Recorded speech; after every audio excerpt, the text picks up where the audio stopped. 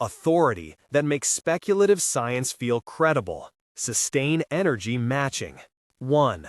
Full of forebodings and the greatest tensions that an adult chem had ever experienced, Kelexel the investigator came down into the story ship where it hid beneath the ocean. He pressed his slender craft through the barrier that stood like lines of insect legs in the green murk and debarked on the long gray landing platform.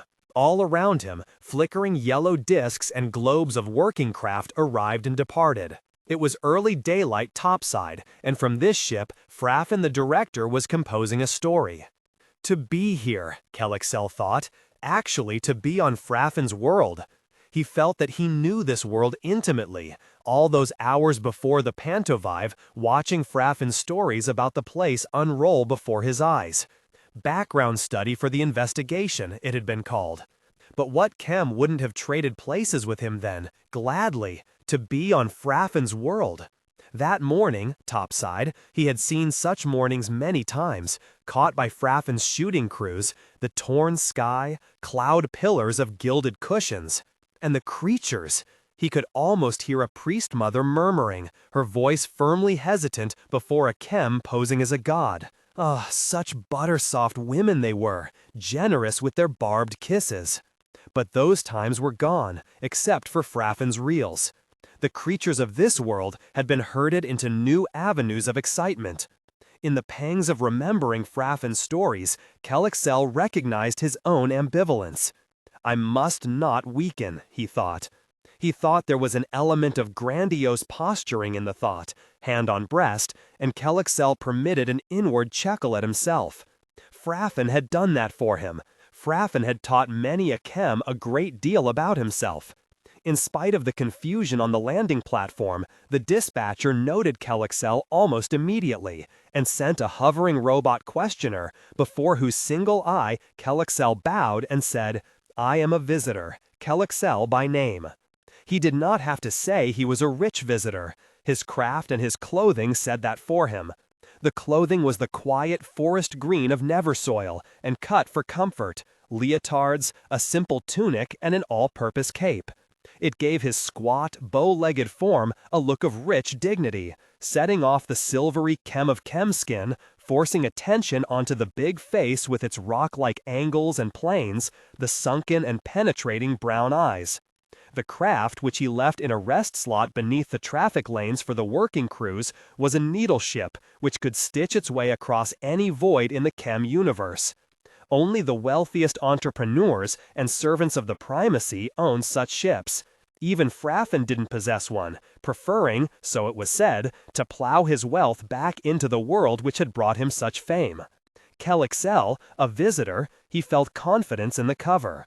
The Bureau of Criminal Repression had prepared his role and trappings with care.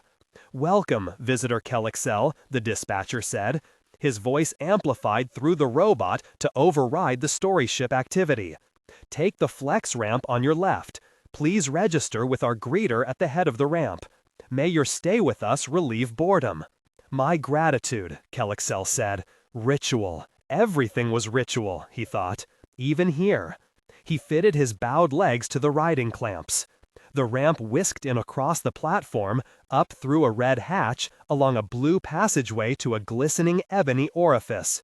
The orifice expanded to reveal a small room and the greeter's flashing lights, couch, and dangling connections. Kelexel eyed the robo-couplings, knowing they must be linked to the story ship's central directory. Here was the true moment of test for his cover, the heart of ship security. The tensions boiling in him filled Kelexel with sudden wonder. He felt no fear for his person. Under his skin, part of his skin, lay the web armor which immunized all chem from violence. It was improbable that they could harm him. Something approaching the entire chem civilization was required to harm an individual. Such decisions came rarely, and then only because of a clear and positive threat to all chem. But 4 previous investigators had come here and returned to report no crime when all surface evidence pointed to something profoundly wrong in Fraffin's private empire. Most disquieting was the fact that all 4 had left the service to start their own story ships out on the rims. Kelexel held this knowledge to him now, secure in the chem oneness, the shared unity that Tiggy-Wog's web gave each chem with his immortality. "I'm ready for you, greeter," he thought.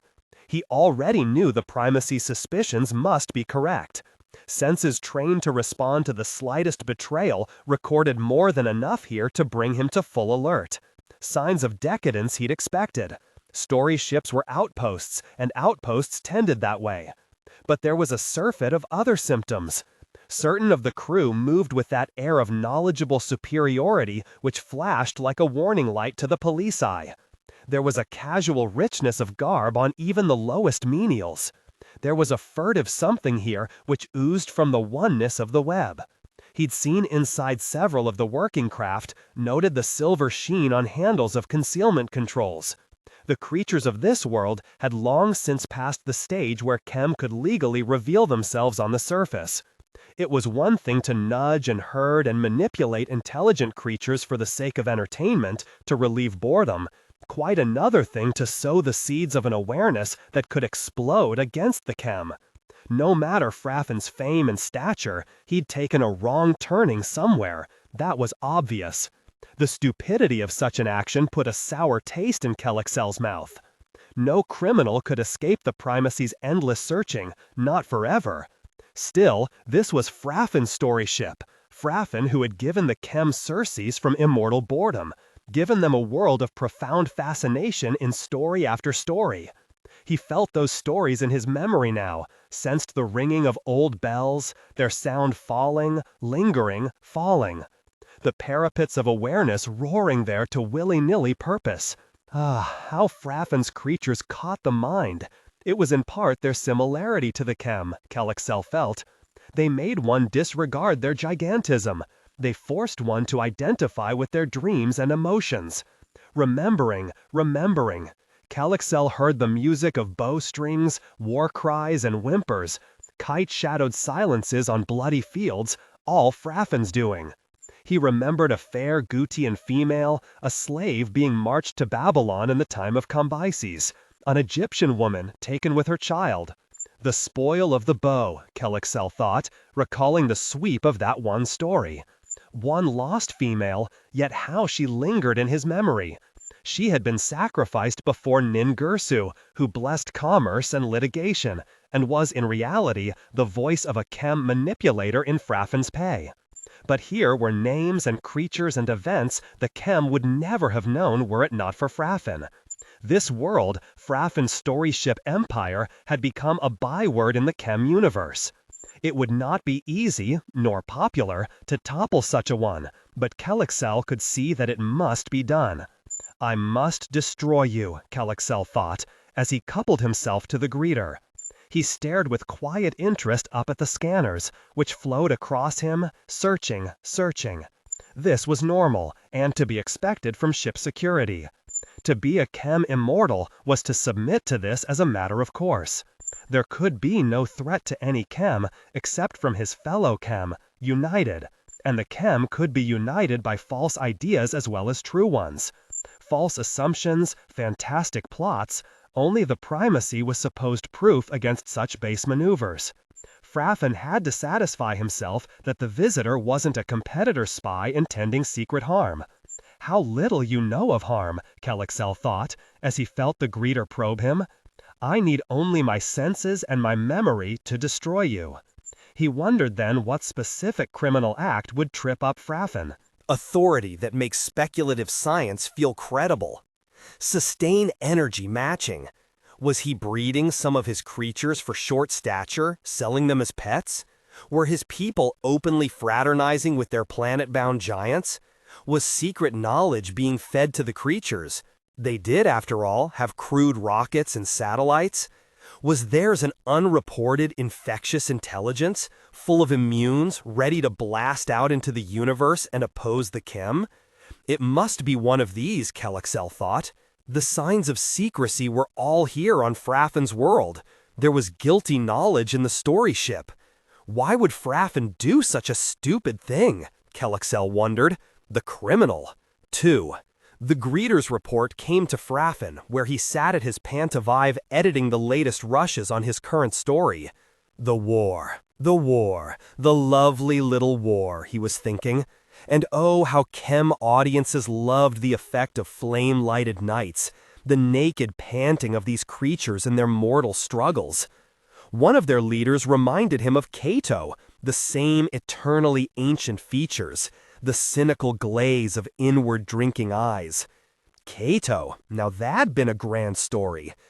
But the Pantovive's three-dimensional images faded, the tracing light receded before the priority of a message, and there was Yinvik's face staring at him, her bald head glistening under the lights in her surgery, her heavy brows arched in a quizzical frown. "A visitor calling himself Kelexel has arrived," she said. And Fraffin, watching the flash of her teeth, the heavy lips, thought, "She's overdue for rejuvenation." "This Kelexel most likely is the investigator we've been expecting," she added. Fraffin straightened, uttered a curse that'd been popular on his world in the time of Hasdrubal. Ball, burn their seed. Then, "How certain are you?" "The visitor is a visitor to perfection," Yenvik said. She shrugged. "He is too perfect. Only the Bureau could be that perfect." Fraffin settled back into his editing chair. She was probably correct. The investigator's timing was about right. Out in the chem universe, they didn't have this feeling for the nicety of timing. Time ran at such a crazy speed for most chem. But association with the creatures of this world imparted a pseudo-sense of time. Yes, it was probably the investigator. He looked up and around at his silver-walled salon office in the heart of the story ship. This long, low place, crammed with creative machinery and the devices of relaxation, usually remained insulated from transient planetary distractions. As a rule, only Yinvik dared disturb him at his work here. She would not do it lightly. Something about this visitor, Kelexel, had alerted her. Fraffin sighed. Even through the story ship's sophisticated barriers and the deeps of ocean in which they hid, he often felt that he could sense the passage of the planet's sun, and that troubles waited for the worst conjunctions to plague him. Waiting behind him on his desk was a report from Lut, his master of craft. That new three-man shooting crew, youngsters of promise all, had been out on the surface with shields down, letting the natives see them, stirring up a storm of local speculation. Teasing the natives was, of course, an ancient diversion with the chem of this story ship. But not now. Why did they choose this particular moment, he wondered. Well, throw this Kelexel a sop, he said. The shooting crew that was out teasing the natives. Dismissal for all of them, and for the dispatcher who allowed them to surface without an old hand as guide. "They may talk," Yinvik said. "They don't dare," he said. "Anyway, explain what's happened and send them along with recommendations to one of the new ships." "I hate to lose them," he shrugged. "Is that all you're going to do?" Yinvik asked. Fraffin passed a hand over his eyes, scratched his left brow. Her meaning was clear, but he hated to abandon the lovely little war. He stared into the glittering shell of the Pantovive, where his memory still held the lingering images. If he pulled out his manipulators, the natives likely would settle their differences across a conference table. They had that tendency more and more of late. Again, he thought of the problems awaiting him at his desk. There was the memo from Albik, the story chief, the usual complaint. "If you wish me to cover this much story action simultaneously, then I must have more skimmers and platforms, more shooting crew operators, more cutting room operators, more. Fraffin longed for the good old days when Burstala had been his story chief. There was a man capable of making his own decisions when the equipment and crews wouldn't stretch. But Burstala had succumbed to the immortal nemesis, boredom. He had his own story ship now, with the seed from this planet and his own world somewhere off beyond the beyond. He had his own problems. "Maybe you should sell out," Yinvik said. He glared at her. "That's impossible, and you know why." "The right buyer, Yinvik," she shrugged. Fraffin pushed himself out of the editing chair, crossed to his desk. Its immersed view screen showed the discus galaxies and variable stars of the chem birth worlds. A touch of the controls and this scene vanished to present a view from space looking down on their private little planet. This blue-green world with its patterns of clouds over seas and continents, the sharp flakes of stark cosmos beyond. His own features lay there suddenly reflected in the desk's polished surface, as though swimming out of the planet. The sensual mouth in a straight line, nostrils flared in his narrow hooked nose, dark eyes brooding under overhanging brows, the high forehead with twin coves of silvery chem flesh in the short black hair. Yinvik's face came through the central directory's message center relays to dance above the desk and stare at him expectantly. "I've given my opinion," she said. Fraffin looked up at the ship surgeon, a bald, round-faced chem of the Seatral breed, old even by chem standards, extravagant with age.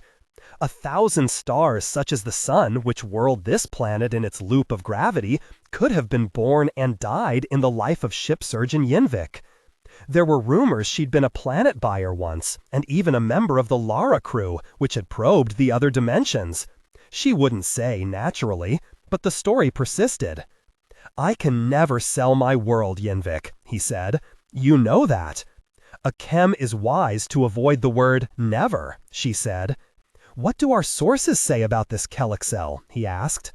"That he's a rich merchant, recently allowed to breed, favored by the primacy." "And you think he's the new snooper?"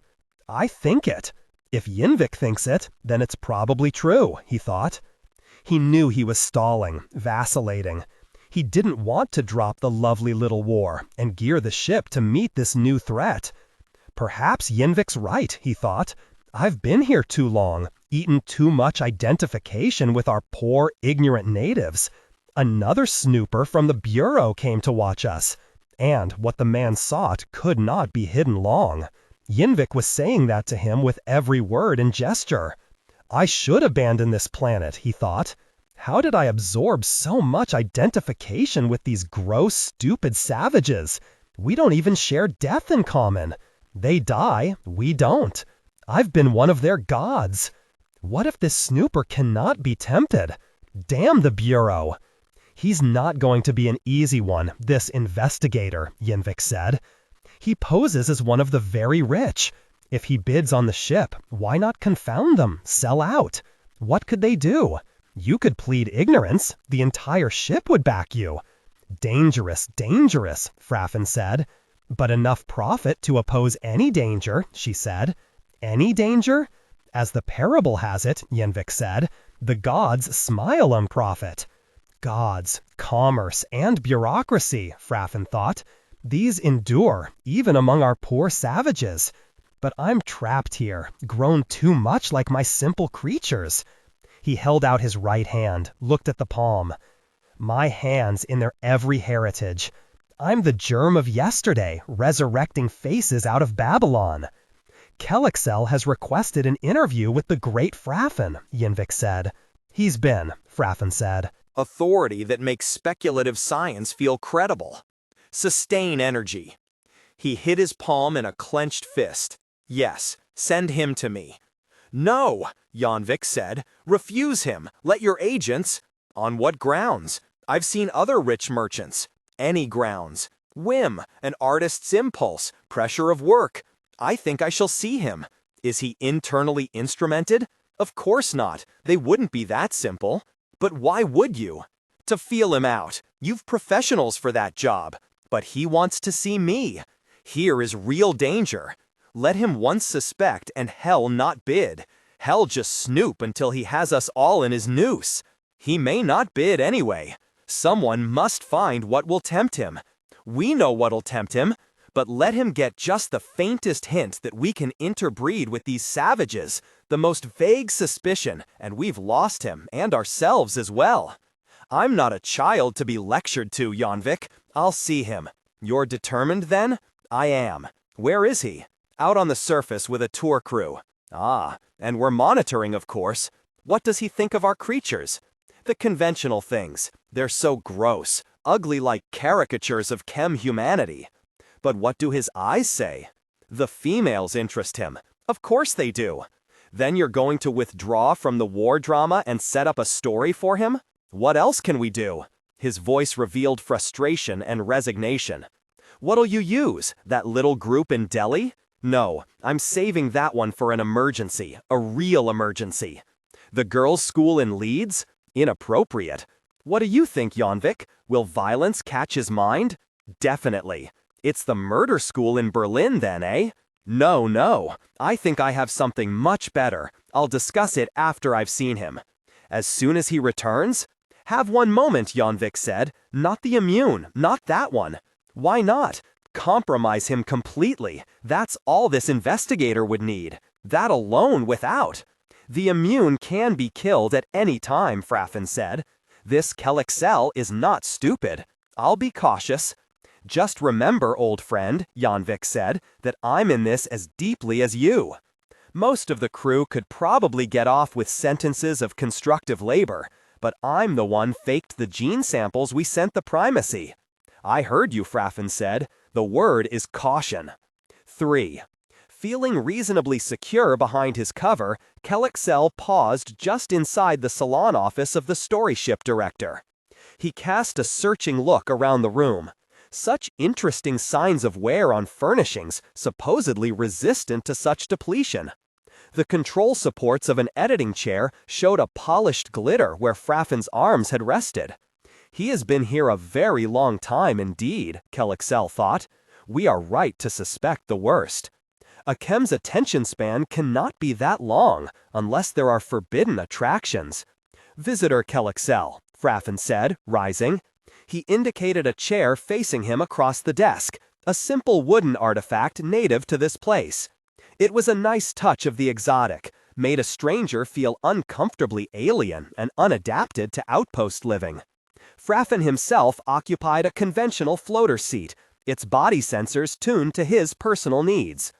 Kelexel bowed over the immersed viewer in the desk, used the formal greeting. Director Fraffin, the light of 1 billion suns could not add 1 candle power to thy brilliance. Oh, lords of being, Fraffin thought. He smiled, timed his seating to coincide with Kelexel. I grow dim in the presence of my guest, Fraffin said. How may I serve such a distinguished person? And he thought, preferably on buttered toast. Kelexel swallowed, felt suddenly uneasy. Something about Fraffin bothered him. The director was such a small man, dwarfed by the desk and its instruments. Fraffin's skin was the milk silver of the Sirihati Chem, almost matching the room's walls. It was the man's stature, that was it. Kelexel had expected someone larger, not as large as the vassals of this planet certainly, but larger, something to go with all the power visible in his features. You were very kind to grant me your time, Kelexel said. Conventionally, Fraffin said, what is time to the Chem? But Kelexel didn't rise to the cliché. The power in Fraffin's face. It was a famous face, of course. The black hair, the pits of eyes under jutting brows, cragged cheeks, outcroppings of nose and jaw. Large reproductions of that face danced on the air wherever a Fraffin story was shown. But the actual flesh and bone man bore an unretouched resemblance to the reproductions that Kelexel found disturbing. He had expected more false drama in one or the other. He had expected disparity, a sham somewhere, to help him see through these people. Visitors don't usually request an interview with the director, Fraffin said, prodding. Yes, of course, Kellex said. He hesitated, realization coming over him.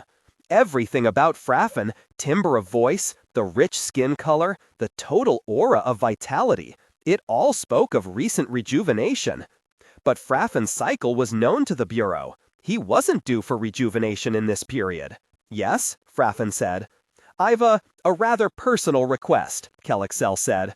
Not for employment, I hope, Fraffin said.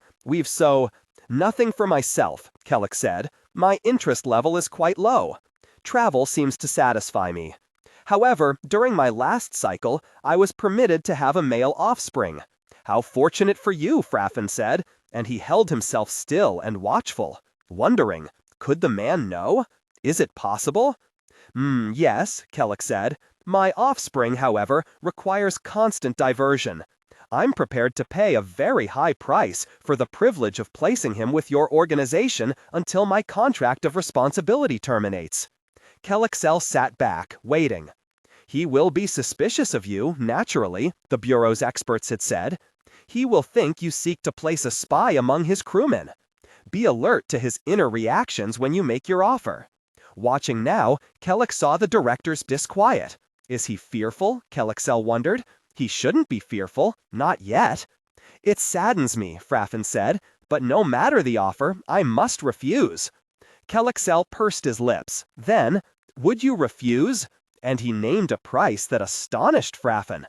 That's half as much as I could get for my entire planetary holding, Fraffin thought. Is it possible Janvik's wrong about him? This couldn't be an attempt to put a spy among us. All our crewmen are bound to the compact of shared guilt. No new man can learn what we do until he's hopelessly compromised. And the Bureau wouldn't try to buy one of us. They don't dare give me grounds for pleading entrapment. Is it not enough? Kelexel asked. He stroked his chin.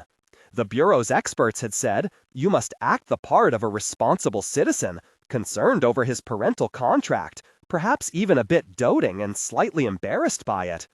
It, grieves me, Fraffin said, but there's no price I'll accept. Were I to lower the barriers to one rich man's offspring, my ship soon would become a haven for dilettantes. We're a working crew, chosen only for talent. If your offspring wishes to train for a post, however, and go through the normal channels, not even if I doubled the offer? Kelexel asked. Is it really the Bureau behind this clown? Fraffin wondered. Or could he be one of the galaxy buyers? Fraffin cleared his throat. No price. I am sorry. Perhaps I've offended you? No, it's just that my decision is dictated by self-preservation. Work is our answer to the chem nemesis. Ah, boredom, Kelexel murmured. Precisely, Fraffin said. Were I to open the doors to any bored person with enough wealth, I'd multiply all our problems. Just today, I dismissed 4 crewmen for actions that be commonplace were I to hire my people the way you suggest. 4 dismissed, Kellex said. Lords of Preservation, what did they do? Deliberately lowered their shields, let the natives see there. Enough of that happens by accident without compounding it. How honest and law-abiding he tries to appear, Kelexel thought. But the core of his crew has been with him too long, and those who leave, even the ones he dismisses, won't talk. Something's at work here which can't be explained by legality. Authority that makes speculative science feel credible. Yes, of course, Kelexel said, assuming a slightly pompous air. Can't have fraternizing with the natives out there. He gestured toward the surface with a thumb. Illegal, naturally. Damnably dangerous. Raises the immunity level, Fraffin said. Must keep your execution squads busy. Fraffin allowed himself a touch of pride, said, I've had to send them after fewer than 1 million immunes on my planet. I let the natives kill their own. Only way, Kelexel agreed. Keep us out of it as much as possible. Classic technique. You're justly famous for your success at it. Wanted my son to learn under you. I'm sorry, Fraffin said. Answers definitely no? Definitely, Kelexel shrugged. The Bureau prepared him for outright rejection, but he hadn't quite prepared himself for it. He'd hoped to play out the little game of negotiation. I hope I haven't offended you, he said. Of course not, Fraffin said, and he thought, but you've warned me. He had come around to complete agreement with Janvik's suspicions. It was something about this Kelexel's manner, an inward caution that didn't fit the outer mask. Glad of that, Kelexel said. I'm always curious about the merchant world's current price, Fraffin said. I'm surprised you didn't bid on my entire holding. You think I've made a mistake? Kelexel thought. Fool, criminals never learn. My holdings are too diverse, require too much of my attention as it is, Kelexel said. Naturally, I'd thought of bidding you out and giving all this to my offspring, but I'm quite certain he'd make a mess of it, ruin it for everyone. Couldn't invite that sort of censure on myself, you know. Perhaps the alternative then, Fraffin said. Training, the normal channels of application. Kelexel had been prepared and sharpened for this task over a period long even to the Chem. The primacy and the bureau contained men who fed on suspicion, and they smarted under continued failure with Fraffin's case. Now, the tiny betrayals in Fraffin's manner, the patterned evasions and choice of words were summed up in the investigator's awareness. There was illegality here, but none of the crimes they'd considered and discussed. Somewhere in Fraffin's private domain, there was a dangerous something, odorous and profoundly offensive. What could it be? If it is permitted, Kelexel said, I shall be happy to study your operation and make appropriate suggestions to my offspring. He will be delighted, I know, to hear that the great director Fraffin granted me these few attentions.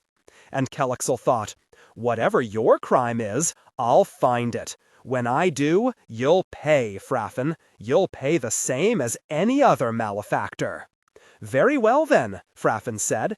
He expected Kelexel to leave now, but the man remained, staring offensively across the desk. One thing, Kelexel said. I know you achieve quite complex special effects with your creatures.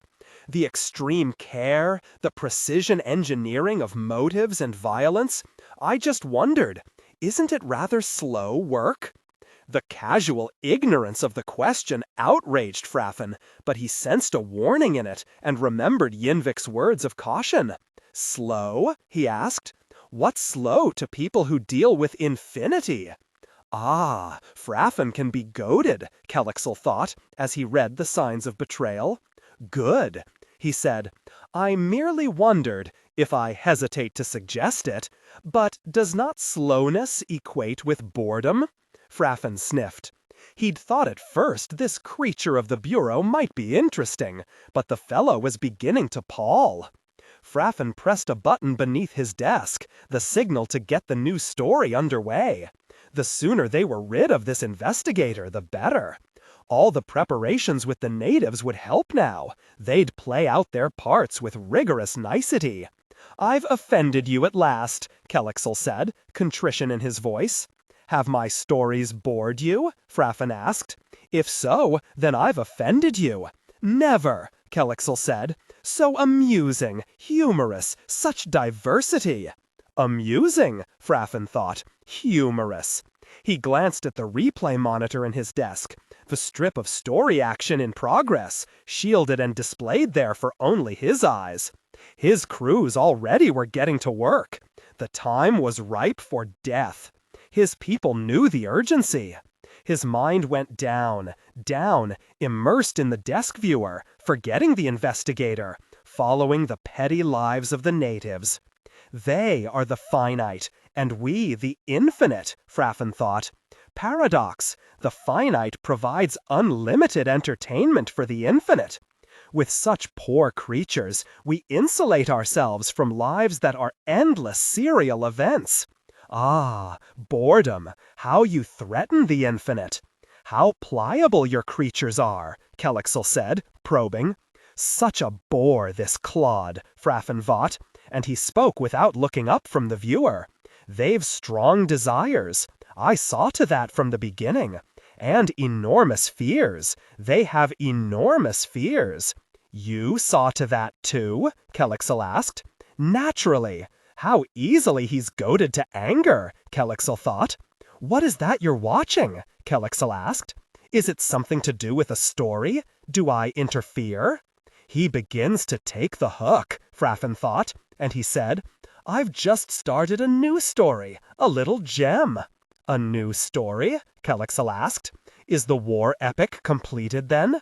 I've cut off that story, Fraffin said. It wasn't going well at all. Besides, wars are beginning to bore me. But personal conflict now, there's the thing. Personal conflict? Kelexel felt the idea was appalling. Ah, the intimacies of violence, Fraffin said. Anyone can find drama in wars and migrations, in the rise and fall of civilizations and of religions. But what would you think of a little capsule of a story that focuses on a creature who slays its mate? Kelexel shook his head. The conversation had taken a turn that left him floundering. The war epic abandoned? A new story? Why? His forebodings returned. Was there a way Fraffin could harm a fellow chem? Conflict and fear, Fraffin said. Ah, what a wide avenue into the susceptibilities these are. Yes, indeed, Kelexel murmured. I touch a nerve, Fraffin said. Greed here, a desire there, a whim, and fear. Yes, fear. When the creature's fully prepared, I arouse its fears. Then the whole mechanism performs for me. They make themselves ill. They love, they hate, they cheat, they kill. They die. Fraffin smiled, clenched teeth in the wide mouth. Kelexel found the expression menacing. And the most amusing part, Fraffin said, the most humorous element, is that they think they do it of and by themselves. Kelexel forced an answering smile. Many times he'd laughed at this device in a Fraffin story, but now he found the idea less than amusing. He swallowed, said, "But wouldn't such a story," he groped for the proper expression, "be so small?" Small, Fraffin thought. Such a clown, this Kelexel. "Is it not an ultimate artistry," Fraffin asked, "if I use a microscopic incident to display immensity? I take the forever now." He lifted a clenched fist, extended it toward Kelexel, opened it to show the palm. "I give you something you don't have. Mortality." Kelexel found the thought repellent. Fraffin and his grubby personal conflict, a slaying, a petty crime. What a depressing idea. But Fraffin was absorbed once more in the shielded viewer on his desk. What did he see there? "I fear I've overstayed my welcome," Kelexel ventured. Fraffin jerked his gaze upward. The clod was going. Good. He wouldn't go far. The net already was being prepared. What a fine entangling mesh it had. "The freedom of the ship is yours," Fraffin said.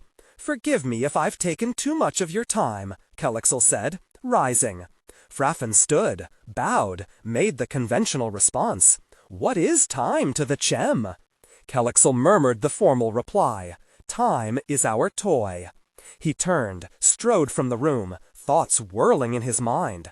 There was menace in Fraffin's manner. It had something to do with what he saw in that viewer. A story? How could a story menace a chem? Fraffin watched the door seal itself behind him, sank back into his chair, and returned his attention to the viewer. Authority that makes speculative science feel credible. Sustained energy matching. It was night up there on the surface now, and the crucial first incident was beginning to unfold. A native killing its mate. He watched and struggled to maintain his artistic distance. Subject female, appellation, Murphy, a figure of staggering scarlet under artificial lights. The fog of all pretense scorched from her features by the unexpected alien who had been her husband. She submitted her life now to formidable auguries of which she had not the slightest hint. The weirds and shades of her ancestral gods no longer awakened mysteries in her mind. The doomfire faces of superstition had lost their accustomed places. With an abrupt, violent motion, Fraffin blanked out the viewer, put his hands to his face. Death had come to the creature. The story would go on of itself now, under its own momentum. What a way to trap a chem! Fraffin lowered his hands to the smooth, cold surface of his desk. But who was trapped? He felt himself stretched suddenly upon a rack of vision, sensed a frightened multitude within him, the whisperings of his own past without beginning. What were we once, he wondered. There lay the chem curse. The infinite possessed no antiquities. Memory blurred off back there, and one went to the artificial memory of records with all their inaccuracies. What was lost there, he wondered. Did we have damned prophets with the sickness of butchery on their tongues, their words casting out the salt of fate? What spiced fantasy might we uncover in our lost beginnings? We've gods of our own making. How did we make them? Do we spit now upon our own dust as we laugh at my foolish, pliable natives? He could not deflect the sudden swarming of his own past, like hungry beasts glowing in a sky he'd beheld only once, but which had terrorized him into flight. As quickly as it had come, the fear dissipated, but the experience left him shaken. He stared at one of his own hands. The hand trembled. I need distracting entertainment, he thought. Gods of preservation. Even boredom's preferable to this. Fraffin pushed himself away from his desk. How cold its edge felt against his hands. The room had become a foreign place, its devices alien, hateful. The soft curves of his massage couch, still shaped to his body, caught his attention on the right, and he looked away quickly, repelled by his own body's outline. I must do something rational, he thought. With a determined effort, he stood, made his way across the room to the steely convolutions of his Pantovive reproducer. He slumped into its padded control seat, tuned the sensors directly to the planet's surface. Satellite relays locked onto the machine's probes, and he searched out the daylight hemisphere, looked for activity there among his creatures, anything in which to bury his awareness. Land swam through the viewer stage, a wash of checkerboard outlines in greens and yellows, with here and there a chocolate brown. Highways, roads, the glittering amoeba shape of the city. He focused down into the streets, and abruptly had a small crowd centered on the stage. The quarter-sized figures huddled like dolls at a corner. They were watching a pitchman, a weasel-faced little giant in a wrinkled gray suit and greasy hat. The native stood covertly alert behind a flimsy stand tray with transparent cover. "Fleas," the pitchman said, and his voice carried that intimate imperative of the natural confidence man. "Yes, that's what they are. Fleas. But through an ancient and secret training method, I make them perform fantastic acrobatics and marvelous tricks for you. See this pretty girl dance. And there's a little woman who pulls a chariot. And this little girl leaps hurdles. They'll wrestle and race and romp for you. Step right up. Only 1 lira to look through the magnifying viewers and see these marvels." Do those fleas know they're someone's property? Fraffin wondered. 4. For Dr. Androclus Thurlow, it began with a telephone ringing in the night. Thurlow's fumbling hand knocked the receiver to the floor. He spent a moment groping for it in the dark, still half asleep. His mind held trailing bits of a dream in which he relived the vivid moments just before the blast at the Lawrence Radiation Lab which had injured his eyes. It was a familiar dream that had begun shortly after the accident 3 months ago. But he felt that it now contained a new significance which he'd have to examine professionally. Psychologist, heal thyself, he thought. The receiver gave off a tinny voice which helped him locate it. He pressed it to his ear. "Hello?" His voice carried a rasping sound in a dry mouth. "Andy?" He cleared his throat. "Yes?" "This is Clint Mossman." Thurlow sat up, swung his feet out of the bed. The rug felt cold against his soles. The luminous dial of his bedside clock showed 2:18 a.m. The time, and the fact that Mossman was the county's chief criminal deputy sheriff, could only mean an emergency. Mossman wanted Dr. Thurlow in his capacity as court psychologist. "You there, Andy?" "I'm here, Clint. What is it?" "I'm afraid I have bad news, Andy. Your old girlfriend's daddy just killed her mother." For a moment, the words made no sense. Old girlfriend. He had only one old girlfriend here, but she was now married to someone else. "It's Joe Murphy, Ruth Hudson's daddy," Mossman said. "Oh, God," Thurlow muttered. "I haven't much time," Mossman said. "I'm calling from a payphone across the street from Joe's office building. He's holed up in his office and he has a gun. He says he'll only surrender to you." Thurlow shook his head. "He wants to see me?" "We need you down here right away, Andy. I know this is a tough one for you, Ruth and all, but I've no choice. I want to prevent a gun battle." "I warned you people something like this was going to happen," Thurlow said. He felt a sudden angry resentment against Mossman, the entire community of Moreno. "I haven't time to argue with you," Mossman said. "I've told him you're coming. It shouldn't take more than 20 minutes to get down here. Hurry it up, will you? Sure, Clint, right away. Thurlow put the receiver back on the phone. He prepared himself for the pain of light, turned on the bedside lamp. His eyes began to water immediately. He blinked rapidly, wondered if he'd ever again be able to experience sudden light without pain. The realization of what Mossman had said began to grow. His mind felt numb. Ruth, where is Ruth? But that wasn't his concern anymore. That was Nev Hudson's problem. He began dressing, moving softly as he'd learned to do in the nights when his father was still alive. He took his wallet from the nightstand, found his watch wrist, and buckled it onto his left wrist. Then, the special polarizing glasses, with their adjustable lenses. His eyes relaxed as soon as he put them on. The light took on a sharply defined yellow cast. He looked up, caught a view of himself in the mirror. Thin face, the dark glasses behind heavy black rims, black crew-cut hair high at the temples, nose long with a slight bulge below the glasses, wide mouth with slightly thicker lower lip, Lincoln-esque chin, blue-shadowed and with divergent scar-like creases. A drink was what he needed, but he knew he couldn't take the time.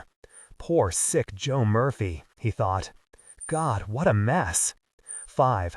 Thurlow counted 5 sheriff's cars drawn up at an angle to the curb in front of the Murphy building as he pulled to a stop across the street.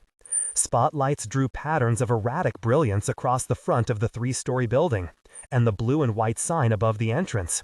J.H. Murphy Company, Fine Cosmetics. The lights reflected bursts of brilliance off the sign.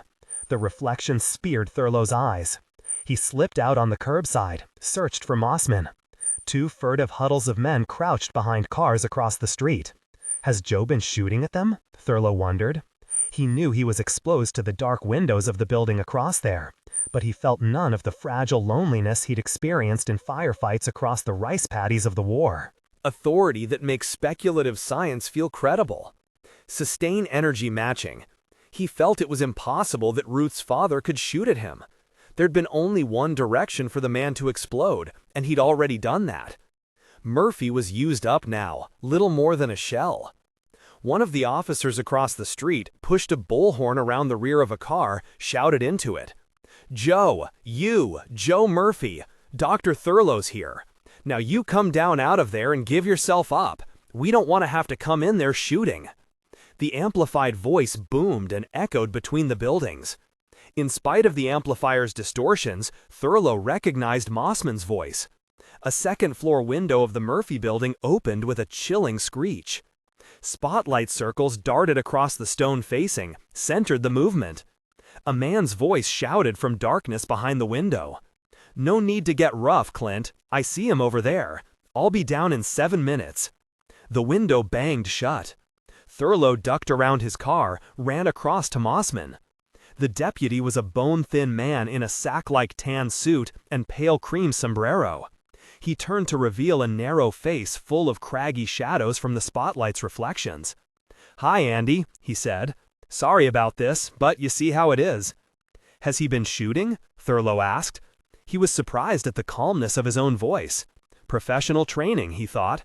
This was a psychotic crisis, and he was trained to handle such matters. "No, but he's got a gun all right," Mossman said. The deputy's voice sounded weary and disgusted. "You plan to give him his 7 minutes?" "Should we?" "I think so. I think he'll do exactly what he said he'll do. He'll come down and give himself up. 7 minutes and no more then." "Did he say why he wanted to see me?" "Something about Ruth, and he's afraid we'll shoot him if you're not here." "Is that what he said?" "Yeah. He's living in a rather involved fantasy, that's clear," Thurlow said.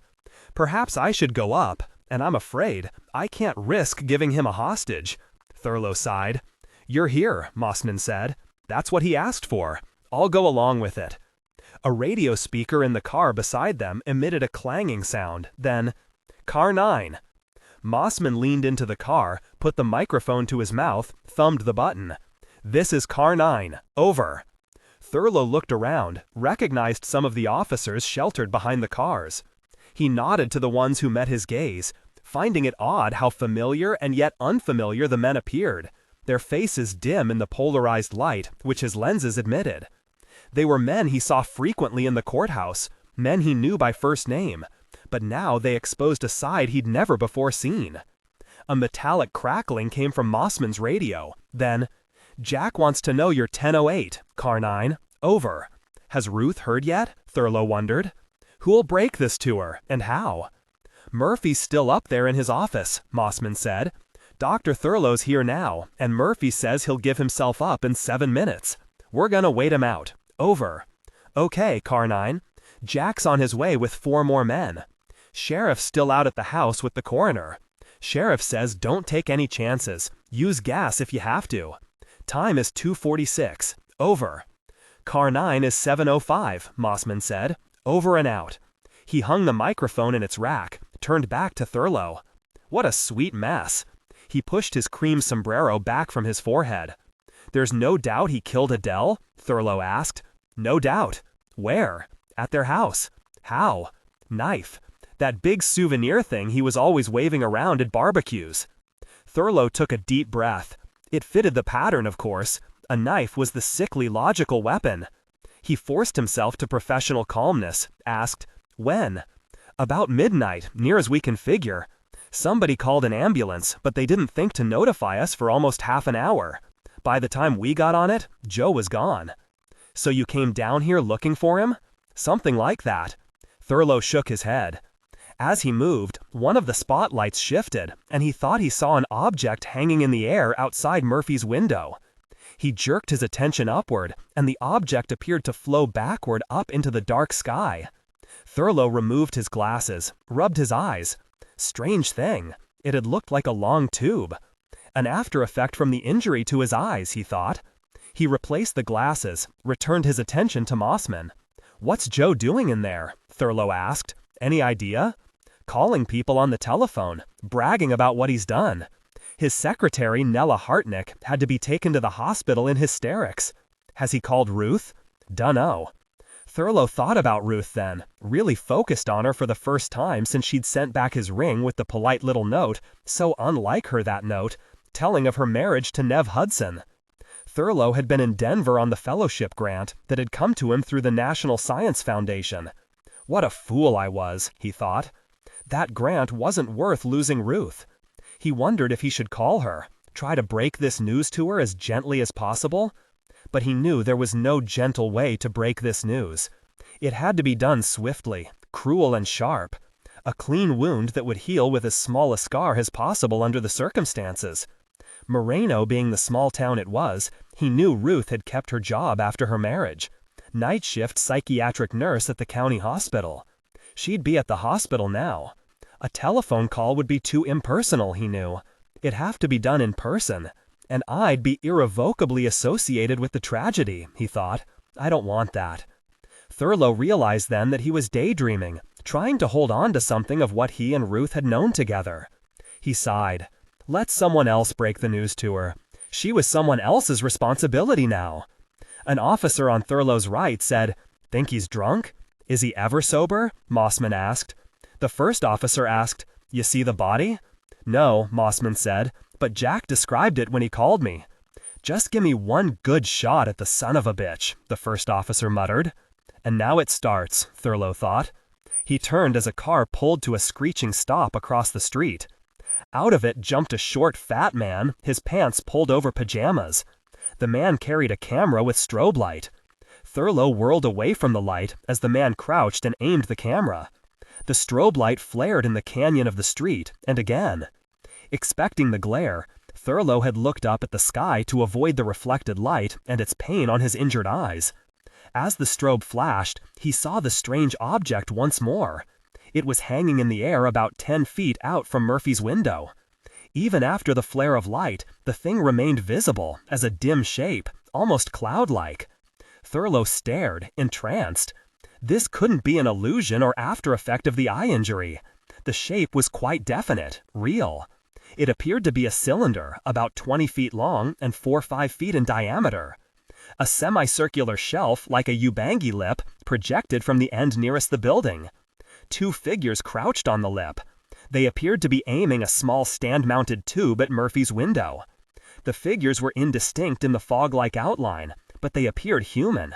2 arms, 2 legs, although small, perhaps only 3 feet tall. Thurlow felt an odd sense of detached excitement at the vision. He knew he was seeing something real, whose strangeness defied explanation.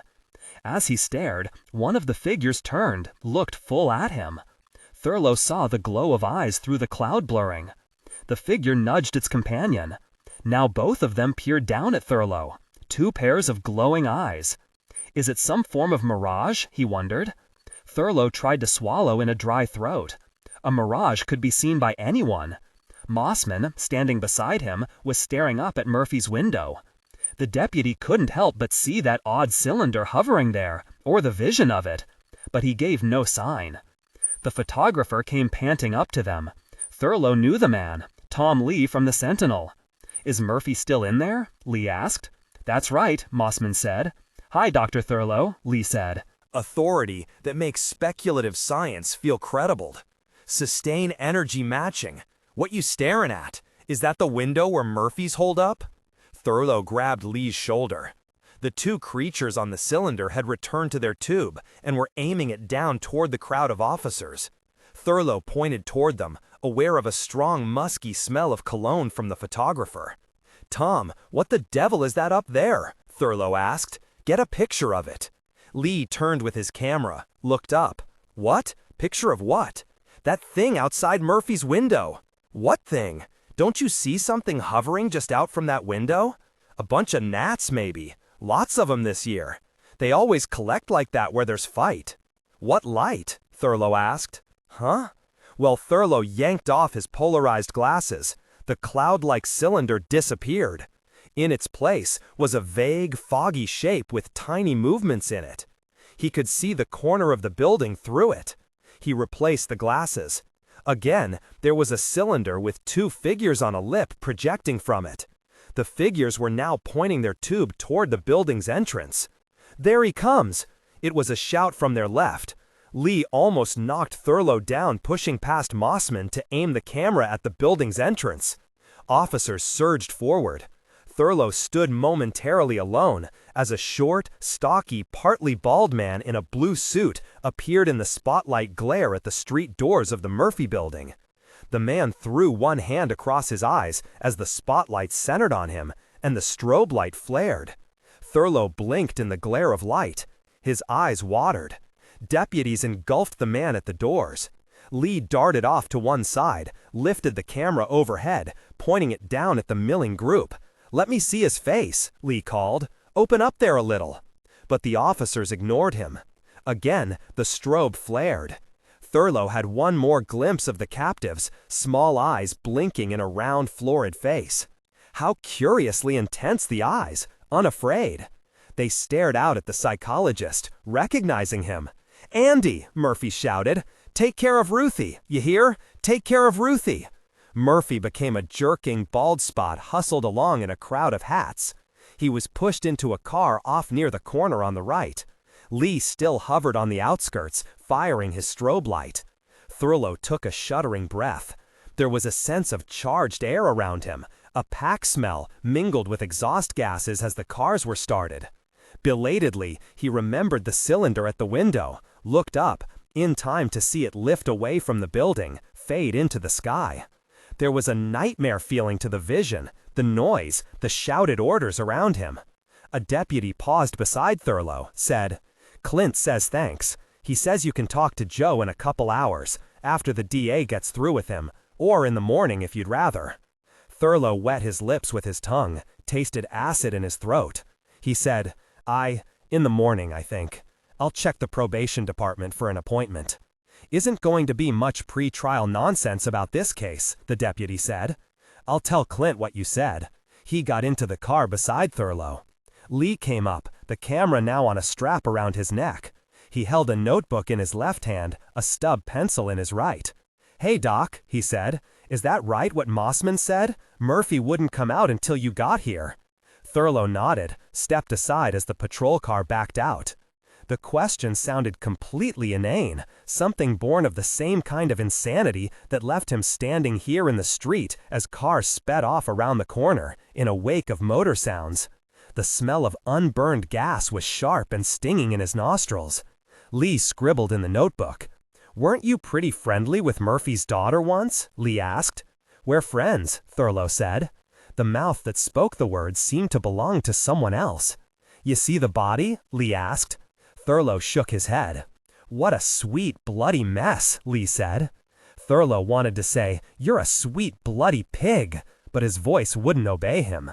Adele Murphy, a body.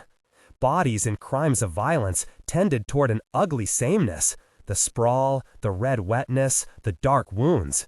The professional detachment of police as they recorded and measured and questioned. Thurlow could feel his own professional detachment deserting him. This body that Lee mentioned with such avid concern for the story, this body was a person Thurlow had known, mother of the woman he'd loved, still loved. Thurlow admitted this to himself now, remembering Adele Murphy, the calmly amused looks from eyes so like Ruth's, and the measuring stares that said she wondered what kind of husband he'd make for her daughter. But that was dead too. That had died first. "Doc, what was it you thought you saw up by that window?" Lee asked. Thurlow looked down at the fat little man, the thick lips, the probing, wise little eyes, and thought what the reaction would be to a description of that thing hovering outside Murphy's window. Involuntarily, Thurlow glanced up at the window. The space was empty now. The night had grown suddenly cold. Thurlow shivered. "Was Murphy looking out?" Lee asked. The man's voice carried an irritating country twang that rasped on Thurlow's nerves. "No," Thurlow said. I guess I just saw a reflection." "I don't know how you can see anything through those glasses," Lee said. "You're right," Thurlow said. "It was the glasses, my eyes, a reflection." "I've a lot more questions, Doc," Lee said. "You want to stop up at the Turk's Nightery where we can be comfortable?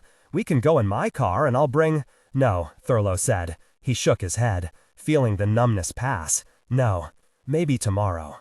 "Hell, Doc, it is tomorrow." But Thurlow turned away, ran across the street to his car. His mind had come fully to focus on Murphy's words, "Take care of Ruthie." Thurlow knew he had to find Ruth, offer any help he could. She was married to someone else, but that didn't end what had been between them.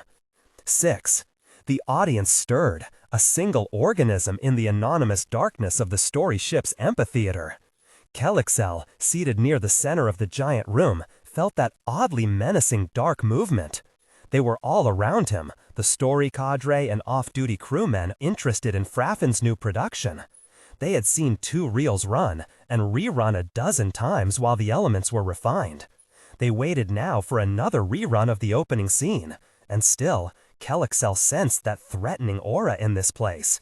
It was personal and direct, something to do with the story, but he couldn't define it. He could smell now the faint bite of ozone from the sense mesh web, that offshoot from Tigiwa's discovery, whose invisible field linked the audience to the story projection. His chair felt strange. It was professional equipment, with solid arms and keyed flanges for the editing record. Only the vast domed ceiling, with its threads of pantovive force focusing down onto the stage far below him, and the stage itself. These were familiar, like any normal amphitheater. But the sounds, the clicks of editing keys, professional comments. Shorten that establishment and get to the close-up. Hit the olfactory harder as soon as you have light. Soften that first breeze effect. Amplify the victim's opening emotion and cut back immediately. All this continued to be discord. Kelexel had spent 2 working days in here, privileged to watch the cadre at its chores. Still, the sounds and voices of the audience remained discord. His previous experience of amphitheaters had always involved completed stories and rapt watchers. Far off to his left in the darkness, a voice said, "Roll it." The pantovive force lines disappeared. Utter blackness filled the room. Someone cleared his throat. Clearing throats became a message of nervousness that wove out through the dark. Light came into being at the center of the stage. Kelexel squirmed into a more comfortable position. Always that same old beginning, he thought. The light was a forlorn, formless thing that resolved slowly into a street lamp. Authority that makes speculative science feel credible. Sustain energy matching. It illuminated a slope of lawn, a curved length of driveway, and in the background, the ghost gray wall of a native house. The dark windows of primitive glass glistened like strange eyes. There was a panting noise somewhere in the scene, and something thudding with a frenzied rhythm. An insect chirred. Kelexel felt the realism of the sounds as Pantavive Serpents reproduced them with all the values of the original. To sit enmeshed in the web, linked to the empathic projectors, was as real as viewing the original raw scene from a vantage point above and to one side. It was, in its own way, like the chem oneness. The smell of dust from wind-stirred dry grass permeated Kelexel's awareness. A cool finger of breeze touched his face. Terror crept through Kelexel then. It reached out from the shadowy scene and through the web's projectors with a billowing insistence. Kelexel had to remind himself that this was story artistry, that it wasn't real for him. He was experiencing another creature's fear, caught and preserved on sensitive recorders. A running figure, a native woman clad in a loose green gown that billowed around her thighs, fled into the focus on the stage. She gasped and panted as she ran. Her bare feet thudded on the lawn and then on the paving of the driveway. Pursuing her came a squat, moon-faced man carrying a sword whose blade, like a silvery snake track, glittered in the light of the street lamp. Terror radiated from the woman. She gasped, "No! Please, dear God, no!" Kelexel held his breath. No matter the number of times he had seen this, the act of violence felt new each time. He was beginning to see what Fraffin might have in this story. The sword was lifted high overhead. Cut! The web went blank. No emotion, nothing. It was like being dropped off a cliff. The stage darkened. Kelexel realized then the voice had been Fraffin's. It had come from far down to the right. A momentary rage at Fraffin's action surged through Kelexel. It required a moment for the investigator to reorient himself, and still he felt frustrated. Lights came on, revealing the rising wedge of seats converging on the disc of stage. Kelexel blinked, stared around him at the story cadre. He could still feel the menace from them, and from that empty stage. What was the threat here, he wondered. He trusted his instincts in this. There was danger in this room. But what was it? The cadre sat around him, row on row. Trainees and off-duty crewmen at the rear. Probationers and specialist observers in the center. The editing crew down near the stage. Taken individually, they appeared such ordinary chem. But Kelexel remembered what he had felt in the dark. The oneness, an organism bent on harming him, confident of its ability to harm him. He could sense it in the chem empathy, the all-one life they shared. There was an old stillness to the room now. They were waiting for something. Far down near the stage, heads bent together in inaudible conversation. Am I imagining things? Kelexel wondered. But surely they must suspect me. Why then do they permit me to sit in here and watch them work? The work, that violent death. Again, Kelexel felt frustration at the way Fraffin had cut off that scene. To have the vision denied him even when he knew how it went, Kelexel shook his head. He felt confused, excited. Once more he swept his gaze over the cadre. They were a gaming board of colors in the giant room. The hue of each uniform coded to its wearer's duties. Red patches of flitter pilots, the motley orange and black of shooting crewmen, green of story continuity, yellow of servicing and repair, purple of acting, and white of wardrobe. And here and there the black punctuation marks of manipulators, subdirectors, Fraffin's inner circle. The group near the stage broke apart. Fraffin emerged, climbed up onto the stage, and to the very center, the bare circle of image focus. It was a deliberate move, which identified him with the action which had occupied that space only moments before. Kelexel bent forward to study the director. Fraffin was a gaunt little figure down there in his black cloak, a patch of ebony hair above silver skin, the gashed straight-edged mouth with its deep upper lip.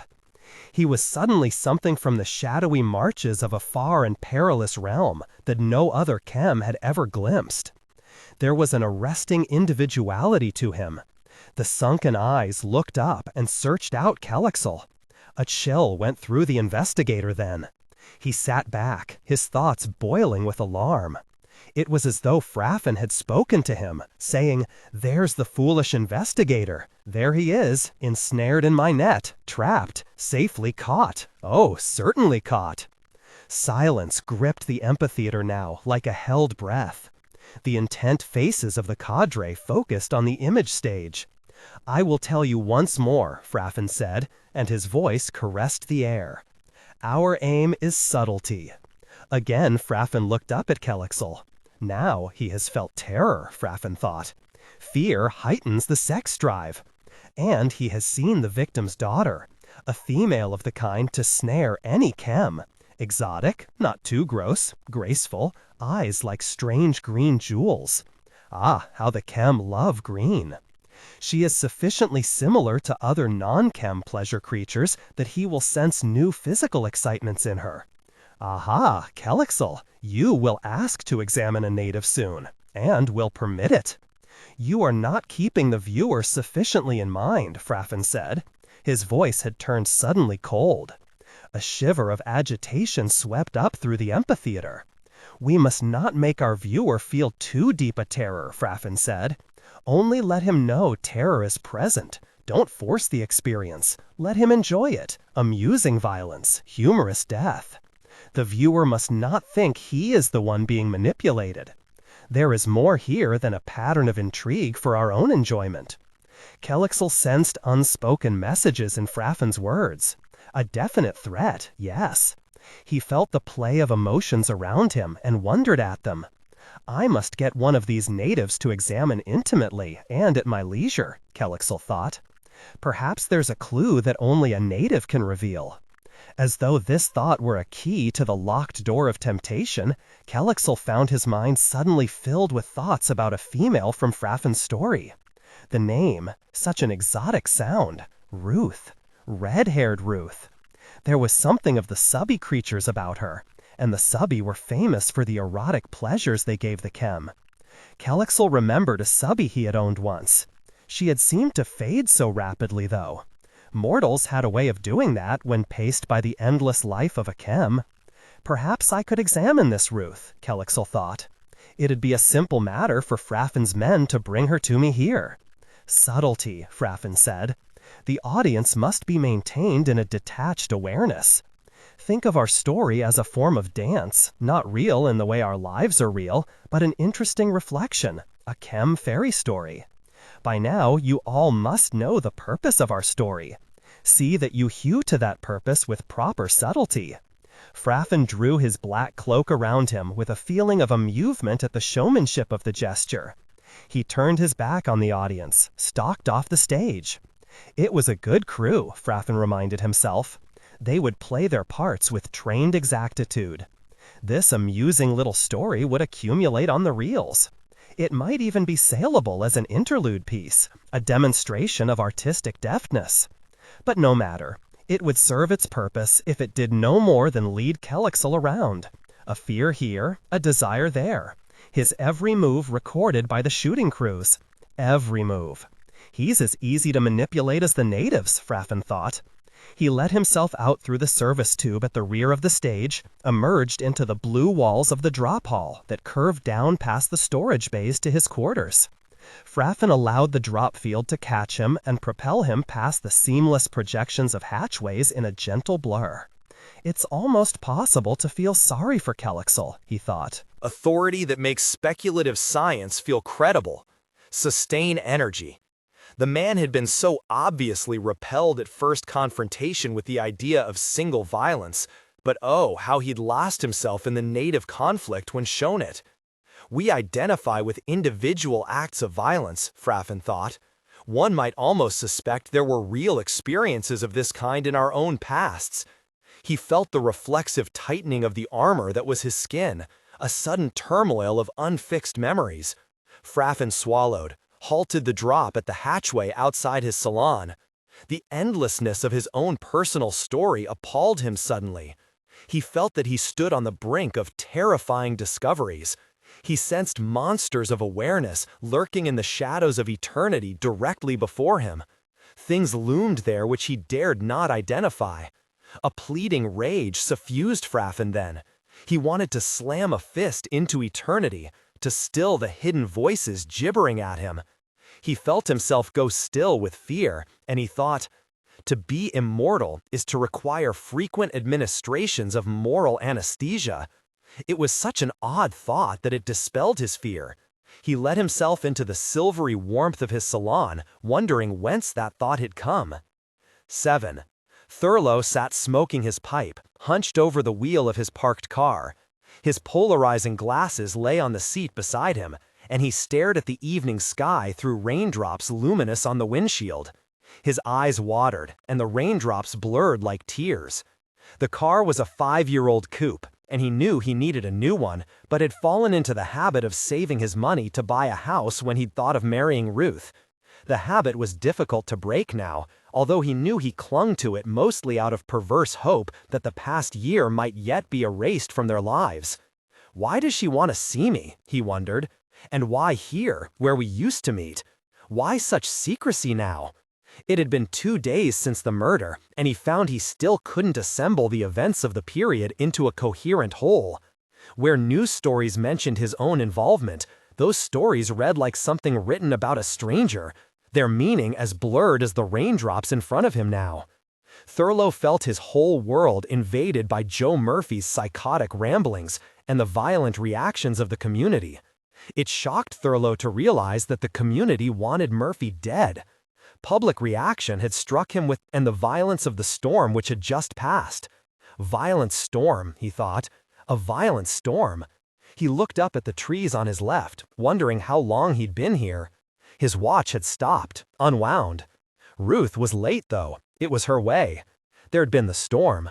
Clouds had grown out of a hard gray sky with rain crouched low in them. For a time, the eucalyptus grove around him had been filled with frightened bird sounds. A wind had hummed through the high boughs, then the rain, big spattering drops. The sun was back now, low in the west, casting orange light onto the treetops. The leaves drooped with hanging raindrops. A mist near the ground quested among scaly brown trunks. Insect cries came from the roots and the bunch grass that grew in open places along the dirt road into the grove. What do they remember of their storm? Thurlow wondered. He knew professionally why the community wanted its legal lynching, but to see the same attitude in officials, this was the shocker. Thurlow thought about the delays being placed in his path, the attempts to prevent his own professional examination of Murphy. The sheriff, district attorney George Parrott, all the authorities knew by now that Thurlow had predicted the psychotic break which had cost Adele Murphy her life. If they recognized this as a fact, Murphy had to be judged insane and couldn't be executed. Parrott already had shown his hand by calling in Thurlow's own department chief, the Moreno State Hospital Director of Psychiatry, Dr. Leroy Wellier. Wellier was known throughout the state as a hanging psychiatrist, a man who always found what the prosecution wanted. Right on schedule, Wellier had declared Murphy to be sane and responsible for his acts. Thurlow looked at his useless wristwatch. It was stopped at 2:14. He knew it must be closer to 7 now. It would be dark soon. What was keeping Ruth? Why had she asked him to meet her in their old tryst-big place? He felt suddenly contaminated by this way of meeting. Am I ashamed to see her openly now? He asked himself. Thurlow had come directly from the hospital, and Wellier's unsubtle attempts to get him to step aside from this case, to forget for the moment that he was also the county's court psychologist. The words had been direct. Personal involvement, your old girlfriend, her father. The meaning was clear, but underneath lay the awareness that Wellier, too, knew about that report on Murphy, which rested now in the probation department's files. And that report contradicted Wellier's public stand. Wellier had come up just as they were about to go into a ward teen conference to consider the possible discharge of a patient. Thurlow thought of that conference now, sensing how it encapsulated the chief of psychiatry. They'd been in the ward office, with its smell of oiled floors and disinfectant. The Protestant chaplain, a small sandy-haired man whose dark suits always seemed too large and made him appear even smaller.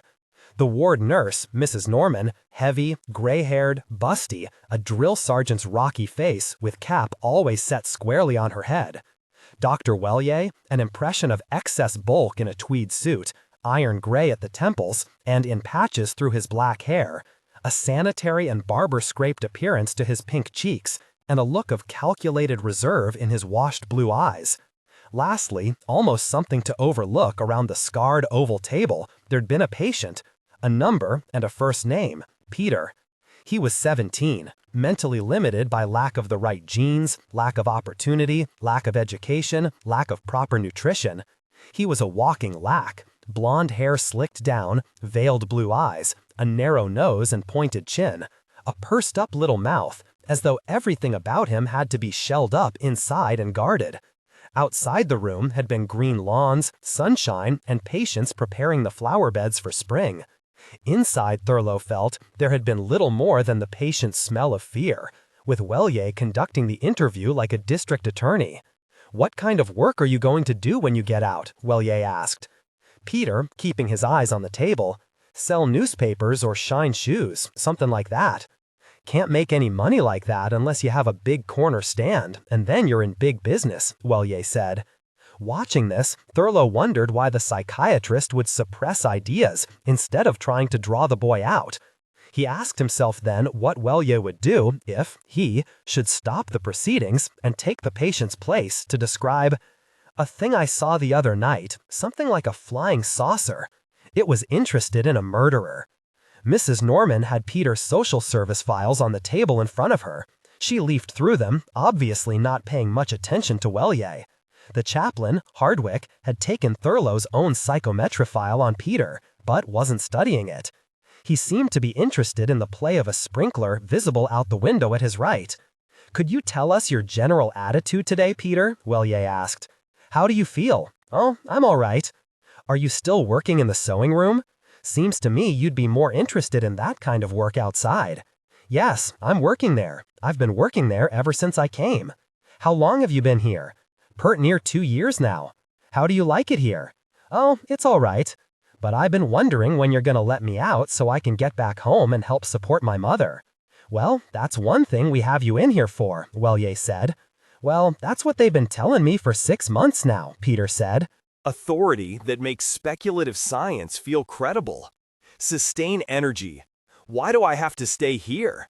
The chaplain, Peter shot a covert glance at Hardwick, told me you were going to write my mother to see if she wanted me home. And if she did want me home, he'd take me down there. We haven't heard from your mother yet.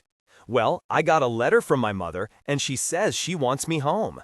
The chaplain said if you'd let me go, he'd take me home. So I don't see any reason why I can't go.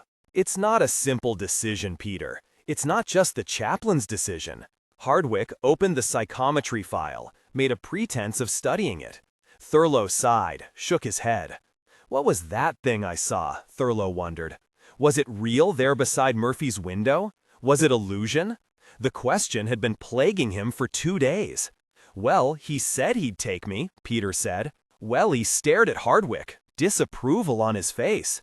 Did you say you'd take him down to Mariposa? If he were discharged, Hardwick said. I said I'd be glad to give him the trip down there. Welly faced Peter, said, "Well, we have to do some more looking into this matter, generally to find out if your mother wants you, and if the chaplain's schedule will allow him to take you down there. If all these things work out, we'll let you go." Peter was sitting very still now, no emotion on his face, his gaze intent upon his hands. "Thank you. That's all," Peter said. "You can go now." Mrs. Norman signaled an attendant waiting at the screened window to the common room. The attendant opened the door. Peter got up and hurried out. Thurlow sat for a moment, the realization growing in him that Peter had taken away what amounted to a promise to be released, but that because of the way he had conducted the conference, Dr. Welly wasn't aware of this. Welly would be thinking that all the ifs involved made this a hypothetical case. "Well, Dr. Welly," Thurlow said, "you've made a definite commitment to this patient to discharge him promptly. "Oh no, I didn't promise I'd discharge him." Well, the patient certainly understood he'd be home in short order, and the only qualifications are Chaplain Hardwick's schedule and confirmation of the mother's letter. "Call the patient back and we'll settle this with him right now," Welly said. He looked angry. Mrs. Norman sighed, went to the common room door, signaled an attendant. Peter was brought back and returned to his chair. The boy kept his eyes down, shoulders bent, unmoving. "You understand, don't you, Peter?" Welly asked, "that we haven't made any definite promise to discharge you. We're going to look into your home situation and see if everything is all right and if you can get a job. We'd also like to look into the possibility of you returning to school for a year or so. Perhaps you could get a better job. You understand, don't you, that we aren't making any definite commitment?" "Yeah, I understand." Peter looked at Chaplain Hardwick, who refused to meet the boy's gaze. "What's this about school?" Thurlow asked. "The boy hasn't finished high school," Welly said. He faced Peter. "Wouldn't you like to go back and finish high school?" "Yeah." "Do you like to go to school?" Welly asked. "Yeah." "Wouldn't you like to finish your education and get a job where you could pay your own way and save money and get married?" "Yeah." Welly glanced triumphantly at Thurlow. "Anybody got any questions?" Thurlow had slowly been building up in his mind the analogy of a stud poker game. Peter was in the position of a player who didn't believe anything happening here, nor did he disbelieve anything. He was waiting to see the rest of the cards. "Isn't it true, Peter," Thurlow asked, "that you'd rather be hungry than on a full stomach?" "Yeah." The boy had turned his attention to Welly now. "Isn't it true, Peter," Thurlow asked, "that you'd rather eat a dry crust of bread than have a nice juicy piece of meat on your dinner plate?" "Yeah." "That's all," Thurlow said. At Mrs. Norman's signal, the attendant took Peter once more from the room. "I think when we get to the next patient," Thurlow said, "we should swear him in like they do in court." Welly remained silent for a moment. He shuffled his papers, then, "I don't see what you're driving at." "You reminded me of a district attorney of my acquaintance," Thurlow said. "Oh?" Welly's eyes glazed with anger. "By the way, Thurlow, do you believe in flying saucers?" The heads of both Mrs. Norman and Chaplain Hardwick snapped up. They stared at Thurlow. Welly, however, drew back, his eyes veiled, watchful. "What is the meaning of that question?" Welly demanded. "I'd like to know your position," Thurlow said, "on flying saucers." There was a cautious disbelief in Welly's tone. "Yes, they're delusional material," Welly said. "Utter nonsense. Oh, there could be a few cases of mistaken identity, weather balloons, and that sort of thing, but the people who insist they've seen spaceships, these people are in need of our services." "A sound opinion," Thurlow said. "I'm glad to hear it," Welly nodded. "I don't care what you think of my methods," he said, "but you're not going to find my opinions based on delusional material, of any type. Is that clear?" "Quite clear," Thurlow said. He saw that Welly was convinced the question had carried a subtle intent to discredit him. Welly got to his feet, glanced at his watch. "I fail to see the point in all this, but doubtless you had some idea in mind." He left the room. Mrs. Norman took a deep breath, bent a look of sympathy on Thurlow. "You like to play with fire, evidently," she said. Thurlow stood up, smiled. Hardwick, catching Thurlow's eyes, said, "The defense rests." As the scene passed through his mind, Thurlow shook his head. Again he glanced at his wristwatch, smiled at himself as the unconscious gesture displayed the stopped hands. The air coming in the car window smelled of wet leaves. Why did Ruth ask me to meet her here? She's another man's wife now. Where is she? So damned late. Could something have happened to her? He looked at his pipe. Damn pipe's gone out. Always going out. I smoke matches, not tobacco. Hate to burn myself with this woman again. Poor Ruth. Tragedy, tragedy. She was very close to her mother. He tried to remember the murdered woman. Adele Murphy was photographs and descriptions and stories now, a reflection from the words of witnesses and police. The Adele Murphy he'd known refused to come out from behind the brutal new images. Her features were beginning to grow dim in the leaf whirl of things that fade. His mind held only the police pictures now, color photos in the file at the sheriff's office. The red hair, so much like the daughter's, fanned out on an oil-stained driveway. Her bloodless skin in the photo, he remembered that. And he remembered the words of the witness, Sarah French, the doctor's wife from next door. Words on a deposition. Through Mrs. French's words, he could almost visualize that violent scene. Sarah French had heard shouting, a scream. She'd looked out of her second-floor bedroom window onto moon-flooded night just in time to see the murder. Adele, Mrs. Murphy, came running out of her back door. She was wearing a green nightgown, very thin. She was barefooted. I remember thinking, she's barefooted. Then Joe was right behind her. He had that damned Malay Chris. It looked horrible, horrible. I could see his face, the moonlight. He looked like he always looks when he's angry. He has such a terrible temper. Sarah's words, Sarah's words. Thurlow could almost see that zigzag blade glinting in Joe Murphy's hand, a vicious, shivering, wavering thing in the mottled shadows. It had taken Joe no more than 10 steps to catch his wife. Sarah had counted the blows. I just stood there counting each time he struck her. I don't know why. I just counted. 7 times. 7 times. Adele had sprawled onto the concrete, her hair spreading in that uneven splash which the cameras later recorded.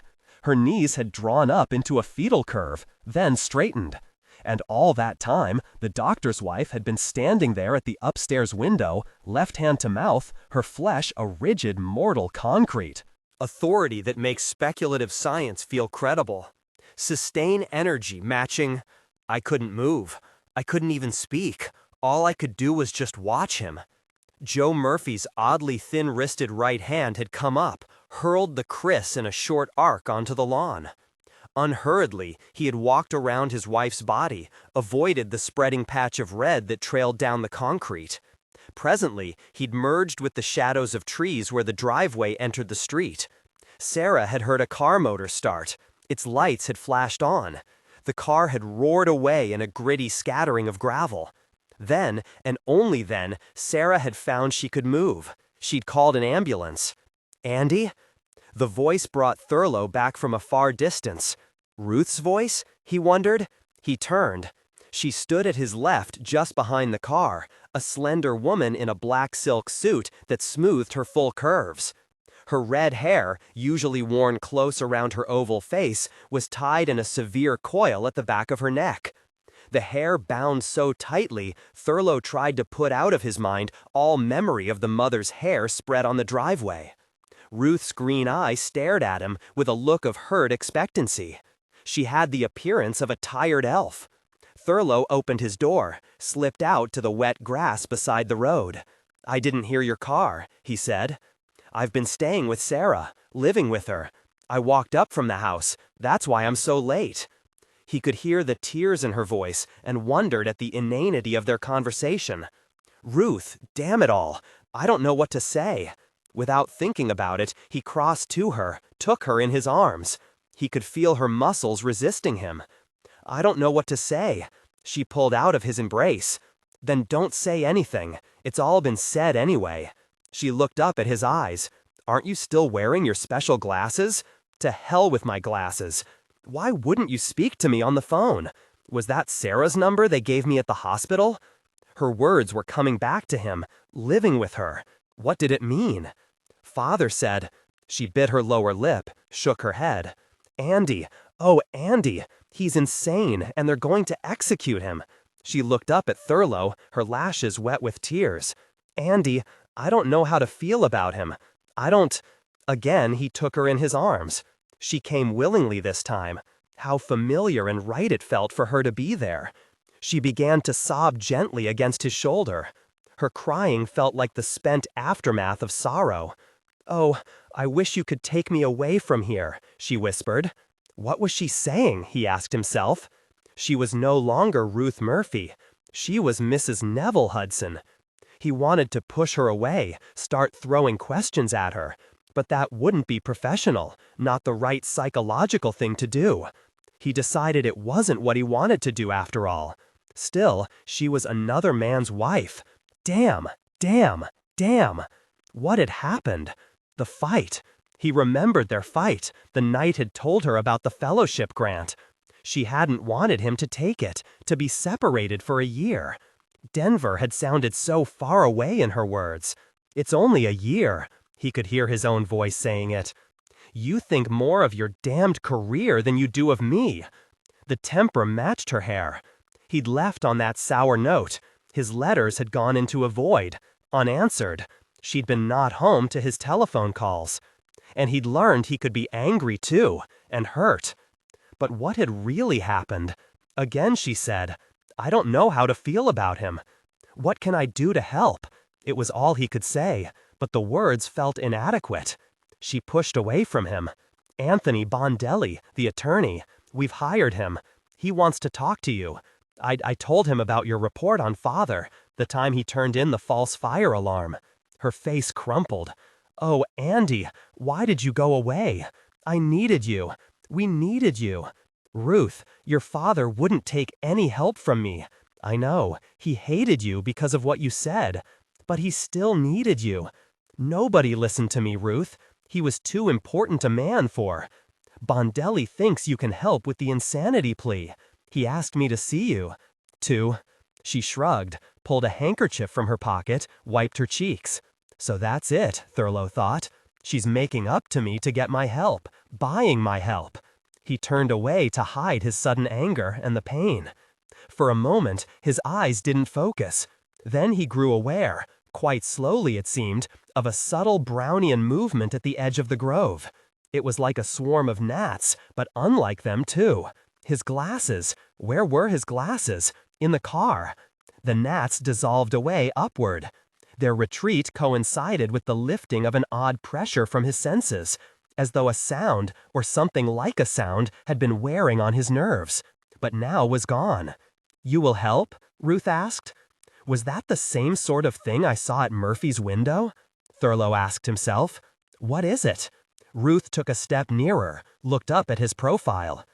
Bondelli thought, because of us, you might hesitate. The damned pleading in her voice. His mind replayed her question. He said, "Yes, I'll help, any way I can." "That man in the jail is just a shell," she said. Her voice was low, flat, almost without expression. He looked down at her, seeing how her features drew inward as she spoke. "He's not my father. He just looks like my father. My father's dead. He's been dead for a long time. We didn't realize it, that's all. God, how pitiful she looked." "I'll do everything I can," he said. "I know, there isn't much hope," she said. "I know how they feel, the people. It was my mother this man killed." "People sense he's insane," Thurlow said, his voice unconsciously taking a pedantic tone. "They know it from the way he talks, from what he did. Insanity is, unfortunately, a communicable disease. He's aroused a counter-insanity. He's an irritant the community wants removed. He raises questions about themselves that people can't answer. We shouldn't be talking about him," she said. "Not here." She looked around the grove. "But I have to talk about him, or go crazy." "That's quite natural," he said. "The disturbance he created, the community disturbance, is... Damn it, words are so stupid sometimes." "I know," she said. "I can take the clinical approach too. If that man in the jail should be judged insane and sent to a mental hospital, people'd have to ask themselves very disturbing questions. Can a person appear sane when he's really insane?" Thurlow said. "Can a man be insane when he thinks he's sane? Could I be insane enough to do the things this man did?" "I'm through crying now," she said. She glanced up at Thurlow, looked away. "The daughter's had her fill of sorrow. She took a deep breath. "I can hate for the way my mother died. But I'm still a psychiatric nurse, and I know all the professional can't. None of it helps the daughter much. It's odd, as though I were more than one person." Again she looked up at Thurlow, her expression open, without any defenses. "And I can run to the man I love and ask him to take me away from here, because I'm afraid, deathly afraid. The man I love." Her words seared his mind. He shook his head. "But what about Nev?" How bitter she made the name sound. "I haven't lived with Nev for 3 months now. I've been staying with Sarah French. Nev, Nev was a hideous mistake. That grasping little man. Thurlow found his throat was tight with suppressed emotion. He coughed, looked up at the darkening sky, said, "It'll be dark in a few minutes." How stupidly inane the word sounded. She put a hand on his arm. "Andy, oh Andy, what have I done to us?" She came into his arms very gently. He stroked her hair. "We're still here," he said. "We're still us." Ruth looked up at him. "The trouble with that man in the jail is he has a sane type of delusion." Tears were running down her cheeks, but her voice remained steady. "He thinks my mother was unfaithful to him. Lots of men worry about that. I imagine even Nev could worry about that." A sudden gust of wind shook raindrops off the leaves, spattering them. Ruth freed herself from his arms. "Let's walk out to the point." "In the dark? We know the way. Besides, the riding club has lights there now." Authority that makes speculative science feel credible. Sustained energy matching. You see them every night across the valley from the hospital. They're automatic. It's liable to rain. Then it won't matter if I cry. My cheeks'll already be wet. "Ruth, honey, just take me for a walk the way we used to." Still, he hesitated. There was something frightening about the grove, pressure, and almost sound. He stepped to the car, reached in and found his glasses. He slipped them on, looked around. Nothing. No gnats, not a sign of anything odd, except the pressure. "You won't need your glasses," Ruth said. She took his arm. Thurlow found he couldn't speak past a sudden ache in his throat. He tried to analyze his fear. It wasn't a personal thing. He decided he was afraid for Ruth. "Come on," she said. He allowed her to lead him across the grass toward the bridle path. Darkness came like a sharp demarcation as they emerged from the eucalyptus grove onto the first rise up through pines and buckeyes that hemmed the riding club's trail. Widely spaced night riding lights attached to the trees came on with a wet glimmering through drenched leaves. In spite of the afternoon's rain, the duff-packed trail felt firm underfoot. "We'll have the trail to ourselves tonight," Ruth said. "No one'll be out because of the rain." She squeezed his arm. "But we don't have it to ourselves," Thurlow thought. He could feel a presence with them, hovering, something watchful, dangerous. He looked down at Ruth. The top of her head came just above his shoulder. The red hair glinted wetly in the dim overhead light. There was a feeling of damp silence around them and that odd sense of pressure. The packed duff of the trail absorbed their footfalls with barely a sound. "This is a crazy feeling," he thought. "If a patient described this to me, I'd begin probing immediately for the source of the delusional material." "I used to walk up here when I was a child," Ruth said. "That was before they put in the lights for the night parties. I hated it when they put in the lights." "You walked here in the dark?" he asked. "Yes. I never told you that, did I?" "No." "The air feels clear after the rain." She took a deep breath. "Didn't your parents object? How old were you?" "About 11, I guess. My parents didn't know. They were always so busy with parties and things." The bridle path diverged at a small glade, with a dark path leading off to the left through an opening in a rock retaining wall. They went through the gap, down a short flight of steps, and onto the tarred top of an elevated water storage tank. Below them, the city's lights spread wet velvet jewels across the night. The lights cast an orange glow against low-hanging clouds. Now Thurlow could feel the odd pressure intensely. He looked up and around. Nothing. He glanced down at the pale grayness of Ruth's face. "When we got here, you used to say, 'May I kiss you?'" she said. "And I used to say, 'I was hoping you'd ask.'" Ruth turned, pressed against him, lifted her face. His fears, the vague pressure, all were forgotten as he bent to kiss her. It seemed for a moment that time had moved backward, that Denver, Nevrone, none of these things had happened. But the warmth of her kiss, the demanding way her body pressed against him, these filled him with a mounting astonishment. He pulled away. "Ruth, She put a finger against his lips. "Don't say it." Then, "Andy, didn't you ever want to go to a motel with me?" Hell, lots of times, but you've never made a real pass at me. He felt that she was laughing at him, and this brought anger into his voice. I was in love with you. I know, she whispered. I didn't want just a roll in the hay. I wanted, well, damn it, I wanted to mate with you, have children, the whole schmoo. What a fool I was, she whispered. Honey, what are you going to do? Are you going to get he hesitated. A divorce? She asked. Of course, afterward. After the trial. Yes.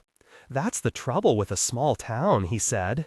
Everyone knows everyone else's business, even when it's none of their business. For a psychologist, that's a very involved sentence, she said. She snuggled against him, and they stood there silently, while Thurlow remembered the vague pressure and probed for it in his mind, as though it were a sore tooth. Yes, it was still there. When he relaxed his guard, a deep disquiet filled him. I keep thinking about my mother, Ruth said. Oh? She loved my father, too. Coldness settled in his stomach. He started to speak, remained silent as his eyes detected movement against the orange glow of clouds directly in front of him. An object settled out of the clouds and came to a hovering stop about 100 yards away and slightly above their water tank vantage point. Thurlow could define the thing's shape against the background glow, 4 shimmering tubular legs beneath a fluorescent green dome. A rainbow circle of light whirled around the base of each leg. Andy, you're hurting me. He realized he had locked his arms around her in a spasm of shock. Slowly, he released his grip. Turn around, he whispered.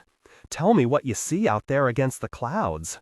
She gave him a puzzled frown, turned to peer out toward the city. Where? Slightly above us, straight ahead against the clouds. I don't see anything. The object began drifting nearer. Thurlow could distinguish figures behind the green dome. They moved in a dim phosphorescent light. The rainbow glow beneath the thing's tubular legs began to fade. What are you looking at? Ruth asked. What is it?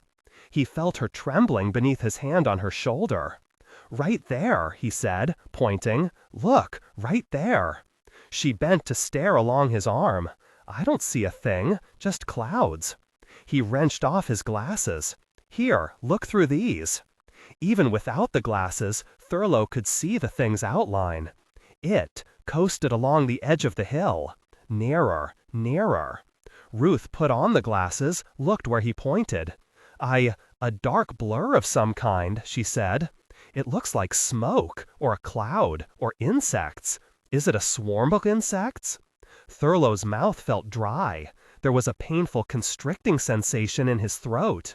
He reclaimed his glasses, looked at the drifting object. The figures inside were quite distinct now. He counted 5 of them, the great staring eyes all focused on him. Andy, what is it? You're going to think I'm nuts. What is it? He took a deep breath, described the object. 5 men in it? Perhaps they're men, but they're very small. They look no more than 3 feet tall. Andy, you're frightening me. Why are you frightening me? I'm frightening myself. She pressed back into his arms. Are you sure you see this? I can't see a thing. I see them as plainly as I see you. If it's illusion, it's a most complete illusion. The rainbow glow beneath the tubular legs had become a dull blue. The object settled lower, lower, came to a hovering stop about 15 yards away and level with them. Maybe it's a new kind of helicopter, Ruth said. Or, Andy, I still can't see it. Describe what you see. He pointed, right there. A little mistiness. It looks like it's going to rain again. They're working with a square machine of some kind, he said. It has what look like short antennae. The antennae glow. They're pointing at us. Andy, I'm scared. She was shivering in his arms. I think we'd better get out of here, he said. He willed himself to leave, found he couldn't move. I can't move, whispered her teeth chattering, but his own body felt frozen in dull cement. Andy, I can't move. There was hysteria in her voice. Is it still there? They're pointing some device at us, he husked. His voice felt as though it came from far away, from another person. "They're doing this to us. Are you sure you can't see anything?" "Nothing. A misty little cloud. Nothing else." Thurlow felt suddenly that she was just being obstinate. Anyone could see the thing right there in front of them. Intense anger at her surged through him. Why wouldn't she admit she saw it? Right there. He hated her for being so obstinate. The irrational abruptness of the emotion asserted itself in his awareness. He began to question his own reaction. Authority that makes speculative science feel credible. Sustain energy matching. How could I feel hate for Ruth? I love her. As though this got freed him, Thurlow found he could move his legs. He began backing away, dragging Ruth with him. She was a heavy, unmoving weight. Her feet scraped against the gravel and the tank's surface. His movement set off a flurry of activity among the creatures beneath the green dome. They buzzed and fussed over their square machine. A painful constriction seized Thurlow's chest.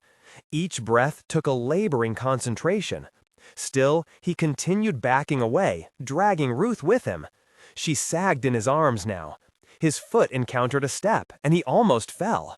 Slowly, he began inching backward up the steps. Ruth was a dead weight. "Andy," she gasped, "can't breathe." "Hold on," he rasped. They were at the top of the steps now, then back through the gap in the stone wall. Movement became somewhat easier, although he could still see the domed object hovering beyond the water storage tank. The glowing antenna remained pointed at him. Ruth began to move her legs. She turned, and they hobbled together onto the bridle path. Each step grew easier. Thurlow could hear her taking deep, sighing breaths. Abruptly, as though a weight had been lifted from them, they regained full use of their muscles. They turned. "It's gone," Thurlow said. She reacted with an anger that astonished him. "What were you trying to pull back there, Andy Thurlow? Frightening me half out of my wits." "I saw what I told you I saw," he said. "You may not have seen it, but you certainly felt it." "Hysterical paralysis," she said. "It gripped us both at the same instant and left us both at the same instant," he said. "Why not?" "Ruth, I saw exactly what I described." "Flying saucers," she sneered. "No, well, maybe, but it was there." He was angry now, defensive. A rational part of him saw how insane the past few minutes had been. Could it have been illusion? No. He shook his head. "Honey, I saw—" "Don't you honey me." He grabbed her shoulders, shook her. "Ruth, 2 minutes ago you were saying you love me. Can you turn it off just like that? Does somebody want you to hate me?" "What?" She stared up at him, her face dim in the tree lights. "Back there," he nodded toward the tank. "I felt myself angry with you, hating you. I told myself I couldn't hate you. I love you. That's when I found I could move. But when I felt the hate, the instant I felt it, that was exactly when they pointed their machine at us." "What machine?" "Some kind of box with glowing rods or antenna sticking out of it. Are you trying to tell me that those nutty whatevers could make you feel hate or—" "That's how it felt. That's the craziest thing I ever heard." She backed away from him. "I know it's crazy, but that's how it felt." He reached for her arm. "Let's get back to the car." Ruth pulled away. "I'm not going a step with you until you explain what happened out there." "I can't explain it." "How could you see it when I couldn't? Maybe the accident, my eyes, the polarizing? Are you sure that accident at the rad lab didn't injure more than your eyes?" He suppressed a surge of anger. It was so easy to feel angry. With some difficulty, he held his voice level. "They had me on the artificial kidney for a week, and with every test known to God and man. The burst altered the ion exchange system in the cones of my retinas. That's all, and it isn't permanent.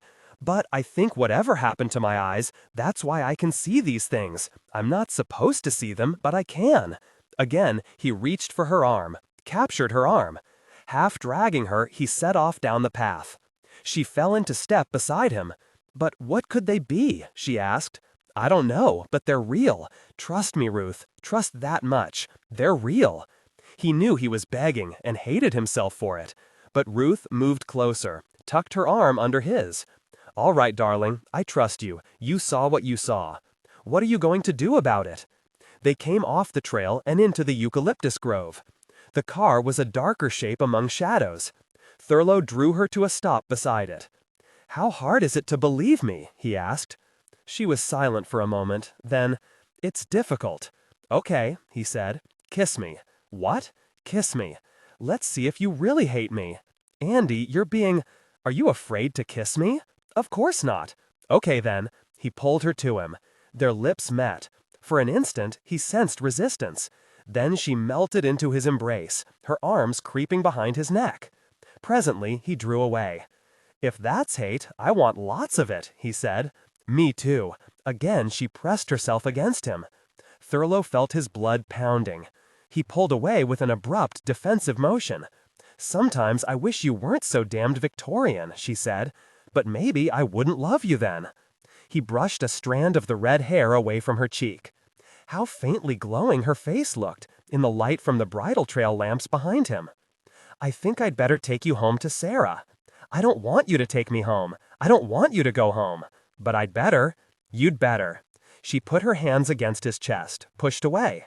They got into the car, moving with a sudden swift embarrassment. Thurlow started the engine, concentrated on backing to the turnaround. The headlights picked out lines of crusty brown bark on the trees. Abruptly, the headlights went dark. The engine died with a gasping cough. A breathless, oppressive sensation seized him. "Andy," Ruth said, "what's happening?" Thurlow forced himself to turn to the left, wondering how he knew where to look. There were 4 rainbow glows close to the ground, the tubular legs and the green dome just outside the grove. The thing hovered there, silent, menacing. "They're back," he whispered. "Right there." He pointed. "Andy, I'm frightened." "No matter what happens, you don't hate me," he said. "You love me, remember that. You love me. Keep it in your mind. I love you." Her voice was faint. A directionless sense of anger began to fill Thurlow. It had no object at first, just anger. Then he could actually feel it trying to point at Ruth. "I want to hate you," she whispered. "You love me," he said. "Don't forget that. I love you." "Oh, Andy, I love you. I don't want to hate you. I love you." Thurlow lifted a fist, shook it at the green dome. "Hate them," he rasped. "Hate bastards who'd try to manipulate us that way." He could feel her shaking and trembling against his shoulder. "I hate them," she said. "Now, do you believe me?" Yes, I believe you." Could the car have hysterical paralysis? No. "Oh, Andy, I couldn't just turn on hate against you. I couldn't." His arm ached where she clutched it. "What are they? My God, what is it?" "I don't think they're human," Thurlow said. "What are we going to do?" "Anything we can." The rainbow circles beneath the dome shifted into the blue, then violet, and into the red. The thing began to lift away from the grove. It receded into the darkness. With it went the sense of oppression. "It's gone, isn't it?" Ruth whispered. "It's gone." "Your lights are on," she said. He looked down at the dash lights, out at the twin cones of the headlights stabbing into the grove. He recalled the shape of the thing then, like a giant spider ready to pounce on them. He shuddered. What were the creatures in that ominous machine? Like a giant spider. His mind dredged up a memory out of childhood. Oberon's palace has walls of spiders' legs. Were they fairy, the Holdu folk? Where did the myths originate, he wondered. He could feel his mind questing down old paths, and he remembered a verse from those days of innocence. "See ye not yon bonny road that winds about yon ferny brae? That is the road to fair Elfland, where thou and I this night maun gae." "Hadn't we better go?" Ruth asked. He started the engine, his hands moving automatically through the kinesthetic pattern. "It stopped the motor and turned off the lights," Ruth said. Why would they do that? They, he thought, no doubts now. He headed the car out of the grove down the hill toward Moreno Drive. "What are we going to do?" Ruth asked. "Can we do anything? If we talk about it, people will say we're crazy." Authority that makes speculative science feel credible. Sustain energy matching. Besides the two of us up here, were neatly boxed, he thought, and he imagined what Wiley would say to a recountal of this night's experiences. You were with another man's wife, you say? Could guilt feelings have brought on this shared delusion? And if this met with protests and further suggestions, fairy folk? My dear Thurlow, do you feel well? Ruth leaned against him. Andy, if they could make us hate, could they make us love? He swerved the car over to the shoulder of the road, turned off the motor, set the handbrake, extinguished the lights. They're not here right now. How do we know? He stared around at the night blackness, not even starlight under those clouds, no glow of weird object. But beyond the trees bordering the road, what? Could they make us love? Damn her for asking such a question. Not, I mustn't damn her. I must love her. I must. Andy, what are you doing? Thinking. Andy, I still find this whole thing so unreal. Couldn't there be some other explanation? I mean, your motor's stopping. Motors do stop. Lights go out, don't they? What do you want from me? He asked. Do you want me to say yes? I'm nuts? I'm deluded? She put a hand over his mouth. What I want is for you to make love to me and never stop. He started to put an arm around her, but she pushed him away. No. When that happens, I want to know it's us making love, not someone forcing us. Damn her practicality, he thought. Then, no, I love her, but is it me loving her? Is it my own doing? Andy, there is something you can do for me. What? The house on Manchester Avenue where Nev and I were living. There's some things I want from there, but I've been afraid to go over there alone. Would you take me? Now? It's early yet. Nev may still be down at the plant. My father made him assistant manager, you know. Hasn't anyone told you that's why he married me? To get the business. Thurlow put a hand on her arm. You want him to know about us? What's there to know? He returned his hand to the steering wheel. Okay, darling, as you say. Again, he started the motor, pulled the car onto the road. They drove in silence. The tires hissed against wet pavement. Other cars passed, their lights glaring. Thurlow adjusted the polarizing lenses. It was a delicate thing, to give him enough visibility but prevent the pain of sudden light. Presently, Ruth said, I don't want any trouble, a fight. You wait for me in the car. If I need help, I'll call. You're sure you don't want me to go in with you? He won't try anything if he knows you're there. He shrugged. She was probably right. Certainly, she must know Nev Hudson's character by now. But Thurlow still felt a nagging sensation of suspended judgment. He suspected the events of the past few days, even the menacing encounter of this night, made some odd kind of sense. Why did I marry him? Ruth asked. I keep asking myself. God knows, I don't. It just seemed to come to the point where... She shrugged. After tonight, I wonder if any of us knows why we do what we do. She looked up at Thurlow. Why is this happening, darling? That's it, Thurlow thought. There's the $64 question. It's not who are these creatures, it's what do they want? Why are they interfering in our lives? 8. Fraffin glared at the image projected above his desk.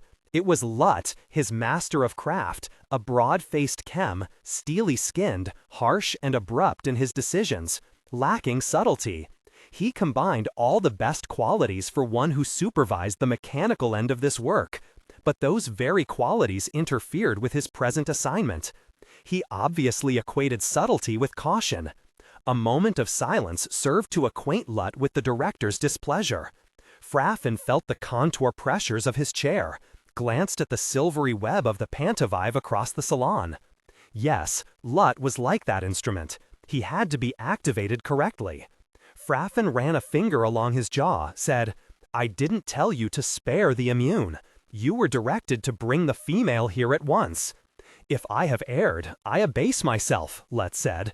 But I acted on the basis of past directives concerning this immune. The way you gave his female to another? The way you... He was an amusing diversion, no more, Fraffin said. Kelexel has asked to examine a native, and he has mentioned this female specifically by name.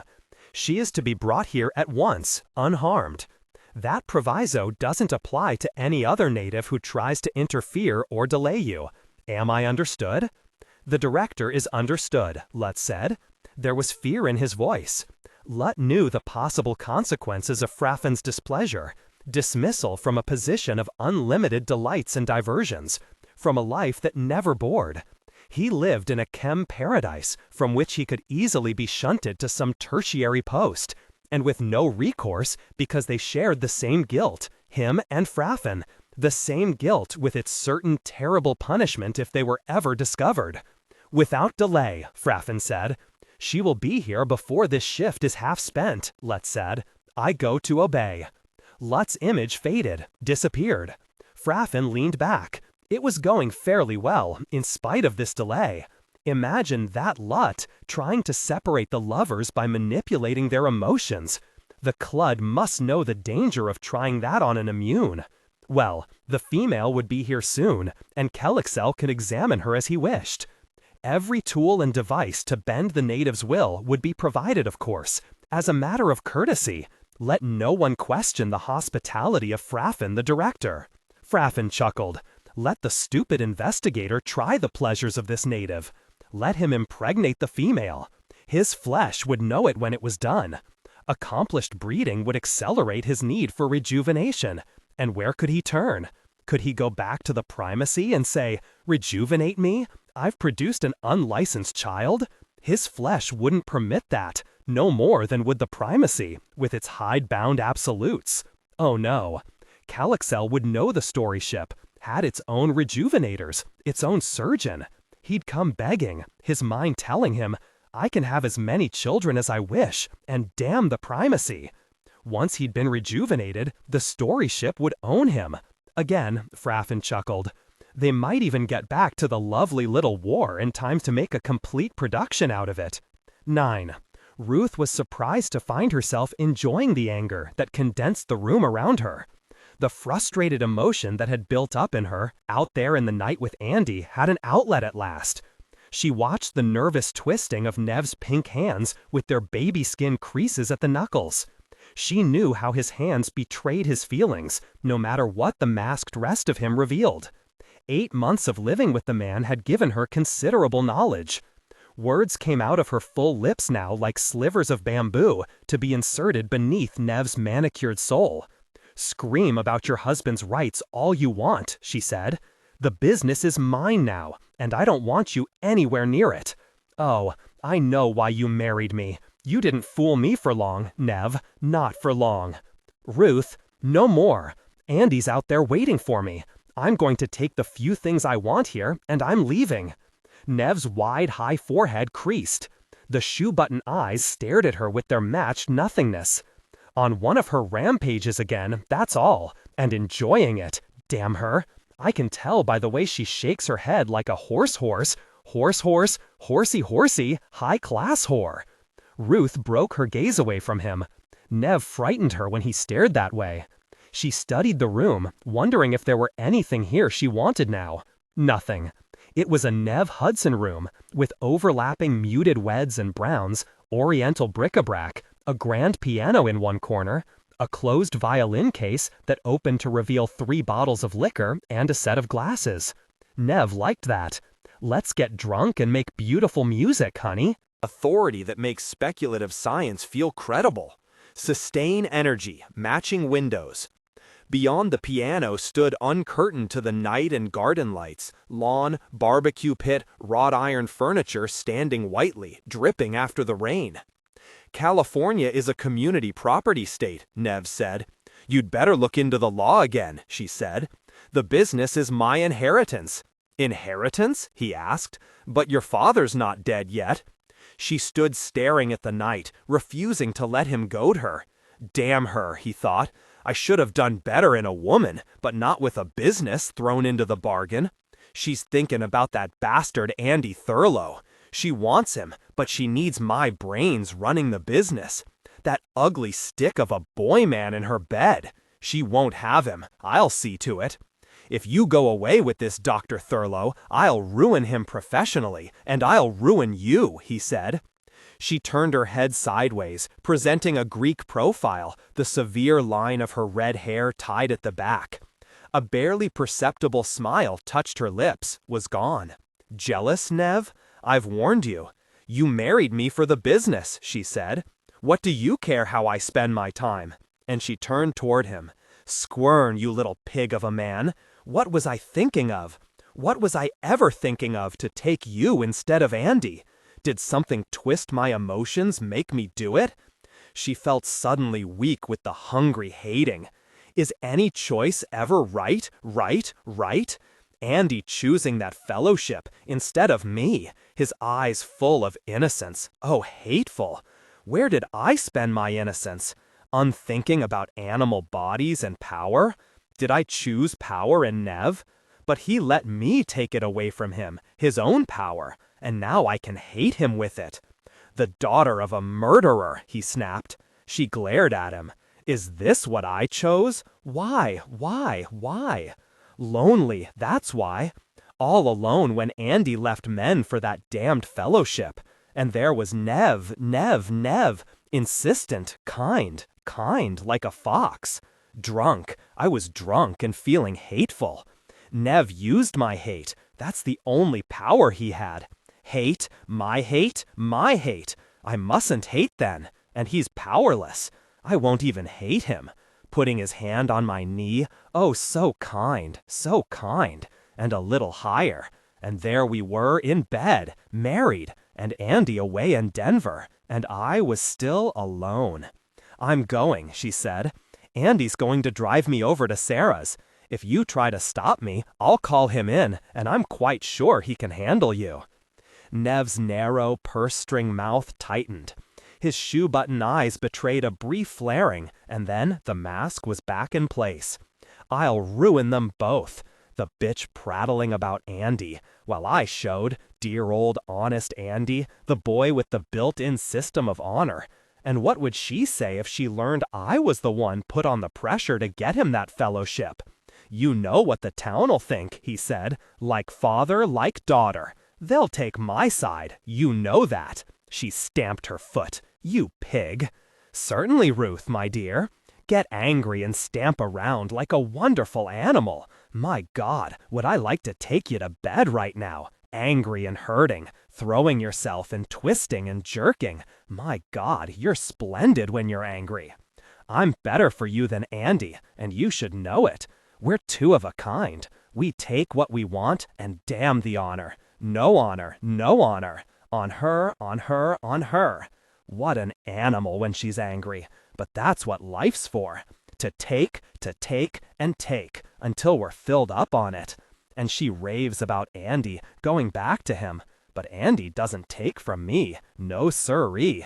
I'll get rid of him just as easily as I did before. And Ruthie will come crawling back to her ever-loving Nev, who knows her right down to her adorable, most angry adorable, if I only had the guts to yank you into the bedroom right now. Well, I'd get rid of Andy just like I did before. Well, strike a bargain, he said. Go along with your lover, but don't interfere with how I run the business. You said it yourself. What do I care how you spend your time? Go ahead. Compromise yourselves, he thought. I'll own you. She whirled away, strode down the hall, jerked open the bedroom door, snapped on the light. Nev was right behind her. He stood in the doorway, watching as she yanked clothes from drawers in the closet, threw them on the bed. Well, what about it? He asked. She forced words out of her mouth, knowing they told more than she wanted to reveal. All right, keep the business or whatever. We know what's precious to you. She turned to face him, near tears and fighting to hide it. You're the most hateful creature I've ever met. You can't be human. She put a hand to her mouth. I wonder if you are. What's that supposed to? He broke off, stared past her toward the French doors onto the patio. Ruth! Her name came out in a strangled gasp. She whirled. The French door stood open to reveal 3 squat figures clothed in green moving into the room. To Ruth, their heads seemed strangely large, the eyes faintly luminous and frightening. They carried short tubes of silvery metal. There was a disdainful sense of power in the purposeful way they fanned out, pointing those metal tubes casually at the bedroom's occupants. Ruth found herself wondering, with an odd feeling of surprise, how they'd opened the French doors without her hearing it. Behind her, Nev gasped, said, "See here, who?" His voice trailed off in a frightening hiss, an exhalation as though he were a punctured balloon. A liquid trilling sound poured from the mouth of the creature on Ruth's right. This can't be happening, she thought. Then, they're the creatures who frightened us in the grove. What do they want? What are they doing? She found suddenly that she couldn't move. Her head felt detached, mind clear, but there were no connections to her body. One of the creatures moved to stand directly in front of her, a queer little manling in green leotards, his torso partly concealed in a cloudy, bulging roundness that pulsed with a purple inner light. She remembered Andy's description of what he'd seen. Glowing eyes, Andy! She wanted to scream for him, but her voice wouldn't obey. How drifting and soft the world seemed. Something jerked past her, and she saw Nev there, walking as though pulled by strings. Her eyes focused on a smudge of powder along his shoulder, a pulsing vein at his temple. He tipped forward suddenly, in that strange marionette way, falling rigidly into one of the open French doors. There came the crash and tinkling of broken glass. The floor around him became bright with flowing red. He twitched, lay still. The Gome creature in front of her spoke quite distinctly in English. An accident, you see.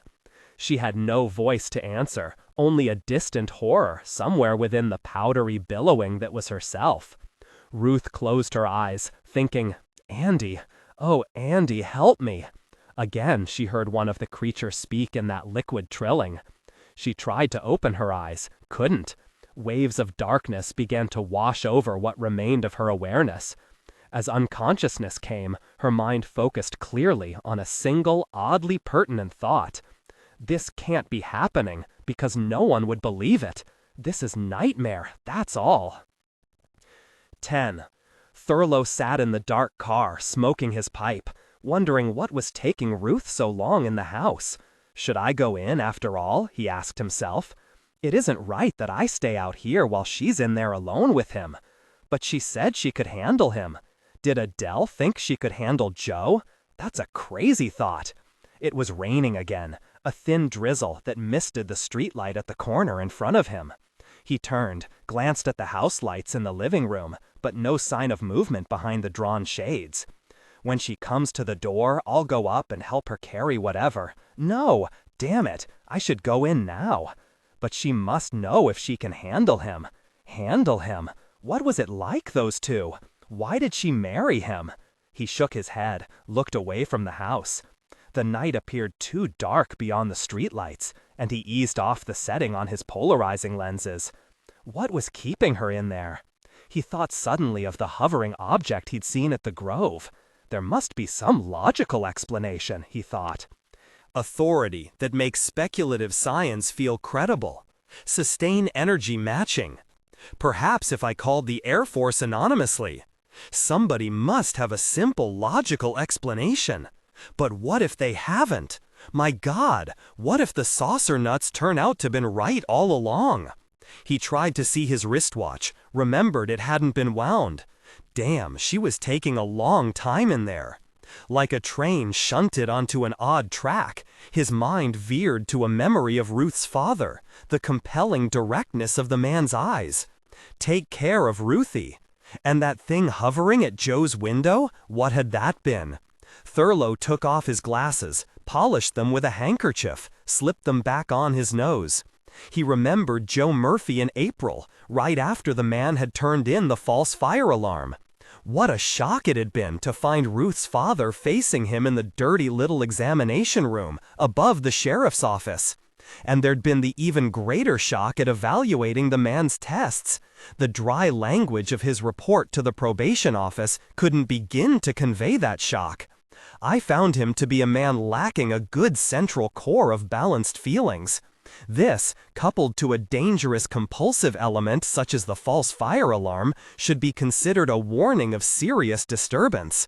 Here is a man whose psychological makeup contains all the elements necessary for a terrible tragedy. The language of the report, so careful in its wording, maintaining the strict esoterica of officialese, had known how little it might convey, and had supplemented it with a verbal report. The man's dangerous. He's a definite paranoid type, and could explode. He's capable of violence. The disbelief had been frightening. Surely this is nothing more than a prank. Joe Murphy! Hell, he's an important man here, Andy. Well, could you recommend analysis? Psychoanalysis? He won't have anything to do with it, and I doubt it do him any good.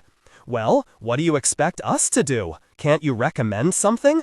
Maybe we can get him into a church. I'll call Father Giles at the Episcopal Church and see if... A church?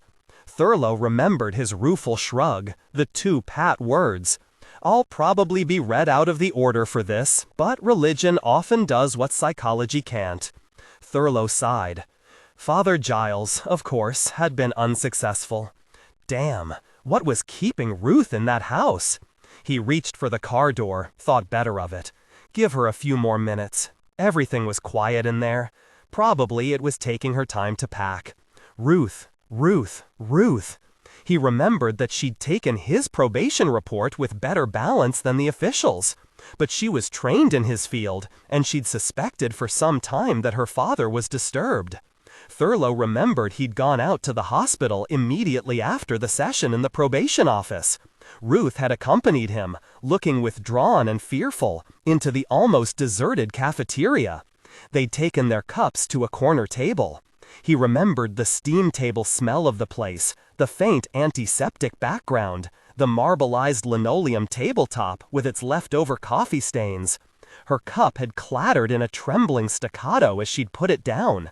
He'd sat silently for a moment, sensing her need to come to grips with what he'd told her. Presently, she'd nodded, then, I knew it, I guess. Ruth, I'll do everything No. She tucked a strand of red hair under her cap. They let him call me from the jail just before you came. He was furious with you. He won't accept anything you say. They must have told him about my report, Thurlow thought.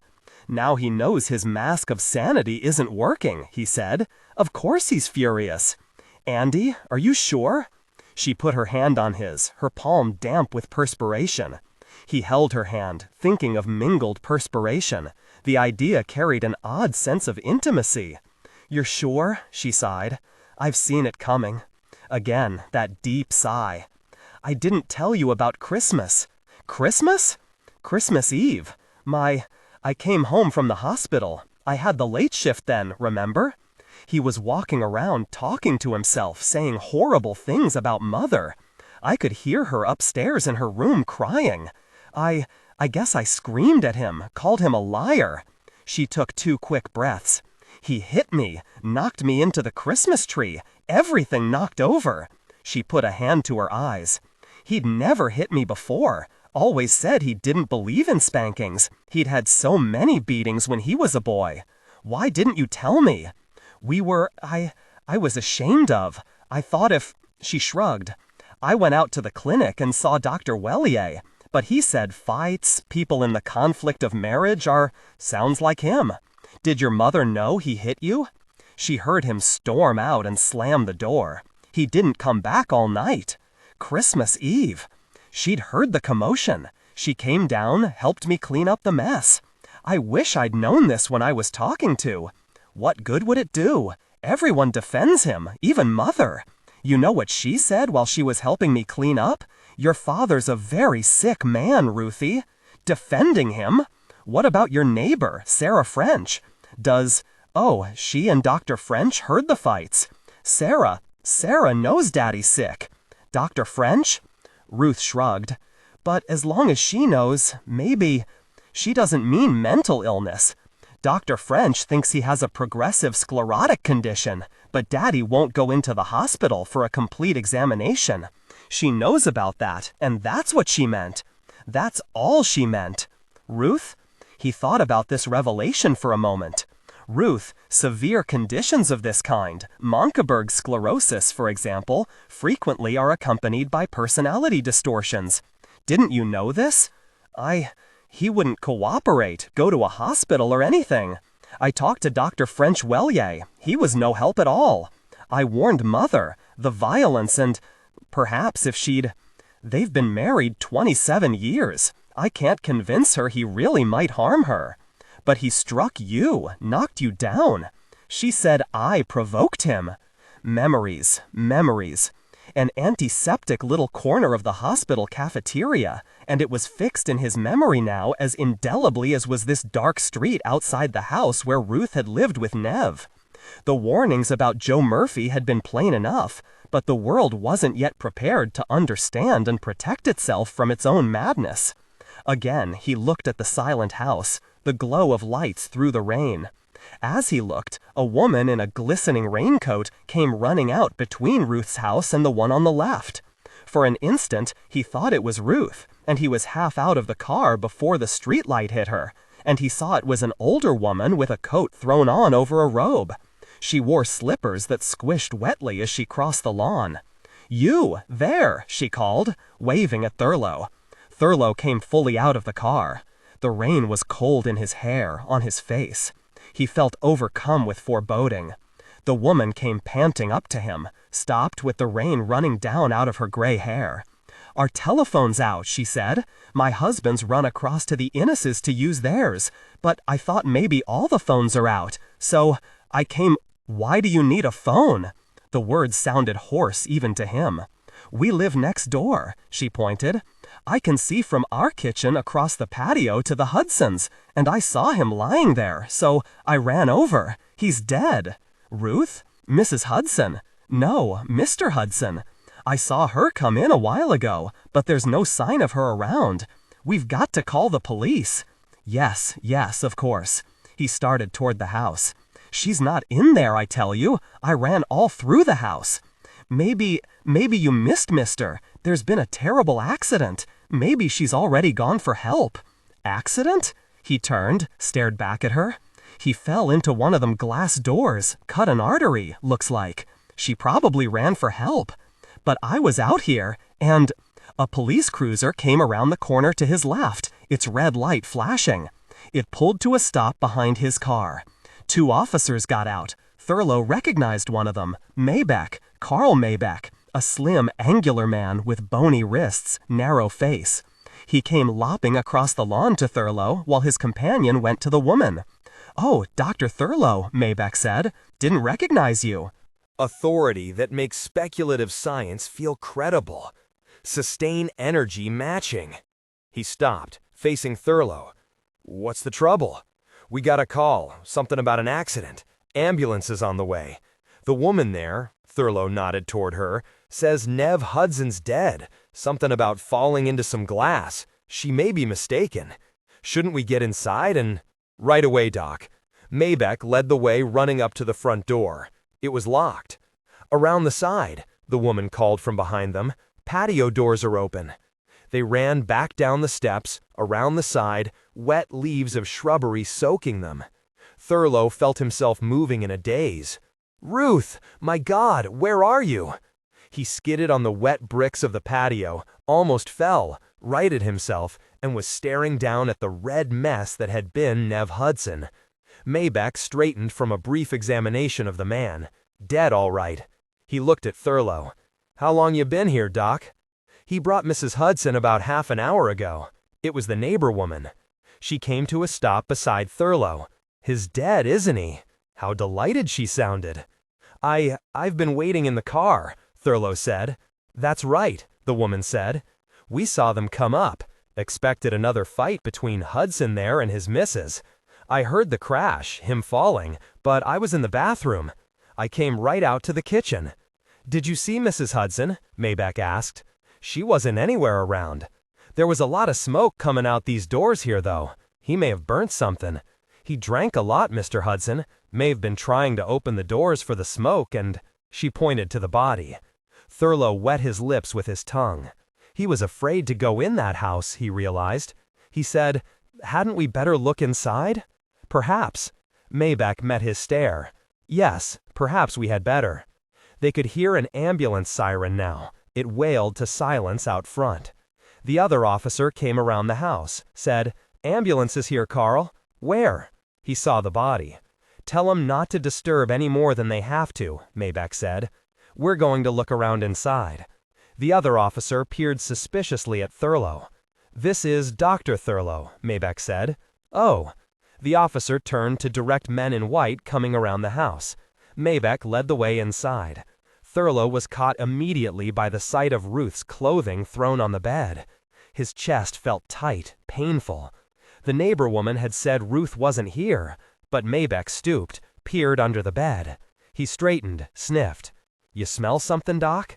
Thurlow grew aware that there was an odd odor in the room, almost like burnt insulation. "Almost smells like fire and brimstone," Maybach said. "Probably was something burnt in here." He glanced around. There was an empty ashtray on a nightstand. It was clean. He looked in the closet, went into an adjoining bath, returned shaking his head. Thurlow went out to the hall, looked down it toward the living room. Maybach brushed past him, led the way into the room. He moved cautiously but with a practiced sureness, peered into the hall closet, behind a davenport. He touched only what he had to touch for his investigation.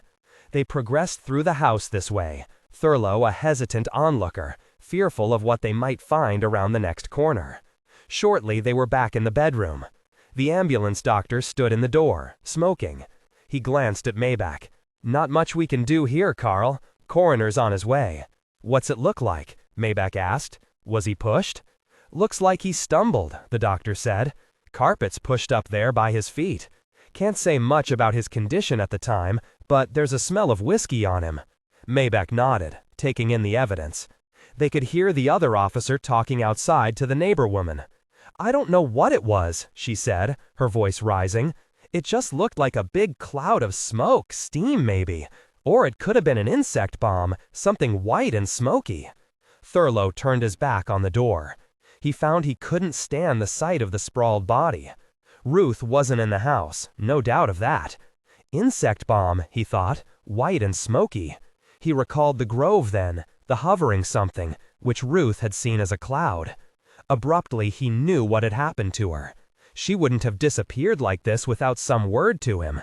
Something had intruded here and taken her away. It would explain the strange smell, the presence of the thing at the grove, the interest of those weird creatures with their glowing eyes. But why, he asked himself, what do they want? Then, this is crazy. She was here when Nev injured himself and she ran for help. She's at a neighbor's and she'll be back any moment. And his mind said, she's been gone a long time. She saw the crowd and now she's frightened, he told himself. There was a bustle of activity at the door behind him, the coroner and the police homicide squad. Maybach came up beside Thurlow, said, "Doc, they want you to come down to the station and make a statement." "Yes," he said, "of course." Then, "That's the homicide detail. Surely they don't think—" "Just routine, Doc," Maybach said. "You know that. It looks like he was drinking and stumbled, but Mrs. Hudson's not around. We have to make sure, you know." "I see." He allowed himself to be led out the door, past the still figure that had been Ruth's husband, past the men with tape measures and cameras and coldly measuring eyes. Ruth's husband. Ruth's husband. The label boiled in his mind. Where is she? Did she break down and run away? But she isn't the type for that. She was under strain, yes, but what was that cloud the neighbor saw? What was that smell in the room? They were outside then. The rain had stopped, but the shrubbery beside the house still drenched them. Porch lights were on across the street. People stood there staring. A white lab truck had been pulled into the driveway beside the house on the other side. "You know, Doc," Maybach said, "you really shouldn't drive at night with those dark glasses." "They're adjustable," Thurlow said, "not as dark as they look." "Ruth, where are you?" He wondered then, did she push Nev? A fight? Did she think people would say, like father, like daughter? Did she run, not wanting to drag me into it? "You can ride with us," Maybach said. "We'll bring you back to your car later." "Yes." He allowed himself to be eased into the back seat. Then, "Ruth, Mrs. Hudson, shouldn't someone be looking for her?" "We're looking for her, Doc," Maybach said. "We'll find her, never you worry." "Will you find her?" Thurlow wondered. What was that thing at the Grove, looking at us, trying to manipulate our emotions? It was real. I know it was real. If it wasn't real, then I'm insane. And I know I'm not insane. He looked down at his feet in the dim shadows. They were soaking from the walk across the wet lawn. Joe Murphy, he thought. Joe knows he isn't insane. 11. Ruth awoke on something soft, soothing blue-gray light. She felt around her. A bed, silky warm covers. She realized she was nude on the bed, but warm, warm. Above her there was an oval shape full of glittering crystal facets. They changed colors as she watched. Green, silver, yellow, blue. They were soothing. Somewhere she knew there was something urgently demanding her attention, but it was a paradox. Her whole being told her the urgent thing could wait. She turned her head to the right. There was light from somewhere, but she couldn't determine its source. A light suddenly full of yellows like remembered sunlight. It illuminated an odd room. A wall lined with what appeared to be books. A low oval table cluttered with strange golden shapes. Cubes, rectangular containers, a domed half-egg. There was a window with night's blue blackness pushing against it. As she watched, the window became metallic white, and a face appeared there to look in at her. It was a big face, odd silvery skin with harsh angles and planes, the eyes sunken, penetrating. Ruth felt she should be frightened by that face, but she couldn't find the emotional response. The face disappeared, and the window became a view looking down onto a seashore. Surf-battered cliffs, dripping rocks, sunlight. Authority that makes speculative science feel credible. Sustain energy matching. Again, there was night's darkness in the scene, and she realized that the frame's shape could not be a window.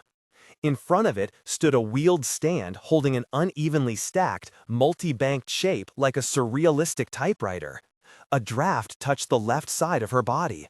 It was the first cold thing she had experienced since awakening. She turned toward it, saw an oval door.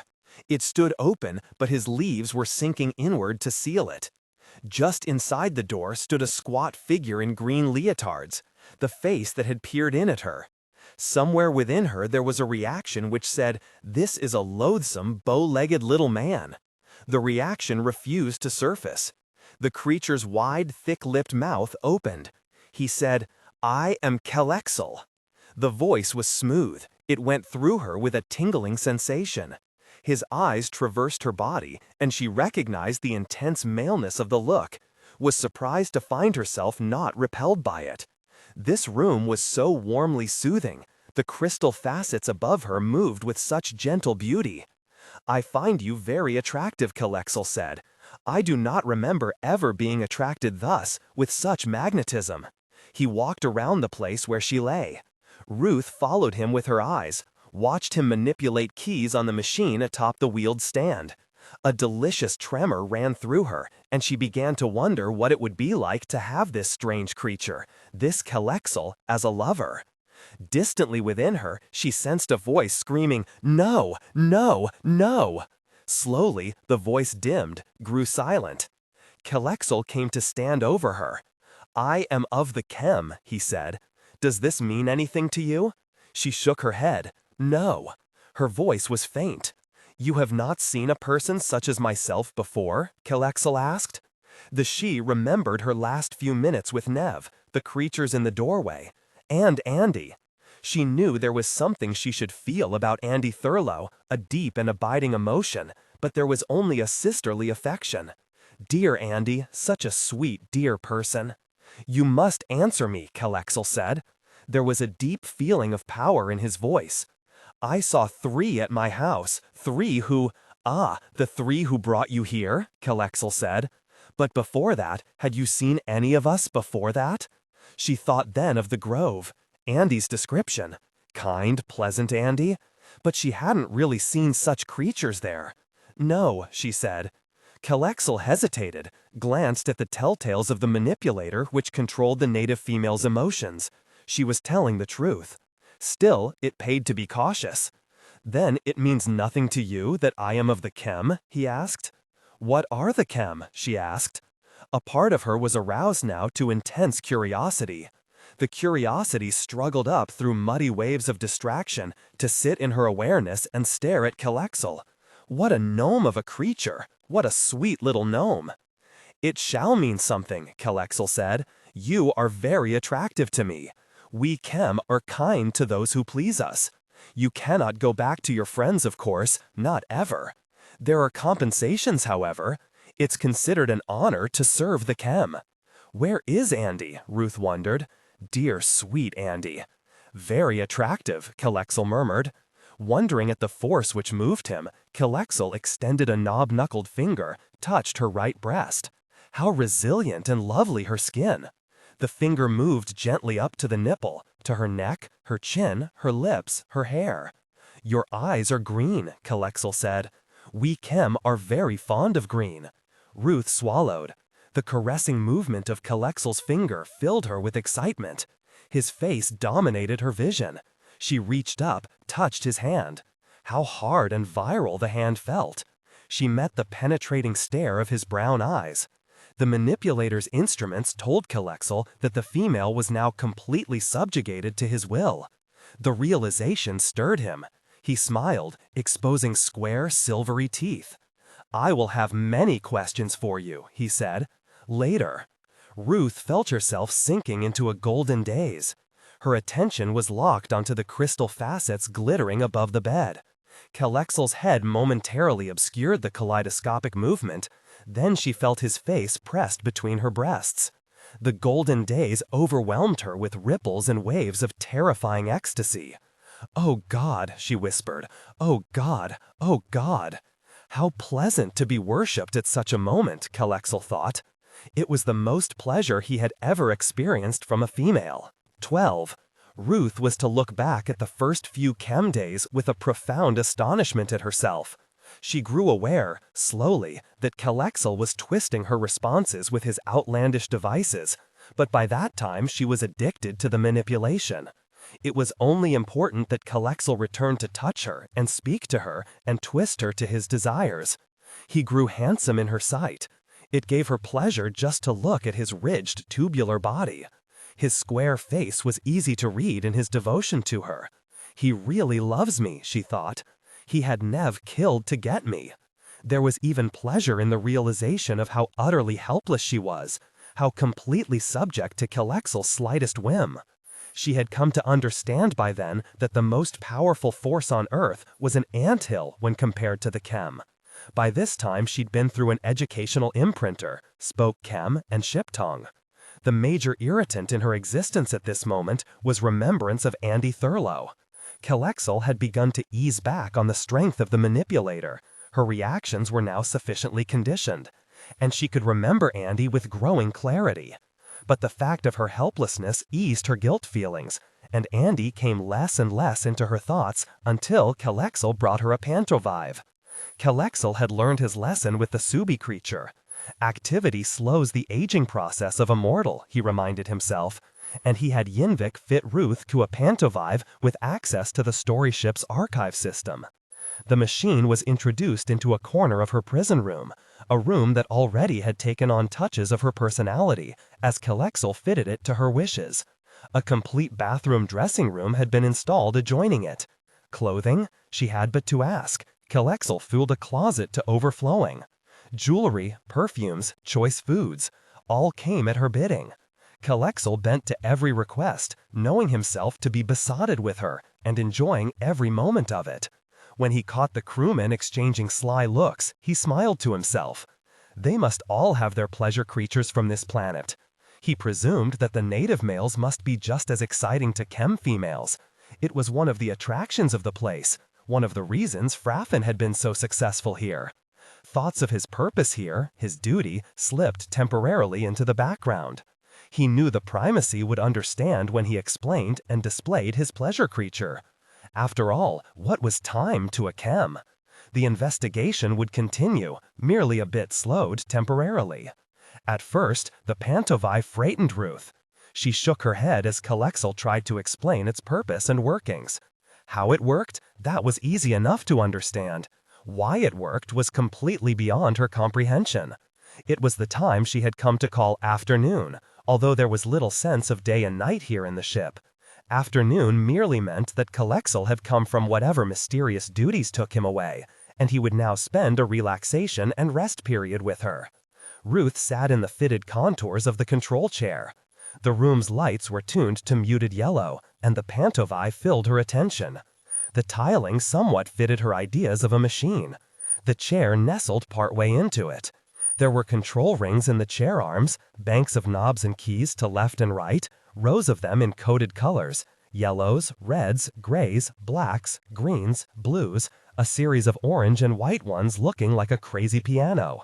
Directly in front and slightly below her extended an oval platform with shimmering lines extending to it from behind the banks of keys. Authority that makes speculative science feel credible. Sustain energy matching. Kelexel stood behind her, a hand on her shoulder. He felt a rather distant pride, showing the wonders of chem civilization to his new pet, his lovely new pet. Use voice or key command to select the period and title you wish, he said, just as you heard me do. This unit is keyed to your tongue, or chem, and will accept and translate in that mode. This is an editing pantovive and looks complicated, but you may ignore most of the controls. They're not connected. Remember, you first open the channel to archives by depressing this key. He demonstrated, pushing an orange key on her right. Once you've selected your story, lock it in thusly. Again, he demonstrated. Now you can begin the action. He depressed a white key at far left. A mob, its figures reduced to quarter size, formed on the oval stage in front of her. A sense of mad excitement radiated from them through the sensomesh circuits. She sat bolt upright as the emotion swept over her. "You're feeling the emotion of the creatures on the stage," Kelexel said. "If it's too strong, reduce it by turning this control to your left." He moved a dial on the chair arm. The excitement ebbed. "Is it real?" she asked. The mob was awash of colors and antique styles: blues, flutters of red, dirty rags on arms and feet, rare glitters of buttons or emblems, tricorn hats on some of the men, red cockades.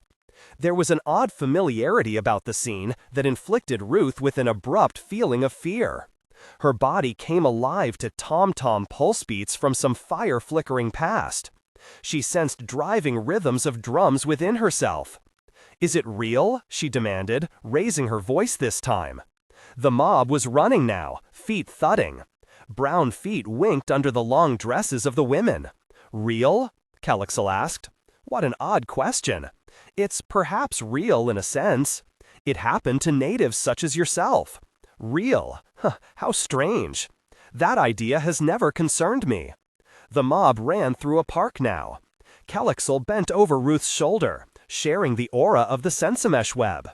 There came a wet smell of grass, evergreens with their resin pungency, the sweaty stink of the natives in their exertions. Stage center focused down onto the running legs. They rushed past with a scissoring urgency, across brown paths, grass, disturbing yellow petals in a flower border. Wet wind, busy feet, crushed petals. There was fascination in the movement. Viewpoint drew back. A cobbled street, high stone walls came into stage center. The mob raced toward the gray-stained walk. Steel flashed in their midst now. "They appear to be storming a citadel," Kelexel said. "The Bastille," Ruth whispered. "It's the Bastille." The recognition held her hypnotized. Here was the actual storming of the Bastille. No matter the present date, here in front of her senses, it was July 14th, 1789, with an organized movement of soldiery sweeping in from the right of the mob. There was the clatter of hooves on stone, gun carriages rumbling, hoarse shouts, curses. The pantovive's translator rendered them faithfully into English, because she had asked for it in English. Ruth gripped the arms of her chair. Abruptly, Kelexel reached forward, depressed a gray key at her left. The scene faded. "I remember that one well," he said. "One of Fraffin's more successful productions." He touched Ruth's hair. "You understand how it works now? Focusing here." His hand came forward, demonstrating. "Intensity here. It's quite simple to operate and should provide you many hours of enjoyment. Enjoyment, Ruth thought. Slowly she turned, looked up at Kelexel. There was a lost sense of horror in her eyes. The storming of the Bastille, a Fraffin production. Fraffin's name was known to her. Kelexel had explained the workings of the story ship. Story ship. Until this moment, she hadn't begun to plumb the implications behind that label. Story ship. Duties call me elsewhere at the moment, Kelexel said. I'll leave you to the enjoyment of your pantovive. I thought you were going to stay, she said. Suddenly, she didn't want to be alone with this machine. She recognized it as an attractive horror, a thing of creative reality that might open a hoard of locked things which she couldn't face. She felt that the reality of the pantovive might turn into flames and scorch her. It was wild, potent, dangerous, and she could never control it, nor chain her own desires to use it. Ruth took Kelexel's hand, forced a smile onto her face. Please stay. Kelexel hesitated. The invitation in his pet's face was obvious. But Yinvik, fitting Ruth to the pantovive, had sent a new train of ideas coursing through his mind. He felt the stirrings of responsibility, his duty to the investigation. Yinvik, the oddly stolid and laconic ship surgeon, yes, he might just be the weak spot in Fraffin's organization. Kelexel felt the need to test this new avenue. I'm sorry, he said, but I must leave. I'll return as soon as possible. She saw she couldn't move him, and she dropped back, faced the raw temptation which was this machine. There came the sounds of Kelexel leaving, and she was alone with the pantovive.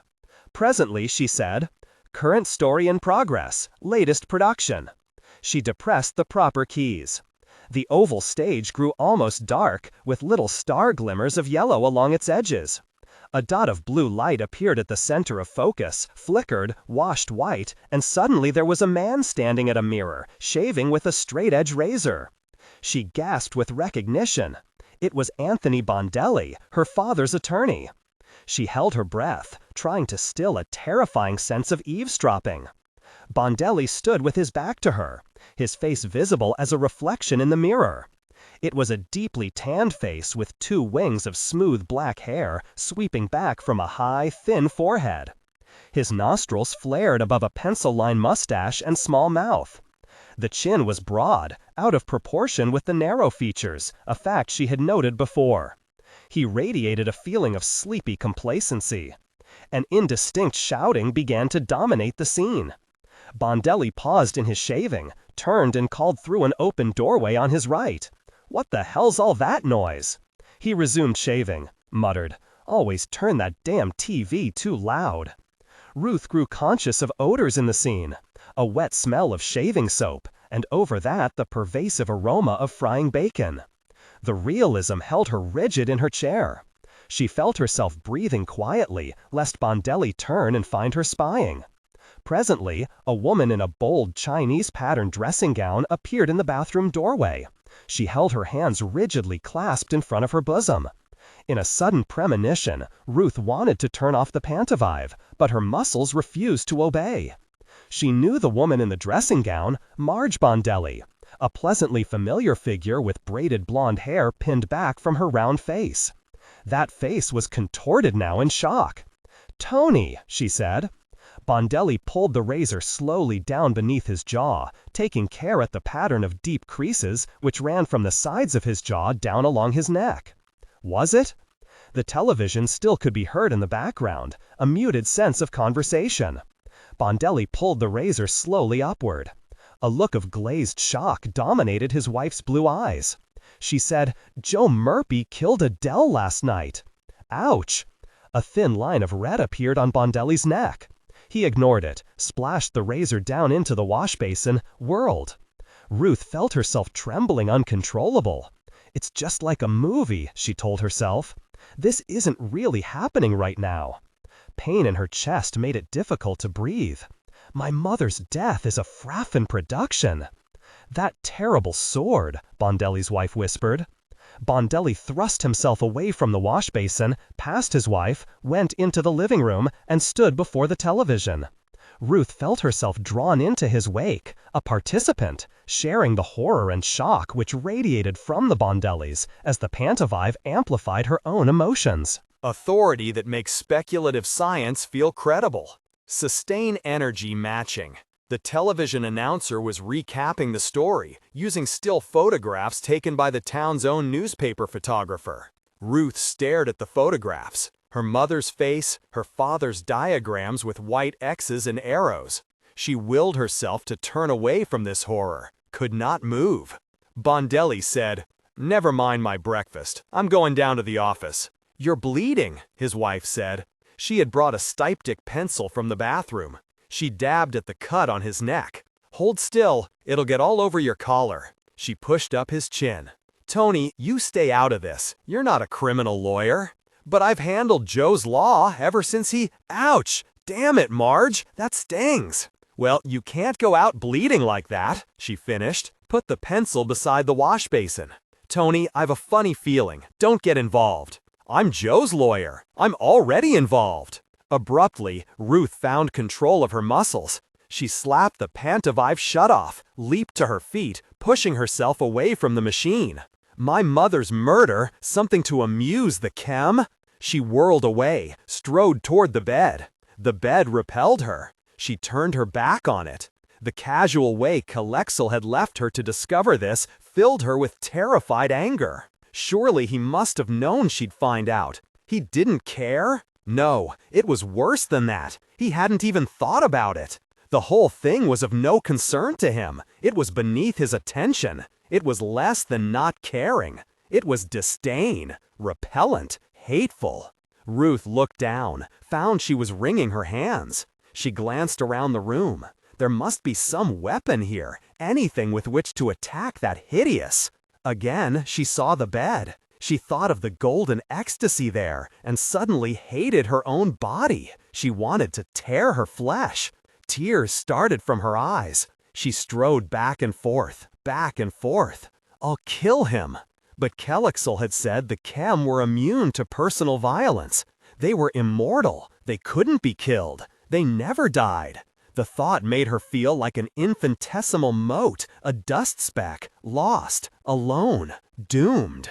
She threw herself onto the bed, turned onto her back, and stared up at the crystal glittering of the machine, which she knew Kelexel used to control her.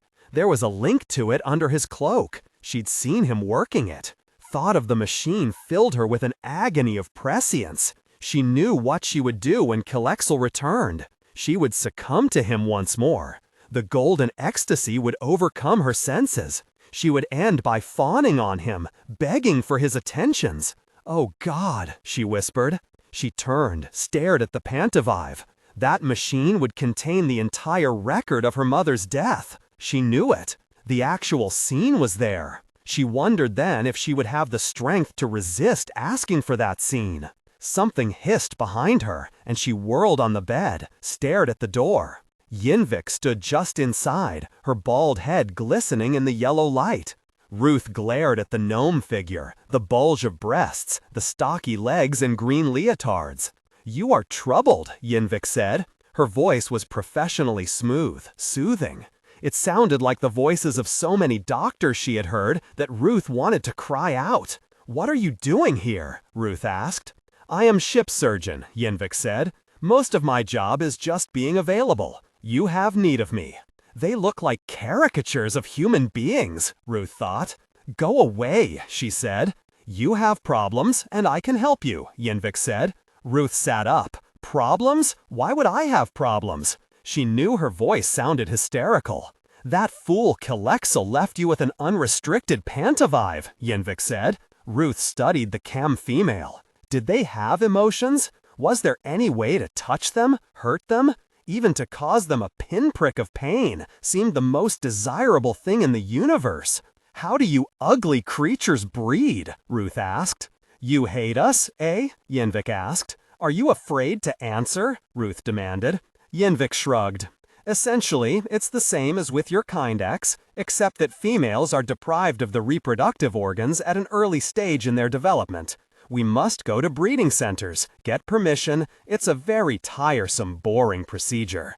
We managed to enjoy ourselves quite well without the organs. She advanced to stand a pace from the bed. But your men prefer my kind, Ruth said. Again, Yinvik shrugged. Tastes differ. I've had lovers from your planet. Some of them were good, some weren't. The trouble is, you fade so quickly. But you enjoy us. We amuse you. Up to a point, Yinvik said. Interest waxes and wanes. Then why do you stay here? It's profitable, Yinvik said. And she noted that the native female already was coming out of the emotional spiral that had trapped her. Resistance, an object to hate, that's all it took. The creatures were so easy to maneuver. So the Chem like us? Ruth said. They like stories about us. You're an endless pot of self-generating stories, Yinvik said. All by yourselves, you can produce natural sequences of true artistic merit.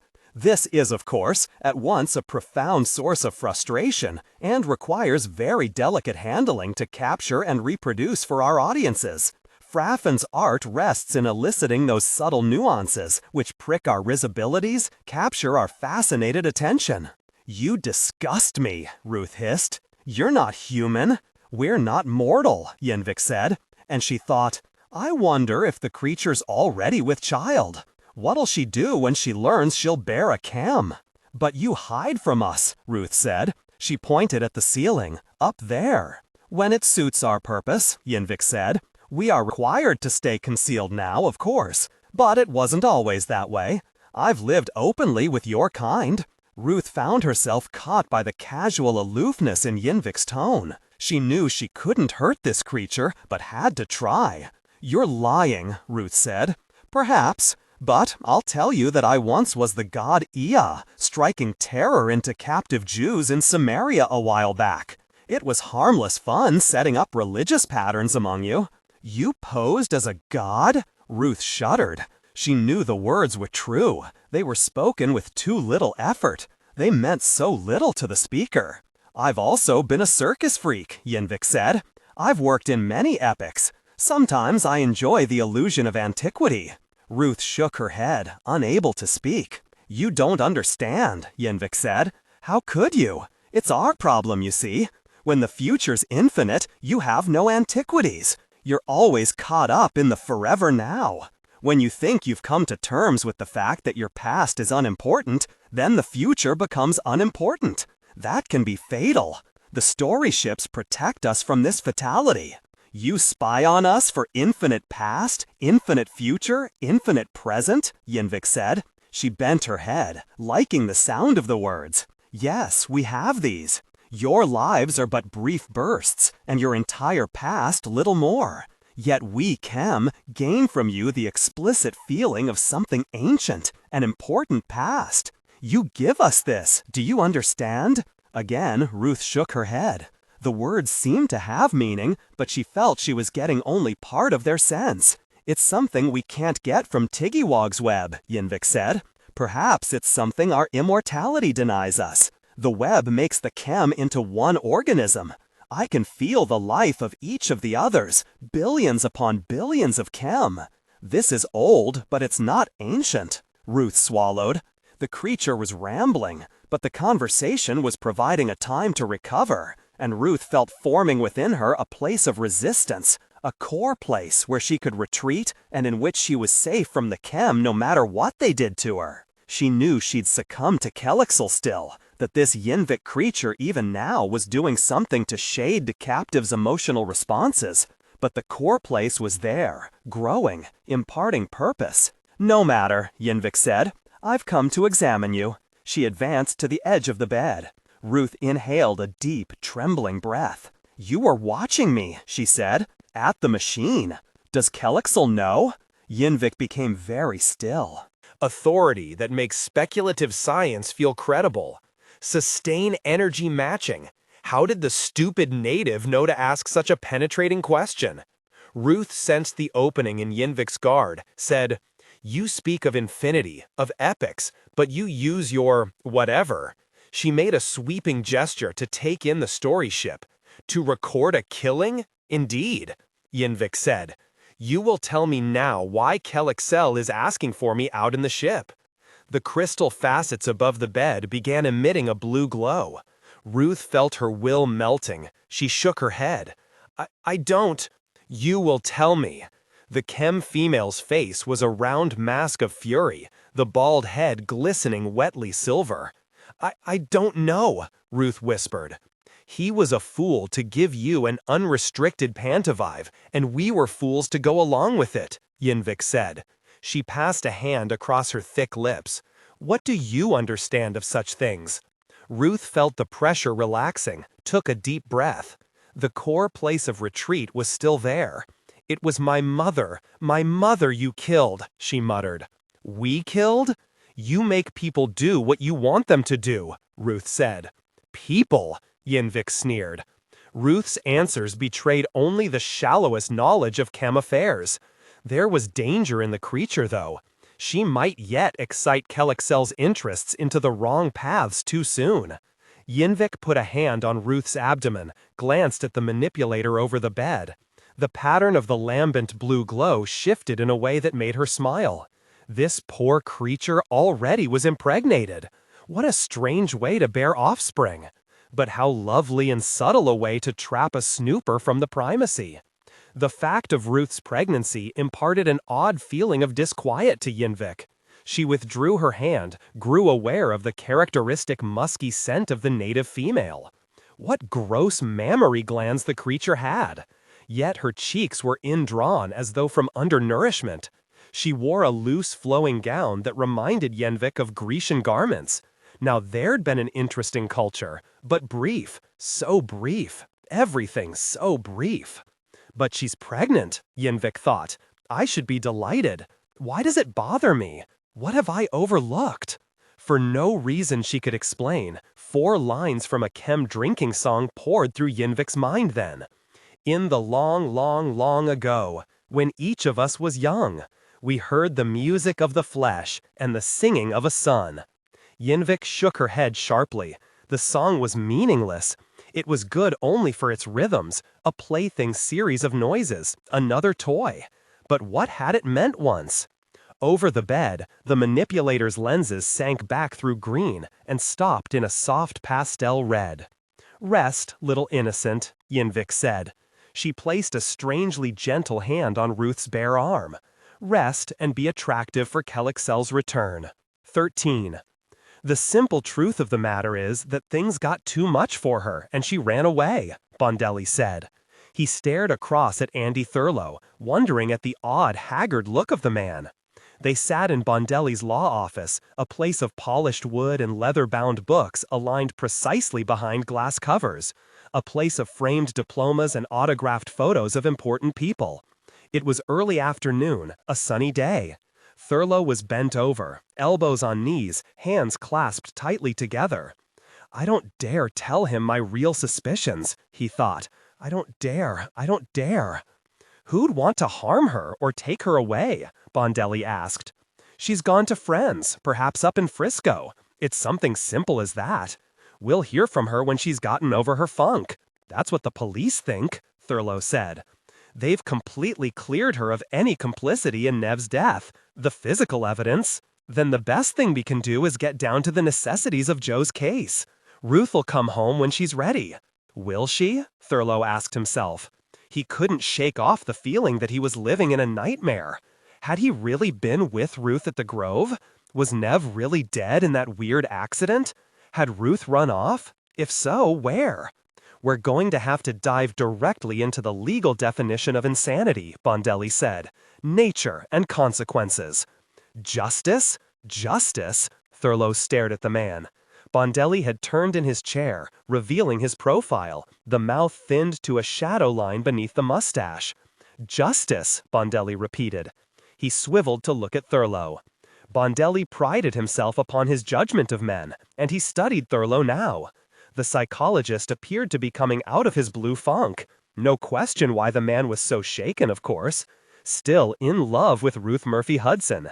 Terrible mess, but it shake down. Always did. That was one thing you learned from the law. It all came out in court. Thurlow took a deep breath, reminded himself that Bondelli wasn't a criminal lawyer. We ought to be more interested in realism, he said. There was an undertone of wry cynicism in his voice. Justice? This legal definition of insanity business is a lot of crap. The important thing is that the community wants the man executed, and our benighted DA, Mr. Perrette, is running for re-election. Bondelli was shocked. The law's above that. He shook his head. And the whole community isn't against Joe. Why should they be? Thurlow spoke as though to an unruly child. Because they're afraid of him, naturally. Bondelli permitted himself a glance out the window beside his desk. Familiar rooftops, distant greenery, a bit of foggy smoke beginning to cloud the air above the adjoining building. The smoke curled and swirled, creating an interesting pattern against the view. He returned his attention to Thurlow, said, "The question is, how can an insane man know the nature and consequences of his act? What I want from you is to explode that nature and consequences thing." Thurlow removed his glasses, glances at them, returned them to his nose. They made the shadows stand out sharply in the room. "An insane man doesn't think about consequences," he said. And he wondered if he was really going to let himself take part in Bondelli's mad plan for defense of Joe Murphy. "I'm taking the position," Bondelli said, "that the original views of Lord Cottenham support our defense." Bondelli turned, pulled a thick book out of a cabinet behind him, put the book on the desk, and opened it to a marker. "He can't be serious?" Thurlow thought. "Here's Lord Cottenham," Bondelli said. "It is wrong to listen to any doctrine which proposes the punishment of persons laboring under insane delusions. It is inconceivable that the man who was incapable of judging between right and wrong, of knowing whether an act were good or bad, ought to be made accountable for his actions. Such a man has not that within him which forms the foundation of accountability, even from a moral or a legal point of view. I consider it strange that any person should labor under a delusion and yet be aware that it was a delusion. In fact, if he were aware of his state, which could be no delusion." Bondelli closed the book with a snap, stared at Thurlow as though to say, "There, it's all solved." Thurlow cleared his throat. It was increasingly obvious that Bondelli lived in a cloud world. "That's all very true, of course," Thurlow said. "But isn't it possible that even if our esteemed district attorney suspects or even believes Joe Murphy to be insane, he'll think it better to execute such a man than to put him in an institution? Good heavens, why?" "The doors of mental hospitals sometimes open," Thurlow said. "Perrette was elected to protect this community, even from itself. But Murphy's obviously insane." "You aren't listening to me," Thurlow said. "Certainly he's insane. That's what people are afraid of." "But shouldn't psychology—" "Psychology," Thurlow snapped. Bondelli stared at Thurlow in shocked silence. "Psychology's just the modern superstition," Thurlow said. "It can't do a damned thing for people like Joe. I'm sorry, but that's the truth, and it'll hurt less to have that out right now." "If this is what you told Ruth Murphy, no wonder she ran away," Bondelli said. "I told Ruth I'd help any way I can.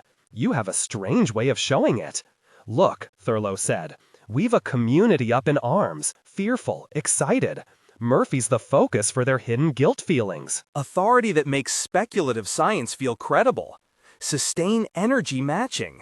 They want him dead. They want this psychological pressure taken off them. You can't psychoanalyze a whole community." Bondelli began tapping a finger impatiently on the desk. "Will you or will you not help me prove Joe's insane?" "I'll do everything I can, but you know Joe's going to resist that form of defense, don't you?" "Know it." Bondelli leaned forward, arms on his desk. "The damn fool blows his top at the slightest hint I want him to plead insanity. He keeps harping on the unwritten law." "Those stupid accusations against Adele," Thurlow said. "Joe's going to make it very difficult to prove him insane. A sane man would fake insanity now if only to save his life," Bondelli said. "Keep that very clearly in mind," Thurlow said. "Joe can't in any way entertain the idea that he's insane. To admit that, even as a possibility or as a necessary pretense, he'd have to face the fact that his violent act could have been a useless, senseless thing. The enormity of such an admission would be far worse than insanity. Insanity's much preferable." "Can you get that across to a jury?" Bondelli asked. He spoke in a hushed tone. That Murphy considers it safer to play sane? Yes, Thurlow shrugged. Who knows what a jury will believe? Joe may be a hollow shell, but that's one hell of a strong shell. Nothing contradictory can be permitted to enter it. Every fiber of him is concentrated on the necessity to appear normal, to maintain the illusion of sanity, for himself as well as for others. Death is far preferable to that other admission, Oscar Wilde concurring. Each man kills the thing he loves, Bondelli whispered. Again he turned, looked out the window. The smoky pattern was still there. He wondered idly if workmen were tarring a roof somewhere below him. Thurlow looked down at Bondelli's tapping finger. "The trouble with you, Tony," he said, "is you're one of G.K. Chesterton's terrible children. You're innocent and love justice. Most of us are wicked and naturally prefer mercy." As though he hadn't heard, Bondelli said, "We need something simple and elegant to show the jury.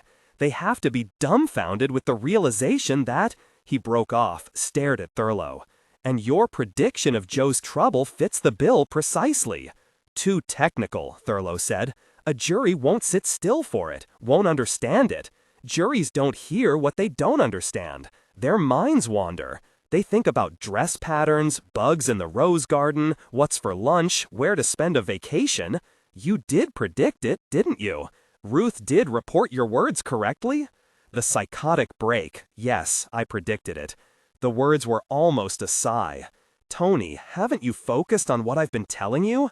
This was a sex crime. The sword, the violence. Is he insane? Of course he's insane. In the legal sense? In every sense. Well, then there's legal precedent for. Psychological precedent's more important. What? Tony, if there's one thing I've learned since becoming court psychologist here, it's that juries spend far more energy trying to discover the judge's opinion than they do following what the opposing lawyers are presenting. Juries have a purely disgusting respect for the wisdom of judges. Any judge we get is going to be a member of this community.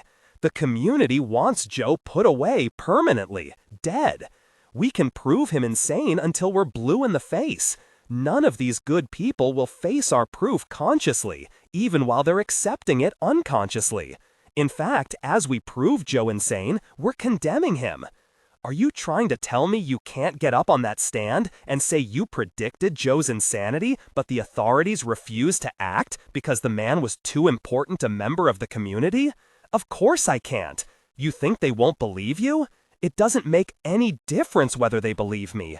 But if they believe, I'll tell you what they'll believe, Tony, and I'm surprised that you, an attorney, don't realize this.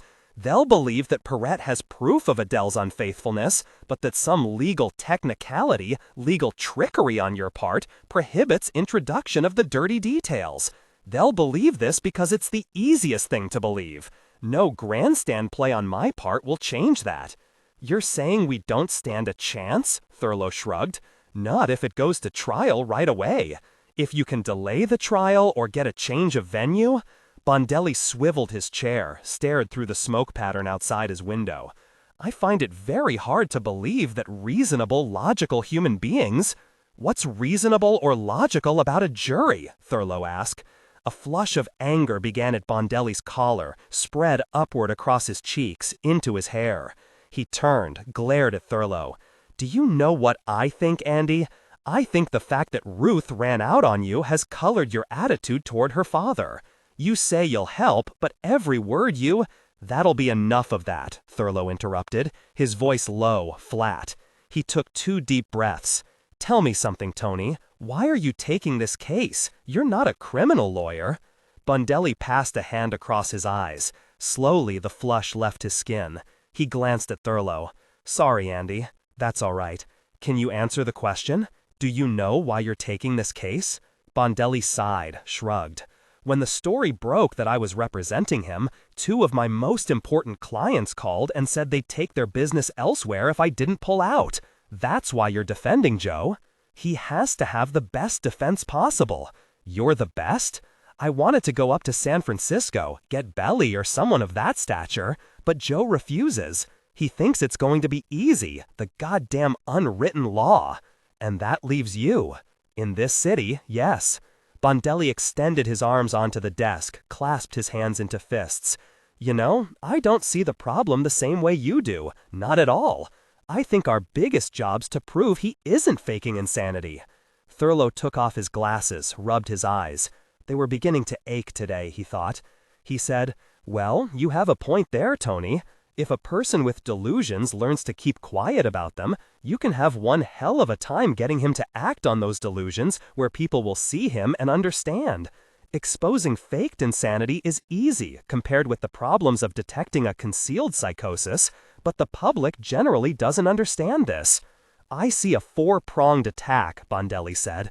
"There are four common essentials with insane killers."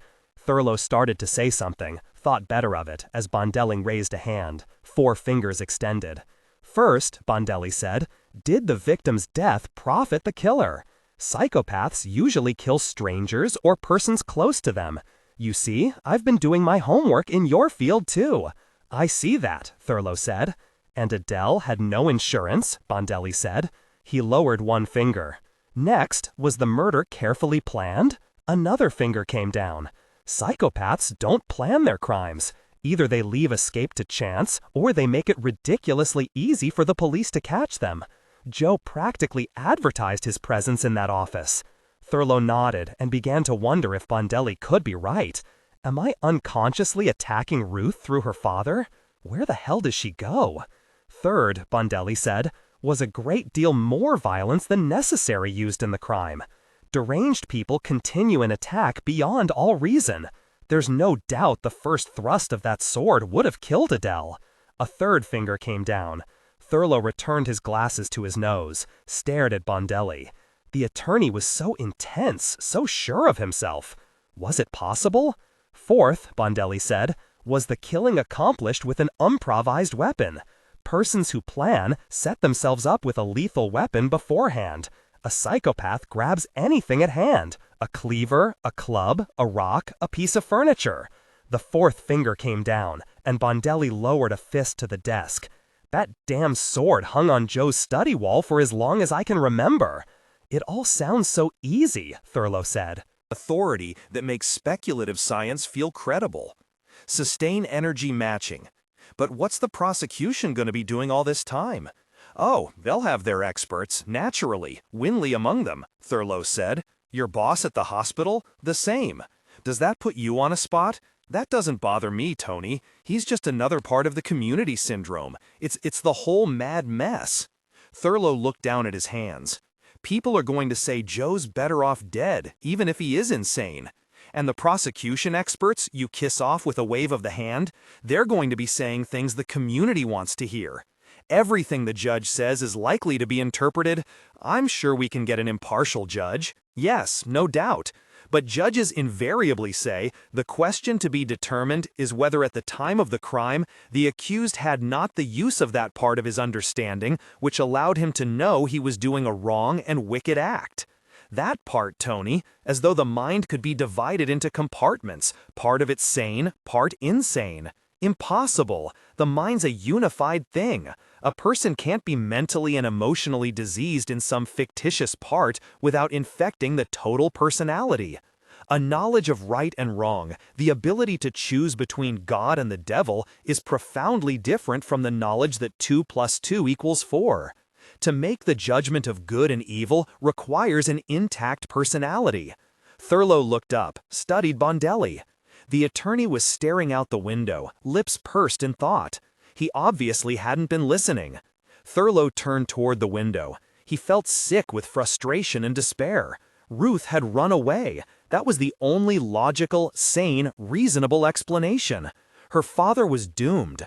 No matter. Thurlow's muscles locked into frozen, glaring suspense. He stared out the window. Some 10 feet out, poised in the air, hovering, was an object. A dome-shaped object, with a neat round opening that faced Bondelli's window. Behind the opening, figures moved. Thurlow opened his mouth to speak, found he had no voice.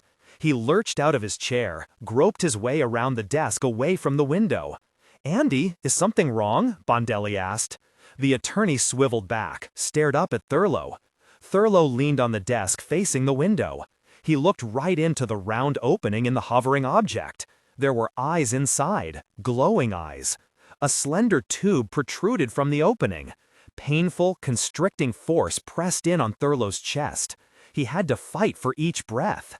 My God, they're trying to kill me, he thought. Waves of unconsciousness surged over his mind, receded, returned. His chest was a great gasping region of fire. Dimly, he saw the edge of the desk surge upward past his eyes. Something hit a carpeted floor, and he realized with fading consciousness that it was his head. He tried to push himself up, collapsed. "Andy, Andy, what's wrong? Andy?" It was Bondelli's voice. The voice bounced and receded in a wavering, ringing echo box. "Andy, Andy!" And Bondelli stood up, from a quick examination of Thurlow, shouted for his secretary. "Mrs. Wilson, call an ambulance. I think Dr. Thurlow's had a heart attack." 14. I must not grow to like this life, Kelexel told himself. I have a new pet, yes, but I also have a duty. A moment will come when I must leave, taking my pet, abandoning all the other pleasures of this place. He sat in Ruth's private quarters, a bowl of native liquor on a low table between them. Ruth appeared oddly pensive, quiet. The manipulator had required quite heavy pressure to bring her into a responsive mood. This bothered Kelexel. She had been coming along so nicely, taking the training with an ease which delighted him. Now, relapse, and just after he had given her such a pleasant toy, the Pantovive. There were fresh flowers on the table beside the liquor. Roses they were called, red roses. The liquor had been sent along by Yinvik. Its aroma, a touch on the palate, surprised and delighted Kelexel. Subtle esters danced on his tongue. The heady central substance required constant readjustment of his metabolism. He wondered how Ruth adapted to the stuff. She was taking an inordinate amount of it. In spite of the distracting effort at keeping his metabolism in balance, Kelexel found the total experience pleasant. The senses came alert, boredom retreated. Yinvik had said the liquor was a wine from a sunny valley up there, east of us. It was a native product, lovely stuff. Kelexel looked up at the silvery gray curve of ceiling, noted the gravity anomaly lines like golden cords above the manipulator. The room was taking on a pleasant air of familiarity, with its new touches denoting occupancy by his delightful pet. "Have you noticed how many of the ship people wear native clothing?" Kelexel asked. "How could I?" Ruth asked. How fuzzy her voice sounded. "When do I ever get out of here?" "Yes, of course," Kelexel agreed. "I was thinking I might try some of your clothing myself. Yinvik tells me that the garments of some of your larger children often fit the chem with very slight alteration. Yinvik calls that a fringe benefit." Ruth refilled her glass from the wine bowl, drank deeply. The little pig of a gnome, she thought. The dirty little troll. Kelexel had been drinking from a flagon. He dipped it into the bowl, raised it dripping amber. Good drank, delightful foods, comfortable clothing, all this in great enjoyment, amusement. Who could grow bored here? Yes, indeed, Ruth muttered. Who could grow bored? Again, she drank deeply of the wine. Kelexel took another sip from his flagon, adjusted his metabolism. Ruth's voice sounded so strange. He noted the manipulator's setting, wondered if he should apply a bit more pressure. Could it be the liquor? He asked himself. "Did you enjoy yourself with the Pantovive?" he asked. The dirty, evil little troll, she thought. Us great fun, she sneered. Why don't you go play with it yourself for a while? Lords of preservation, Kelexel muttered. He had just realized that the liquor was inhibiting Ruth's higher centers. Her head rolled crazily on her neck. She spilled part of her drink. Kelexel reached over, took the glass from her, placed it gently on the table. She either was incapable or had never learned how to adjust her metabolism, he realized. "Don't you like the stories?" Ruth asked. Kelexel began to remember, from Fraffin productions, the native problems involving various liquors. It was all true then, real, as Ruth would say. "'S a dirty world," she said. "You suppose we're part of a story? They shootin' us with their damn cameras?" What a hideous idea, Kelexel thought. But there was a strange sense of verity in her words. The dialogue carried some of the surface characteristics of a Fraffin story. In this moment, Kelexel had to remind himself that creatures such as Ruth had lived long, by their standards, in dreams that Fraffin wove. Not exactly dreams, though, because chem spectators could enter the story world too. In a sudden burst of insight, Kelexel realized he had entered the world of violence and emotion which Fraffin had created. Entering that world, he had been corrupted. To share the native delusions, if only for a moment, was to be enslaved by the need for more such corruption. Kelexel wanted to tear himself away from this room, renounce his new pet, return only to his duty. But he knew he couldn't do that. Knowing this, he wondered what particular thing had trapped him. No answer came to his searching awareness. He stared at Ruth. These natives are a dangerous flame, he thought. We don't own them. We're their slaves. Now his suspicions were fully aroused. He stared around the room. What was it? What was wrong here? He found nothing of this moment and this place upon which he could focus his educated suspicions. This of itself touched a deep chord of anger and fear in him. He felt that he was being played with, led about. Was Fraffin playing with him? The ship's people had suborned 4 previous investigators of the Bureau. How? What plans had they for his own person? Surely they knew by now he was no ordinary visitor. Authority that makes speculative science feel credible. Sustain energy matching. But what could they possibly do? Not violence, certainly. Ruth began to cry, the sobs shaking her shoulders. All alone, she muttered, all alone. Was it the native female? Kelexel wondered. Was she the bait in the trap? There could be no certainty in a secret battle of this kind.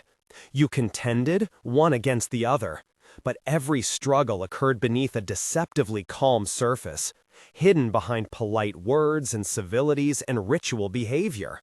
The struggle went on and on within an intimate arena where no violence could be permitted. How can they hope to win? Kelexel asked himself. Even if they bested him, they must know there'd be other Kelexels. It would never end. Never. Never. Awareness of an endless future broke like waves across the reef of his mind.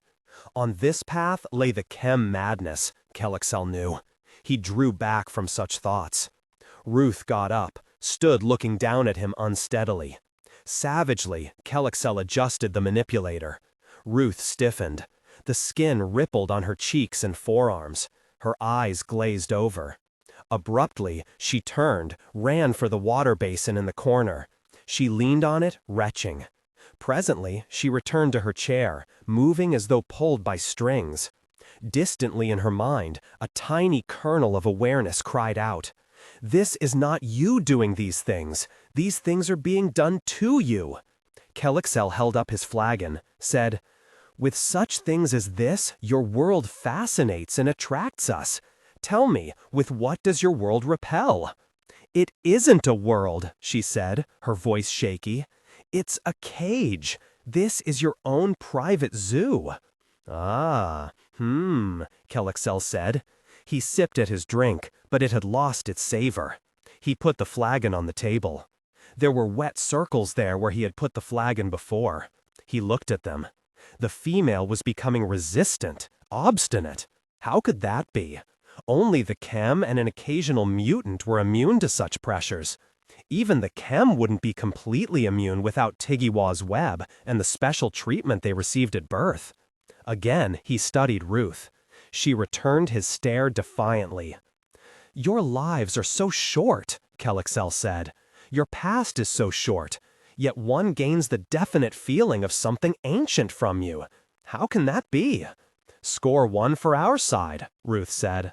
She could feel her emotions being adjusted, soothed. It happened with an uncanny rapidity. Insane sobriety invaded her mind.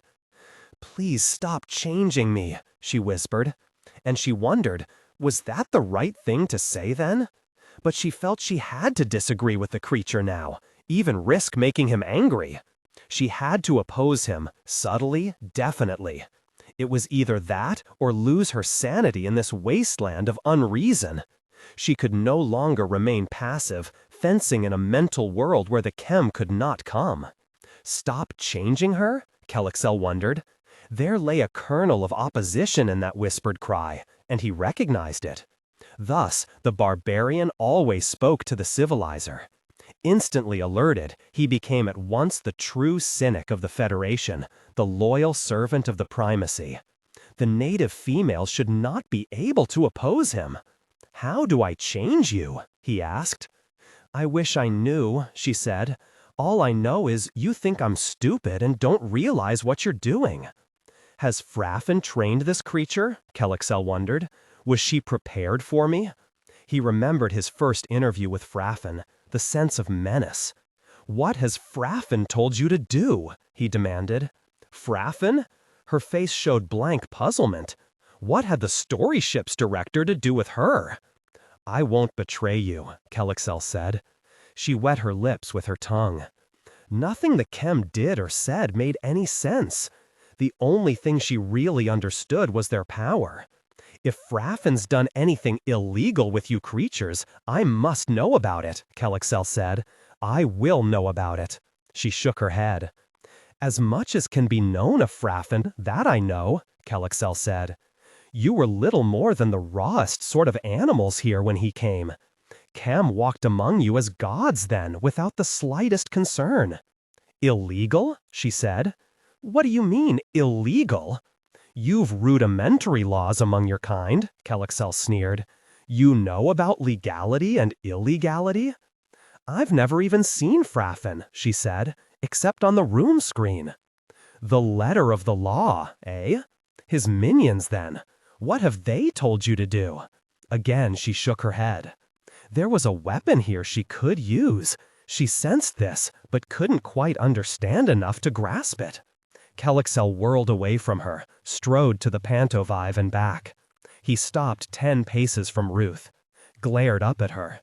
"He bred you and shaped you and nudged you, changed you into the finest story property in the universe. Some of the offers he's had, and turned down, well, you wouldn't understand." "Turned down? Why?" she asked. "Ah, that is the question. Why? Why are we so valuable?" He gestured, a hand sweep that pointed from her feet to her hair. "You're gross and overgrown, but quite a bit similar to us. We can identify with you. There's entertainment in your strivings, a surcease from boredom. But you said illegal? When a race such as yours reaches a certain stage, there are liberties we do not permit. We've had to exterminate certain races, severely punish a few chem. But what liberties? Never mind." Kelexel turned his back on her. It seemed obvious she spoke from actual ignorance. Under such manipulator pressure, she could hardly lie or dissemble. Ruth stared at Kelexel's back. For long days now, a question had been creeping upward in her mind. The answer felt deeply important now. "How old are you?" she asked. Slowly, Kelexel rotated on one heel, studied her. It took a moment to overcome the distaste aroused by such a gauche question. Then, how could that possibly bear on anything that concerns you? I want to know. The actual duration? That's not important. But 100 such worlds as yours, perhaps many more, could have come into being and dissolved to dust since my conception. Now, tell me why you want to know." "I just want to know." She tried to swallow in a dry throat. How do you preserve?" "Rejuvenation." He shook his head. What a distasteful subject. The native female was truly barbaric. "The woman Janvik," Ruth said, sensing his emotional disturbance and enjoying it. "She's called the ship surgeon.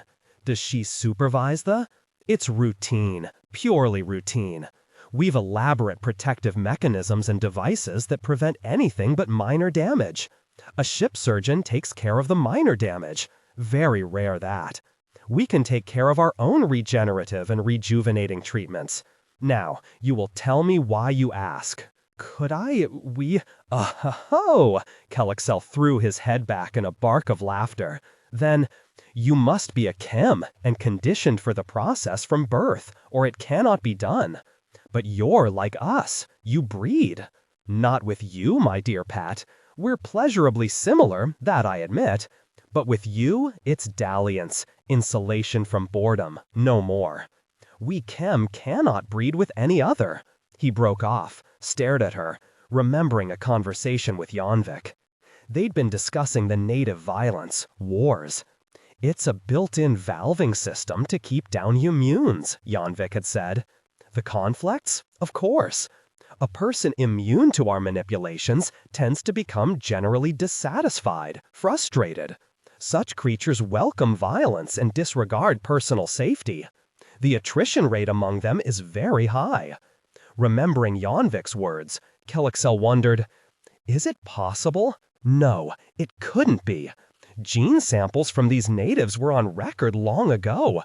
I've seen them myself. But what if? No, there's no way.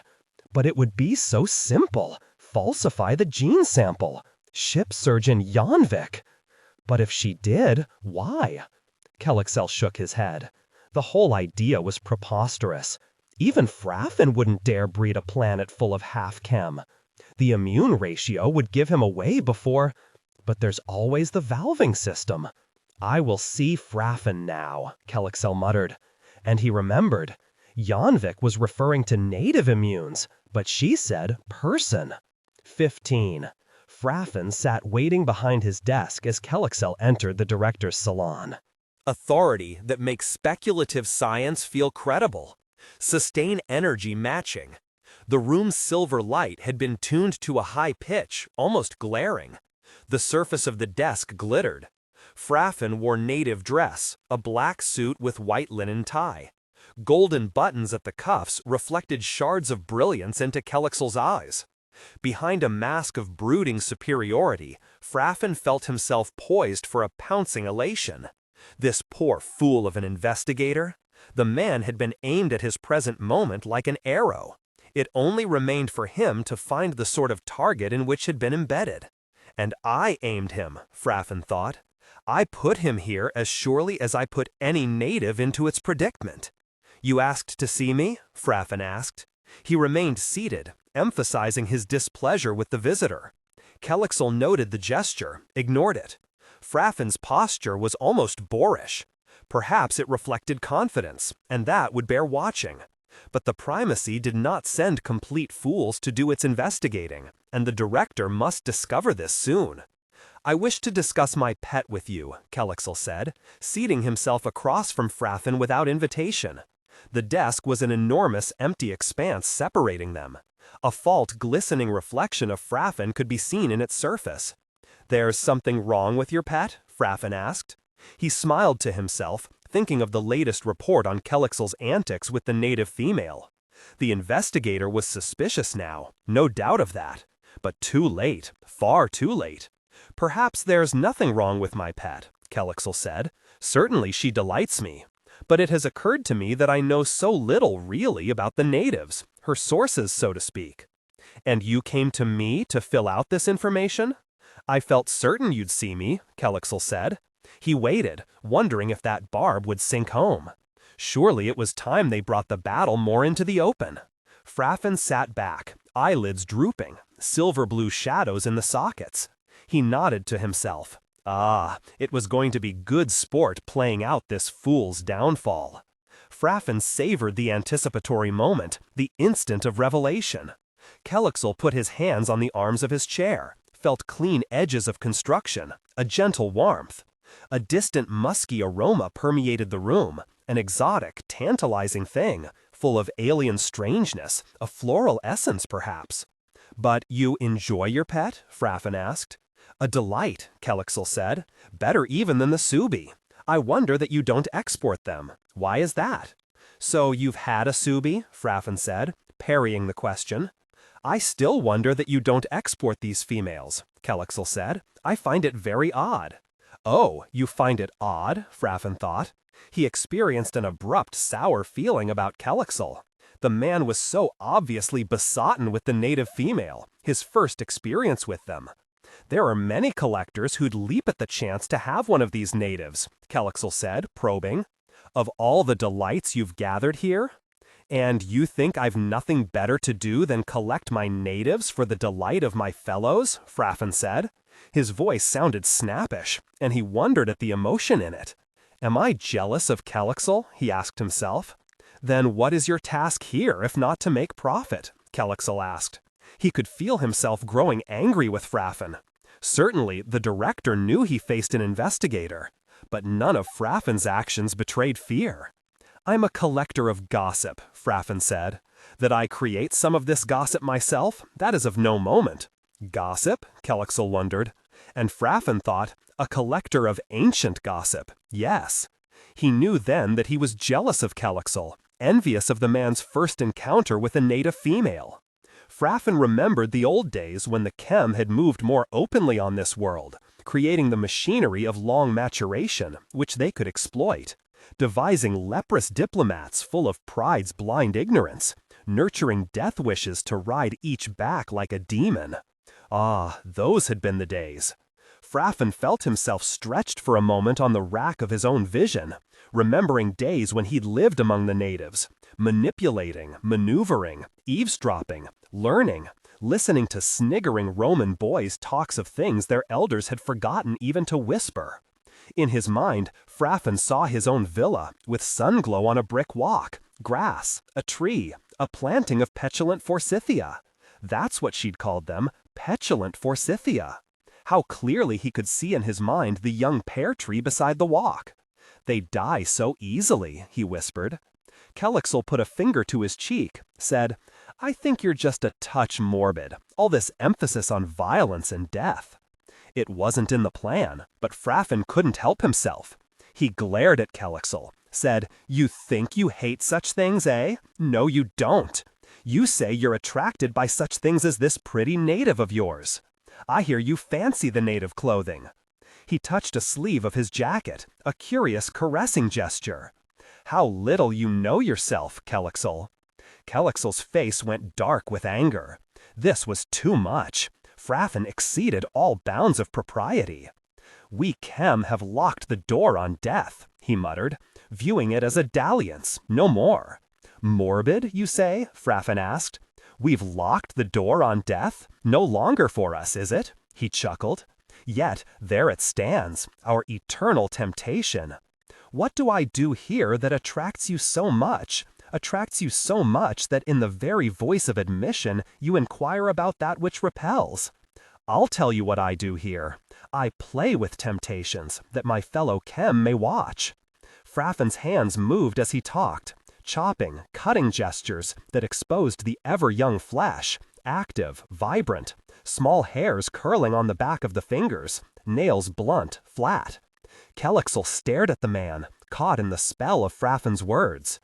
Death, temptation? Surely not. Yet there was a cold certainty in the idea. Watching Fraffin's hands, Kelexel thought, the hand must not overthrow the mind. You laugh, Kelexel said. You think me amusing? Not just you, Fraffin said. All is amusement, the poor creatures of my caged world, and every last blessed one of us, who cannot hear the warnings of our own eternal lives. All warnings have one exception, eh? Yourself. That's what I see, and that's what amuses me. You laugh at them in my productions, but you don't know why you laugh. Ah, Kelexel, here's where we hide the awareness of our own mortality. Kelexel spoke in shocked outrage. We're not mortal. Kelexel, we're mortal. Any of us can end it, cease the regeneration, and that's mortal. That's mortal. Kelexel sat silently staring. The director was insane. For Fraffin, the everlasting awareness which his own words had aroused foamed across his mind, and, receding, exposed his rage. I'm angry and remorseful, he thought. I've accepted a morality no other chem would entertain for a moment. I'm sorry for Kelexel, and for all the creatures I've moved and removed without their knowing. They sprout 50 heads within me for every one I cut off. Gossip? A collector of gossip? I'm a person of sensitive ears who can still hear a knife scraping toast in a villa that no longer exists. He remembered the woman then, the dark, exotic chatelaine of his Roman home. She'd been no taller than himself, stunted by native standards, but lovely in his sight, the best of them all. She'd borne him 8 mortal children, their mixed blood concealed in the genetic melt. She'd grown old and dull of face, and he remembered that too. Remembering her blunted look, he saw the black throng, the mixed-up disasters of their mingled genes. She'd given him something no other could, a share in mortality that he could accept for his own. What the primacy wouldn't give to know about that little interlude, he thought. You talk like a madman, Kelexel whispered. We contend openly now, eh? Fraffin thought. Perhaps I moved too slowly with this dolt. Perhaps I should tell him now how he's caught in our trap. But Fraffin felt himself swept up in the flow of his own anger. He couldn't help himself. A madman? He asked, his voice sneering. You say we're immortal, we chem? Authority that makes speculative science feel credible. Sustain energy matching.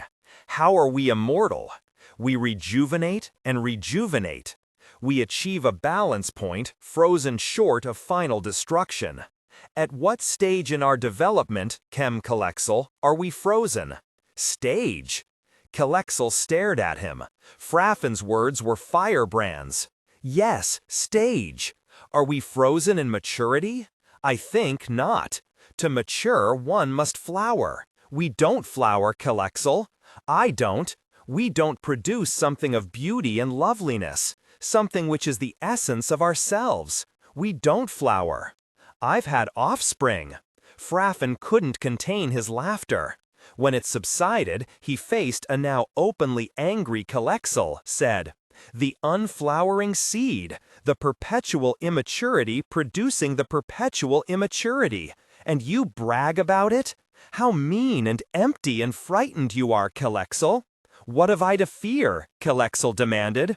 Death can't touch me. You can't touch me. Except from within, Fraffin said. Death can't touch a chem except from within. We're sovereign individuals, immortal citadels of selfdom that no force can storm except from within. In each of us there's that seed out of our past, the seed which whispers, remember? Remember when we could die. Kelexel pushed himself upright, stood glaring down at Fraffin. You're insane.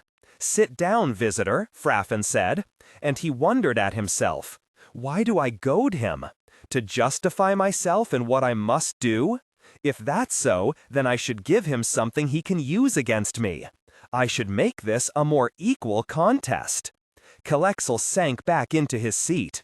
He reminded himself that the chem were mostly immune to the more bizarre forms of madness, but one never knew what stresses might be imposed by outpost living, by contact with an alien race. The boredom psychosis threatened all of them. Perhaps Fraffin had succumbed to something in that syndrome. Let us see if you have a conscience, Fraffin said. It was such an unexpected statement that Kelexel could only goggle at him. There came a sense of furtive emptying within himself, though, and Kelexel recognized peril in Fraffin's words. What harm could there be in that? Fraffin asked. He turned. Earlier, one of the crew had brought a vase of roses and put them on the cabinet behind his desk. Fraffin looked at the roses. They were full-blown, dripping blood-colored petals like the garlands on Diana's altar. There's no more joking in Sumeria, he thought. No more do we jest, inserting foolishness into Minerva's wisdom. What are you talking about? Kelexel asked. For answer, Fraffin moved a control stud beneath his desk. His Pantovive reproducer whirred into action, slid across the room like a giant beast, and positioned itself at Fraffin's right where they would share the view of its focusing stage. Kelexel stared at him, suddenly dry-mouthed. The frivolous entertainment machine was a sudden monster that he feared was capable of striking him unaware. It was thoughtful of you to provide one of these for your pet, Fraffin said. Shall we see what she's watching? How can that concern us? Kelexel demanded. He heard anger and uncertainty in his own voice, knew Fraffin was aware of this reaction. Let us see, Fraffin said. He swung the bank of control studs within easy reach, moved them lovingly. The stage became a native room up there on the planet surface, a long, narrow room with beige plaster walls, a washed brown ceiling. The view looked directly along a burn-scarred plank table that jutted from a steam radiator which hissed beneath the red and white curtains of a barred window. Two men sat facing each other across the table. "Ah," Fraffin said. "On the left, we have your pet's father, and on the right, we have the man she'd have mated with had we not stepped in and given her to you." "Stupid, useless natives," Kelexel sneered. "But she's watching them right now," Fraffin said. "This is what's going into her pantovive, which you so kindly provided." "She's quite happy here, I'm sure of it," Kelexel said. "Then why don't you release her from the manipulator?" Fraffin asked. "When she's fully conditioned," Kelexel said. "She'll be more than content to serve a chem when she understands what we can provide her." "Of course," Fraffin said. He studied Andy Thurlow's profile. The lips moved, but Fraffin kept the soundbar turned off. "That's why she watches this scene from my current production." "What's so important about this scene?" Kelexel demanded. "Perhaps she's caught by your artistry." "Indeed," Fraffin said. Kelexel studied the native on the left. His pet's father? He noted how the native's eyelids drooped. This was a heavy-featured creature with an air of secretiveness about it. The native might almost have been a gross chem. How could that thing have fathered the slender grace of his pet? "The one she'd have mated with is a native witch doctor," Fraffin said. "Witch doctor?" "They prefer to be called psychologists." "Shall we listen to them?" "As you said. What harm could there be in that?" Fraffin asked. He turned. Earlier, one of the crew had brought a vase of roses and put them on the cabinet behind his desk. Fraffin looked at the roses. They were full-blown, dripping blood-colored petals like the garlands on Diana's altar. "There's no more joking in Sumeria," he thought. "No more do we jest, inserting foolishness into Minerva's wisdom." "What are you talking about?" Kelexel asked. For answer, Fraffin moved a control stud beneath his desk. His pantovive reproducer whirred into action, slid across the room like a giant beast, and positioned itself at Fraffin's right where they would share the view of its focusing stage. Kelexel stared at him, suddenly dry-mouthed. The frivolous entertainment machine was a sudden monster that he feared was capable of striking him unaware. "It was thoughtful of you to provide one of these for your pet," Fraffin said. "Shall we see what she's watching?" Kelexel demanded. He heard anger and uncertainty in his own voice, knew Fraffin was aware of this reaction. "Let us see," Fraffin said. He swung the bank of control studs within easy reach, moved them lovingly. The stage became a native room up there on the planet surface. A long, narrow room with beige plaster walls, a washed brown ceiling. The view looked directly along a burn-scarred plank table that jutted from a steam radiator which hissed beneath the red and white curtains of a barred window. Two men sat facing each other. "Ah," Fraffin said. "On the left we have your pet's father, and on the right we have the man she'd have mated with had we not stepped in and given her to you." "Stupid, useless natives," Kelexel sneered. "But she's watching them right now," Fraffin said. "This is what's going into her pantovive, which you so kindly provided." "She's quite happy here, I'm sure of it," Kelexel said. "Then why don't you release her from the manipulator?" Fraffin asked. "When she's fully conditioned," Kelexel said. "She'll be more than content to serve a chem when she understands what we can provide her." "Of course," Fraffin said. He studied Andy Thurlow's profile. The lips moved, but Fraffin kept the soundbar turned off. "That's why she watches this scene from my current production." "What's so important about this scene?" Kelexel demanded. "Perhaps she's caught by your artistry." "Indeed," Fraffin said. Kelexel studied the native on the left. His pet's father? He noted how the native's eyelids drooped. This was a heavy-featured creature with an air of secretiveness about it. The native might almost have been a gross chem. How could that thing have fathered the slender grace of his pet? "The one she'd have mated with is a native witch doctor," Fraffin said. "Witch doctor?" "They prefer to be called psychologists." "Shall we listen to them?" "As you said. What harm could there be in that?" Fraffin moved the soundbar. "Yes, indeed. Perhaps it'll be amusing, Kelexel said, but there was no amusement in his voice. Why did his pet watch these creatures out of her past? This could only torment her. Shh, Fraffin said. What? Listen. Thurlow bent to arrange a stack of papers on the table. The sound was a faint hissing. There came the smell of dusty air, stale and full of strange essences, as the sensamesh web encompassed Kelexel and Fraffin. Joe Murphy's guttural voice rumbled from the stage. I'm surprised to see you, Andy. Heard you had some sort of attack. It must have been the one-day flu, Thurlow said. Everybody's been having it. Any word from Ruthie? Murphy asked. No. You've lost her again, that's what. Thought I told you to take care of her. But maybe women's all alike.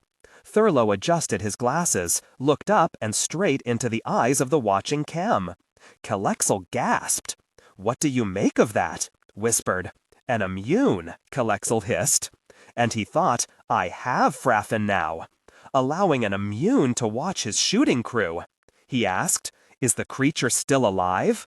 We recently gave him a little taste of our power, Fraffin said, but I find him too amusing to destroy. Murphy cleared his throat, and Kelexel sat back, watching, listening. Destroy yourself then, he thought. You wouldn't get sick if you were in here, Murphy said. I've gained weight on this jailhouse diet. What surprises me is how well I've adjusted to the routine here. Thurlow returned his attention to the papers in front of him. Kelexel felt himself Authority that makes speculative science feel credible. Sustain energy matching. Kelexel jumped as Fraffin touched his arm, looked up to see the director leaning across the desk. This Thurlow's good, Fraffin whispered. Watch him carefully. Notice how he changes the test. There's a learning element involved in having the same test several times in a short period. It's like being put in jeopardy enough times until you learn how to avoid the danger. Kelexel heard the double meaning in Fraffin's words, watched as the director sank back, smiling. A sense of unease came over Kelexel then. He returned his attention to the pantovive stage. What was the importance of this scene, this confession of guilt? A conscience? He studied Thurlow, wondering if Ruth were released, would she go back to that creature? How could she after experiencing a Chem? A pang of jealousy shot through Kelexel. He sat back, scowled. Thurlow now gave evidence of being ready to start his test. He exposed the first card, started his stopwatch, kept a hand on it. Murphy stared at the first card, pursed his lips. Presently, he said, Been a car accident. 2 people killed. That's their bodies beside the road. Lots of accidents nowadays.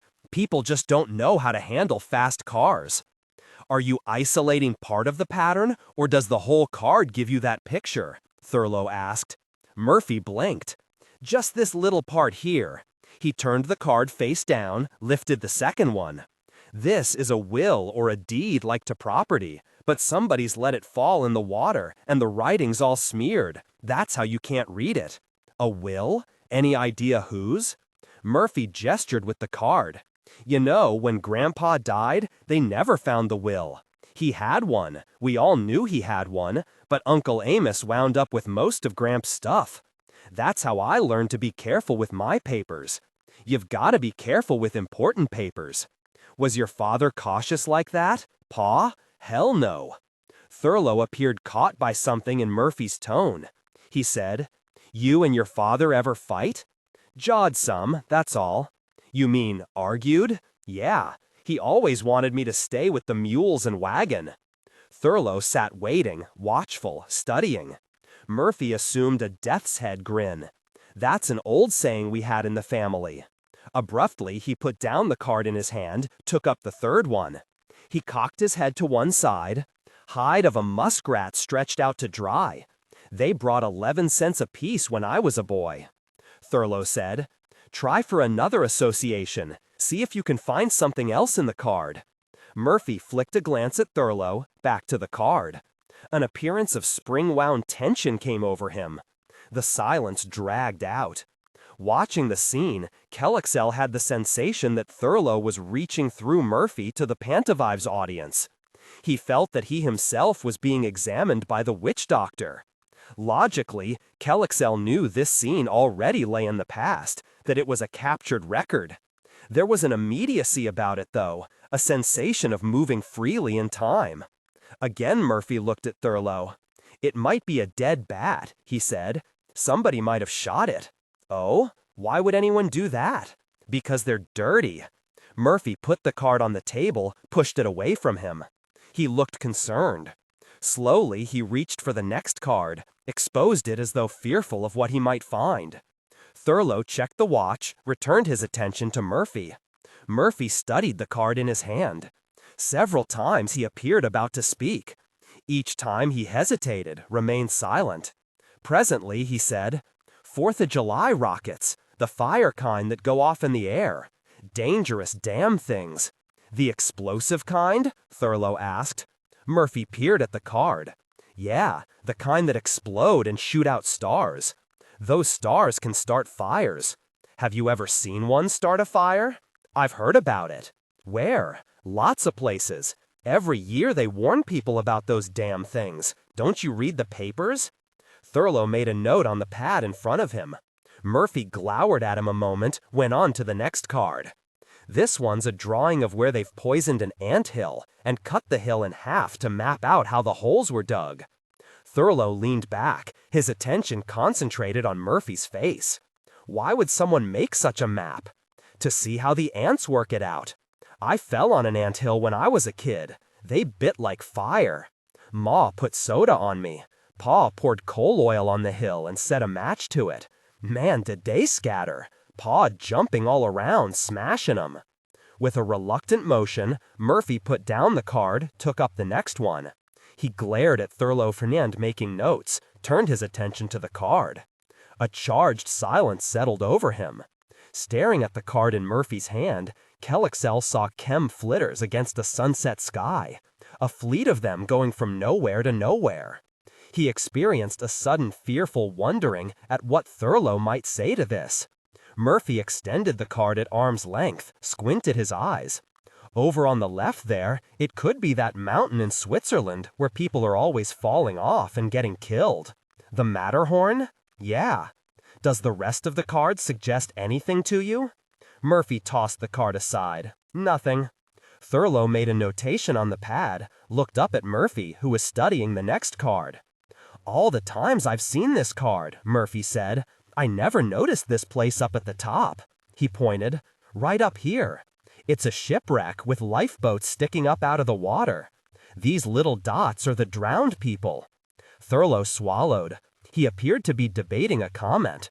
With an abrupt leaning toward, he asked, "Were there any survivors?"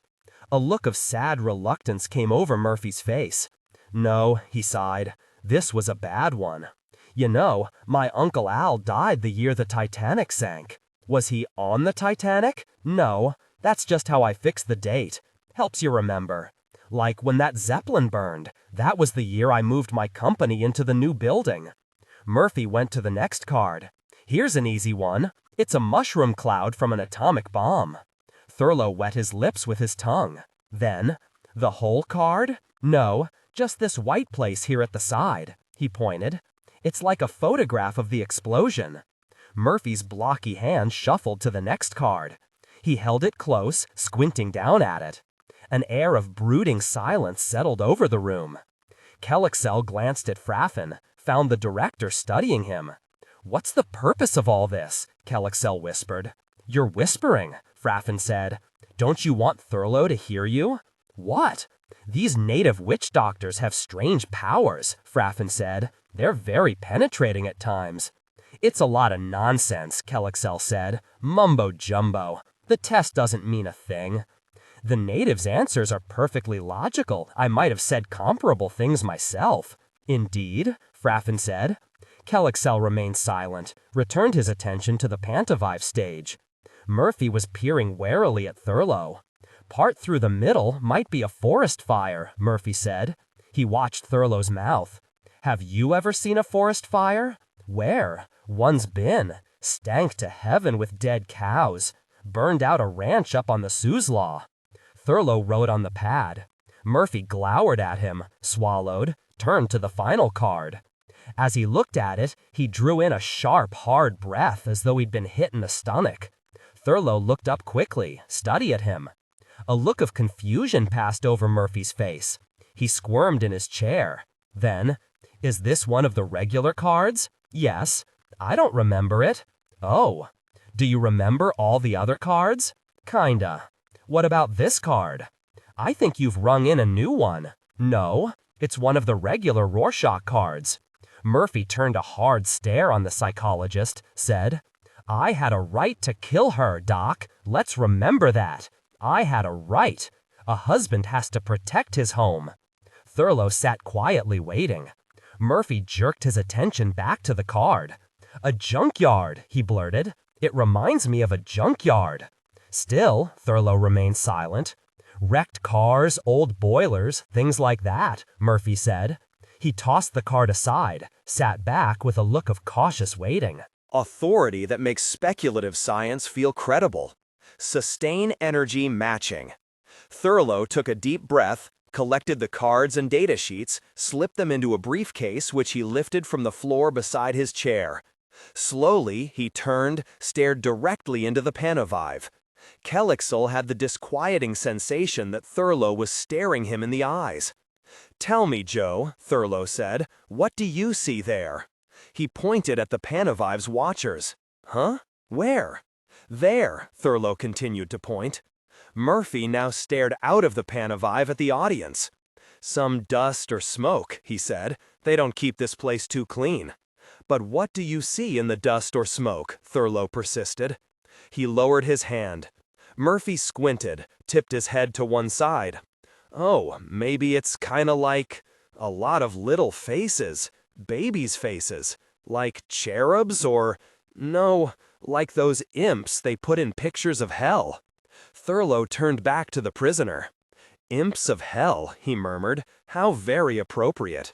At the Panavive, Fraffin slapped the cutoff. The scene faded from the stage. Kelexel blinked, turned, was surprised to find Fraffin chuckling. "Imps of hell," Fraffin said. "Oh, that's lovely. That is purely lovely." "You're deliberately allowing an immune to watch us and record our actions," Kelexel said. "I see nothing lovely about that." "What did you think of Murphy?" Fraffin asked. "He looked as sane as I am." A spasm of laughter overcame Fraffin. He shook his head, rubbed his eyes, then, "Murphy's my own creation, Kelexel. My own creation. I've shaped him most carefully, and certainly from his infancy. Isn't he delightful? Imps of hell. Is he an immune too? Lords of preservation, no." Kelexel studied the director. Surely Fraffin had penetrated the disguise by now. Why would he betray himself, flaunt an immune before an investigator from the primacy? Was it the witch doctor? Had these natives some mysterious power which Fraffin could use? "I don't understand your motives, Fraffin," Kelexel said. "That's obvious," Fraffin said. "What about Thurlow? Does it give you no pangs of guilt to watch the creature you've robbed of a mate? The witch doctor? The immune? He must be disposed of. How can I rob him of anything? It's a Chem's right to take whatever he desires from the lower orders. But Thurlow's almost human, don't you think?" "Nonsense. No, Kelexel. He has a great native capability. He's superb. Couldn't you see how he was drawing Murphy out, exposing the flesh of insanity? How can you say the native's insane? He is, Kelexel. I made him that way." "I don't believe you." "Patience and courtesy," Fraffin said. "What would you say if I told you I could show you more of Thurlow without your seeing him at all?" Kelexel sat up straight. He felt wary, as though all his previous fears had come back amplified. Bits of the scene Fraffin had just shown reeled through his mind, clinging and wisping away, their meanings changed and distorted. Insane? And what of Ruth, his pet? She had watched that scene, perhaps was still watching more of it. Why would she wish to see such a painful thing? It must be painful for her. It must be. For the first time in his memory, Kelexel felt himself drawn to share another being's emotions. He tried to shake it off. She was a native, one of the lower orders. He looked up to find Fraffin staring at him. It was as though they had exchanged places with the two natives they'd just watched. Fraffin had assumed the role of Thurlow, and he, Kelexel, was Murphy. What powers has he gained from these natives, Kelexel asked himself. Can he see into me, divine my thoughts? But I'm not insane or violent. What paradox is this? Kelexel demanded. And he was proud that his voice remained level, calm, and questing. Gently, gently, Fraffin thought. He's well hooked, but he mustn't struggle with me too much. Not yet. An amusing thing, Fraffin said. Observe. He gestured at the Panavive stage, manipulated the controls. Kelexel turned reluctantly, stared at the projected scene. The same drab room, the same barred window with its red and white curtains, the hissing radiator, Murphy seated in the same position at the scarred table. It was a tableau, identical with the scene they just watched, except that another native sat behind Murphy, his back to the observers, a clipboard and papers on his knees. Like Murphy, this new figure conveyed an impression of excessive bulk. The visible curve of cheek when he turned his head showed choleric. The back of his neck carried a sanitary, barber-scraped appearance. A scattered stack of the inkblot cards lay on the table before Murphy. He was tapping a finger on the back of one of them. As Kelexel studied the scene, he observed a subtle difference in Murphy. There was a suggestion of greater calm. He was more relaxed, more sure of himself. Fraffin cleared his throat, said, "The native writing on that pad is another witch doctor, Wheelier, an associate of Thurlow's. He has just finished administering the same test to Murphy. Observe him carefully." "Why?" Kelexel asked. This repetition of native rites was beginning to bore him. "Just observe," Fraffin said. Abruptly, Murphy picked up the card he'd been tapping, looked at it, discarded it. Wheelier turned, raised his head to expose a round face, 2 buttons of blue eyes, a steep shelf of nose, and thin mouth. Satisfaction poured from him as though it were a light he shone on everything within range of his senses. In the satisfaction, there lay a stalking craftiness. "That card," he said, his voice petulant. "Why'd you look at that card again?" I just wanted another look," Murphy said. He lowered his head. "Do you see something new in it?" "What I always see in it, an animal skin." Wheelier stared at the back of Murphy's head with a look of glee. "An animal skin, the kind you trapped when you were a boy. I made a lot of money off those skins, always had an eye for money." Wheelier's head bobbed up and down, a curious racking motion that rippled a fold of flesh against his collar. "Would you like a second look at any of the other cards?" Murphy wet his lips with his tongue. "Guess not." "Interesting," Wheelier murmured. Murphy turned slightly, spoke without looking at the psychiatrist. "Doc, maybe you'd tell me something." "What?" "I had this test from another of you head shrinkers, you know, from Thurlow. What's it show?" Something fierce and pouncing arose in Wheelier's face. "Didn't Thurlow tell you?" "No. I figured you're more of a right guy, that you'd level with me." Wheelier looked down at the papers in his lap, moved his pencil absently. He began filling in the O's of a printed line. "Thurlow has no medical degree." "Yeah, but what's the test show about me?" Wheelier completed his pencil work on the line of print, sat back and examined it. "It takes a little time to evaluate the data," he said, "but I'd hazard a guess you're as normal as the next fellow." "Does that mean I'm sane?" Murphy asked. He stared at the table, breath held, waiting. "As sane as I am," Wheelier said. A deep sigh escaped Murphy. He smiled, looked sidelong at the inkblot cards. "Thanks, Doc." The scene faded abruptly. Kelexel shook his head, looked across the desk to see Fraffin's hand on the Panavive's cutoff controls. The director was grinning at him. "See," Fraffin said, "someone else who thinks Murphy's sane, someone who agrees with you." "You said you were going to show me Thurlow." "But I did. I don't understand." "Didn't you see the compulsive way this witch doctor filled in those letters on his paper? Did you see Thurlow doing anything like that?" "No, but—" "And didn't you notice how much this witch doctor enjoyed Murphy's fear? But fear can be amusing at times. And pain and violence? Fraffin asked. Certainly, if they're handled correctly. Fraffin continued to stare at him, smiling. I enjoy their fear too, Kelexel thought. Is that what this insane director's suggesting? Is he trying to compare me to these creatures? Any Chem enjoys such things. Some of these natives have conceived the strange idea, Fraffin said, that anything which degrades life, degrades any life, is a sickness. Authority that makes speculative science feel credible. Sustain energy matching, but that depends entirely on what form of life's degraded. Kelexel objected. Surely, even these natives of yours wouldn't hesitate to degrade a worm? Fraffin merely stared at him. Well? Kelexel demanded. Still, Fraffin stared. Kelexel felt his rage rising. He glared at Fraffin. It's merely an idea, Fraffin said, something to toy with. Ideas are our toys too, aren't they? An insane idea, Kelexel growled. He reminded himself then that he was here to remove the menace of this story ship's mad director. And the man had exposed his crime. It would bring severe censure and relocation at the very least. And if this were widespread, then. Kelexel sat studying Fraffin, savoring the coming moment of denunciation, the righteous anger, the threat of eternal ostracism from his own kind. Let Fraffin go into the outer blackness of eternal boredom. Let this madman discover what forever really meant. The thought lay there a moment in Kelexel's mind. He had never approached it from quite this point of view before. Forever. What does it really mean? He asked himself. He tried to imagine himself isolated, thrown onto his own resources for time without end.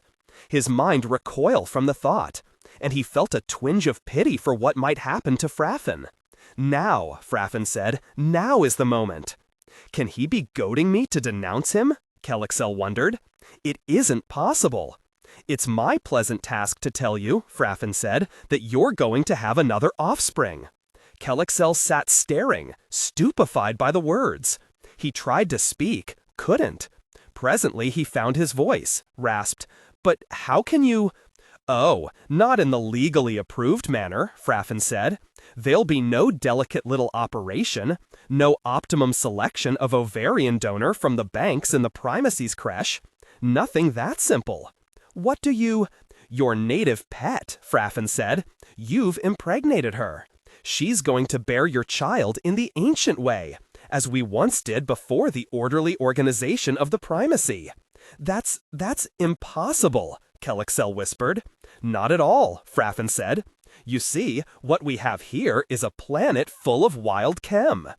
Kellex sat silently absorbing the evil beauty of Fraffin's revelation, seeing the breath behind the words, seeing things here as he was meant to see them. The crime was so simple, so simple. Once he overcame the mental block that occluded thinking about such matters, the whole structure fell into place.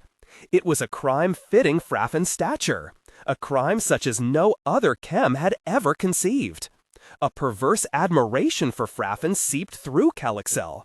You are thinking, Fraffin said, that you have but to denounce me and the primacy will set matters right. Attend the consequences.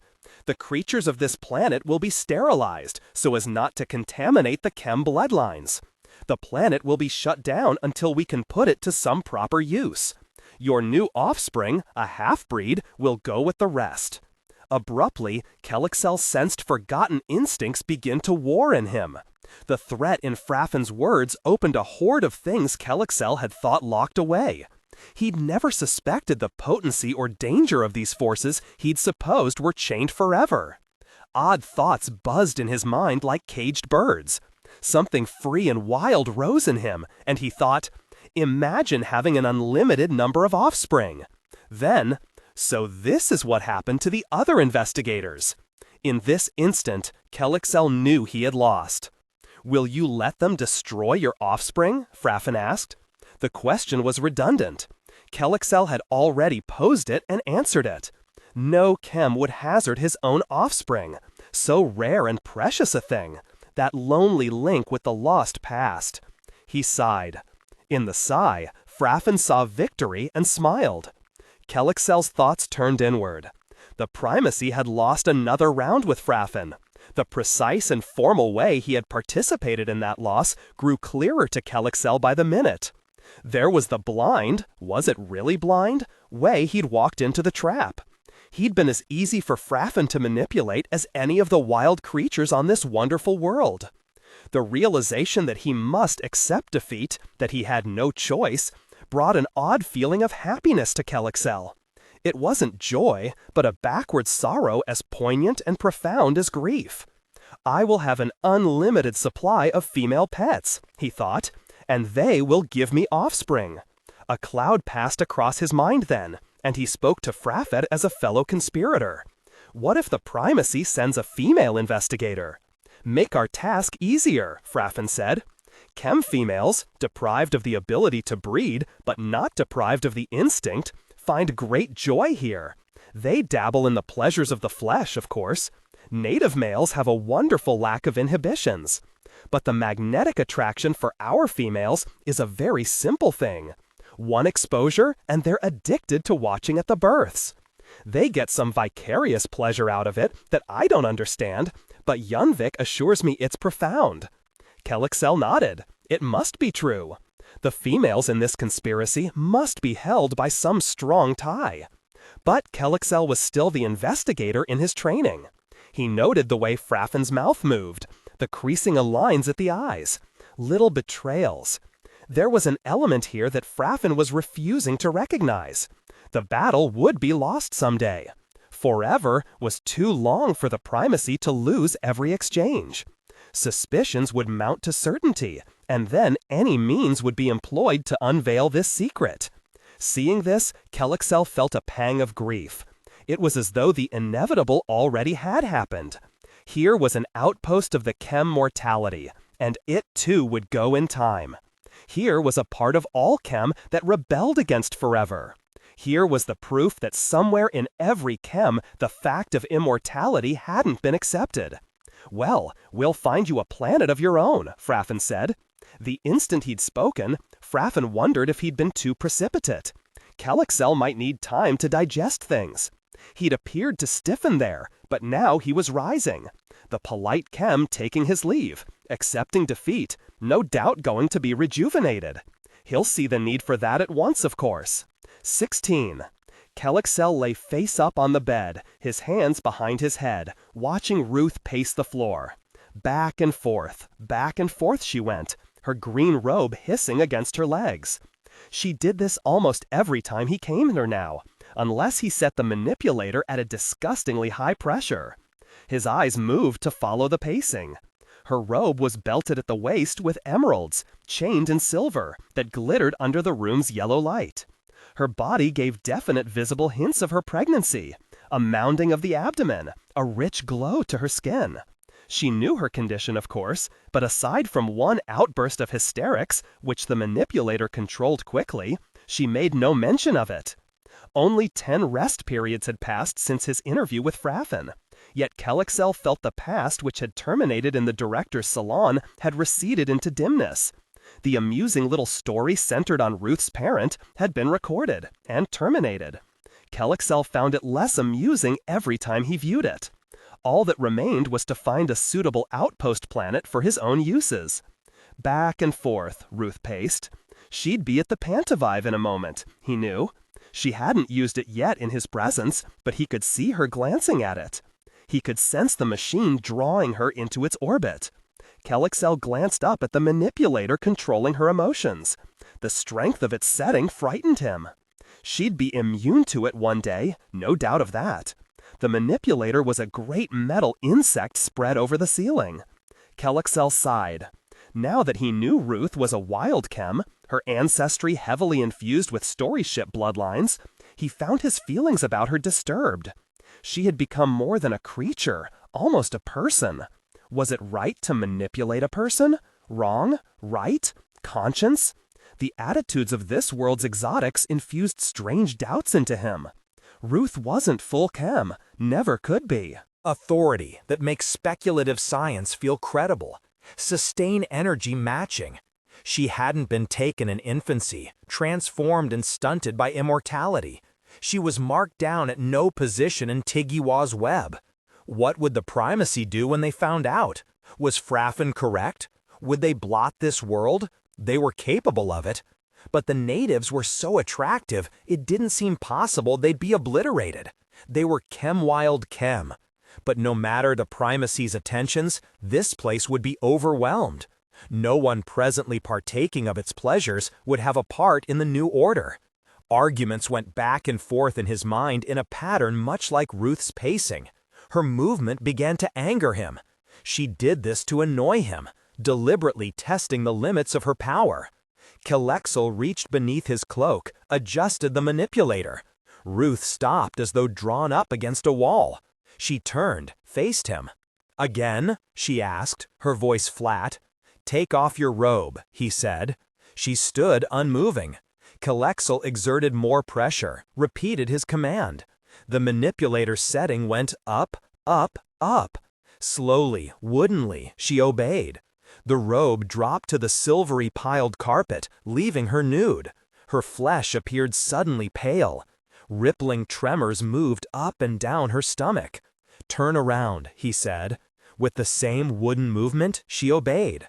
One of her bare feet caught the emerald belt. Its chain rattled. "Face me," Kelexel said. When she'd obeyed, Kelexel released the manipulator's pressure. The tremors stopped moving across her stomach. She took a deep, ragged breath. How superbly graceful she is, Kelexel thought. Without taking her gaze from him, Ruth bent, picked up the robe, slipped into it, belted it. There, she thought, I've resisted him. I've asserted myself at last. It'll be easier next time. And she remembered the sodden pressure of the manipulator, the compulsion which had forced her to disrobe. Even in that extremity, she'd felt the assurance that a time would come when she could resist Kelexel's manipulator no matter its pressure. There'd be a limit to the pressure, she knew, but no limit to her growing will to resist. She had only to think of what she'd seen on the Pantovive to strengthen that core of resistance. "You're angry with me," Kelexel said. "Why? I've indulged your every fancy." For answer, she seated herself at the Pantovive's metal webwork, moved its controls. Keys clicked, instruments hummed. How deftly she uses her toy, Kelexel thought. She's been at it more than I suspected. Such practiced assurance. But when has she had time to become this sure? She's never used it in front of me before. I've seen her each rest period. Perhaps time moves at a different rate for mortals. How long to her has she been with me? A quarter of her sun's circuit, or maybe a bit more. He wondered then how she really felt about the offspring within her. Primitives felt many things about their bodies, knew many things without recourse to instruments. Some wild sense they had which spoke to them from within. Could the potential offspring be why she was angered? "Look," Ruth said. Kelexel sat upright, focused on the Pantovive's image stage, the glowing oval where Fraffin's almost people performed. Figures moved there, the gross, wild chem.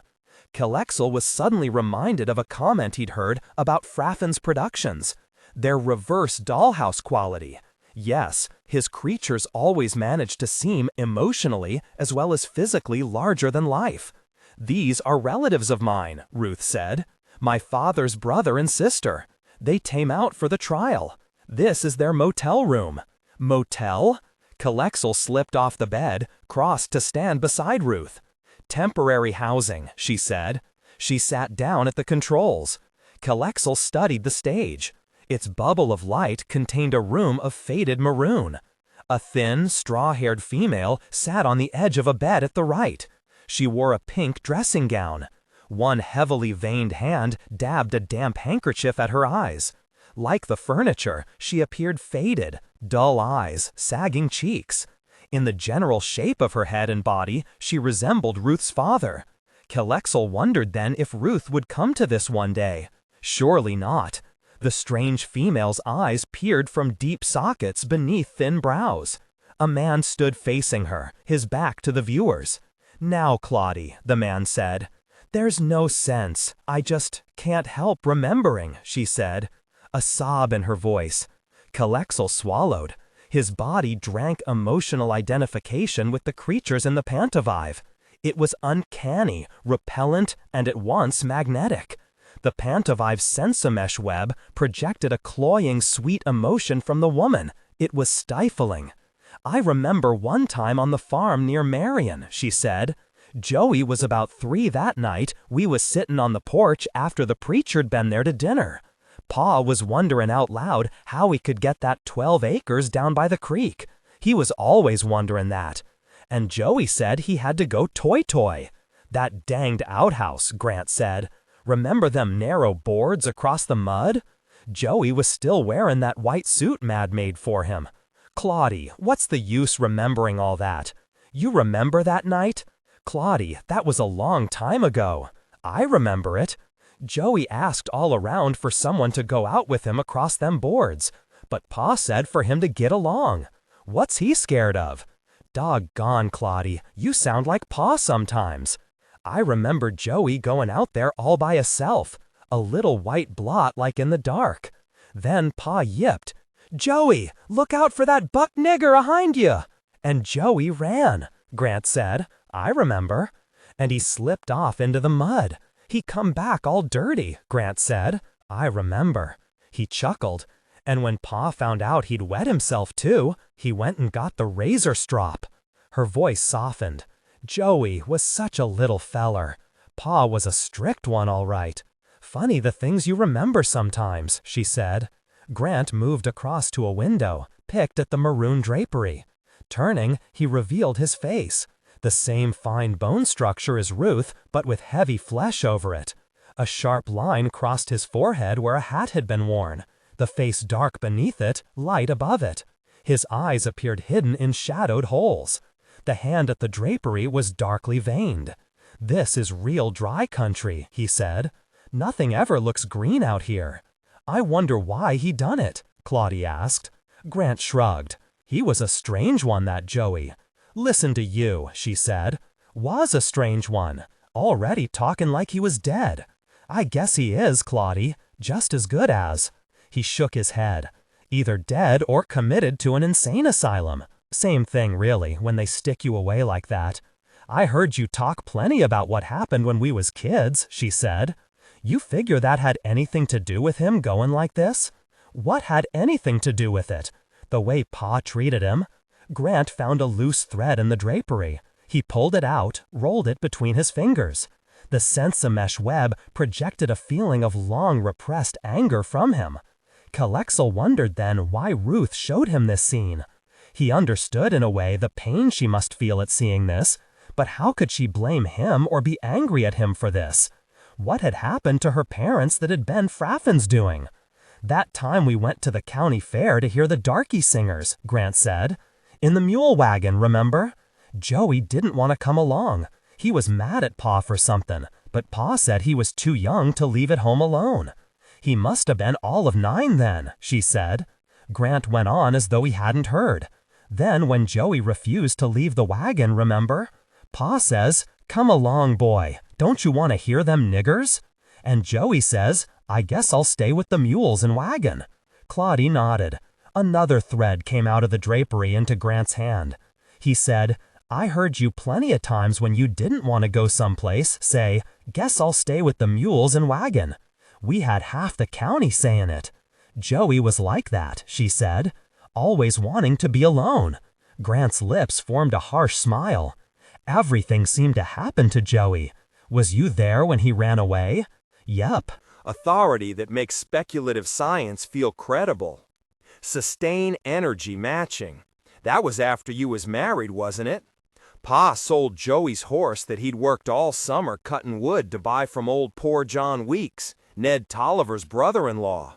Did you see the ruckus? I was right there. Joey called Pa a liar and a cheat and a thief.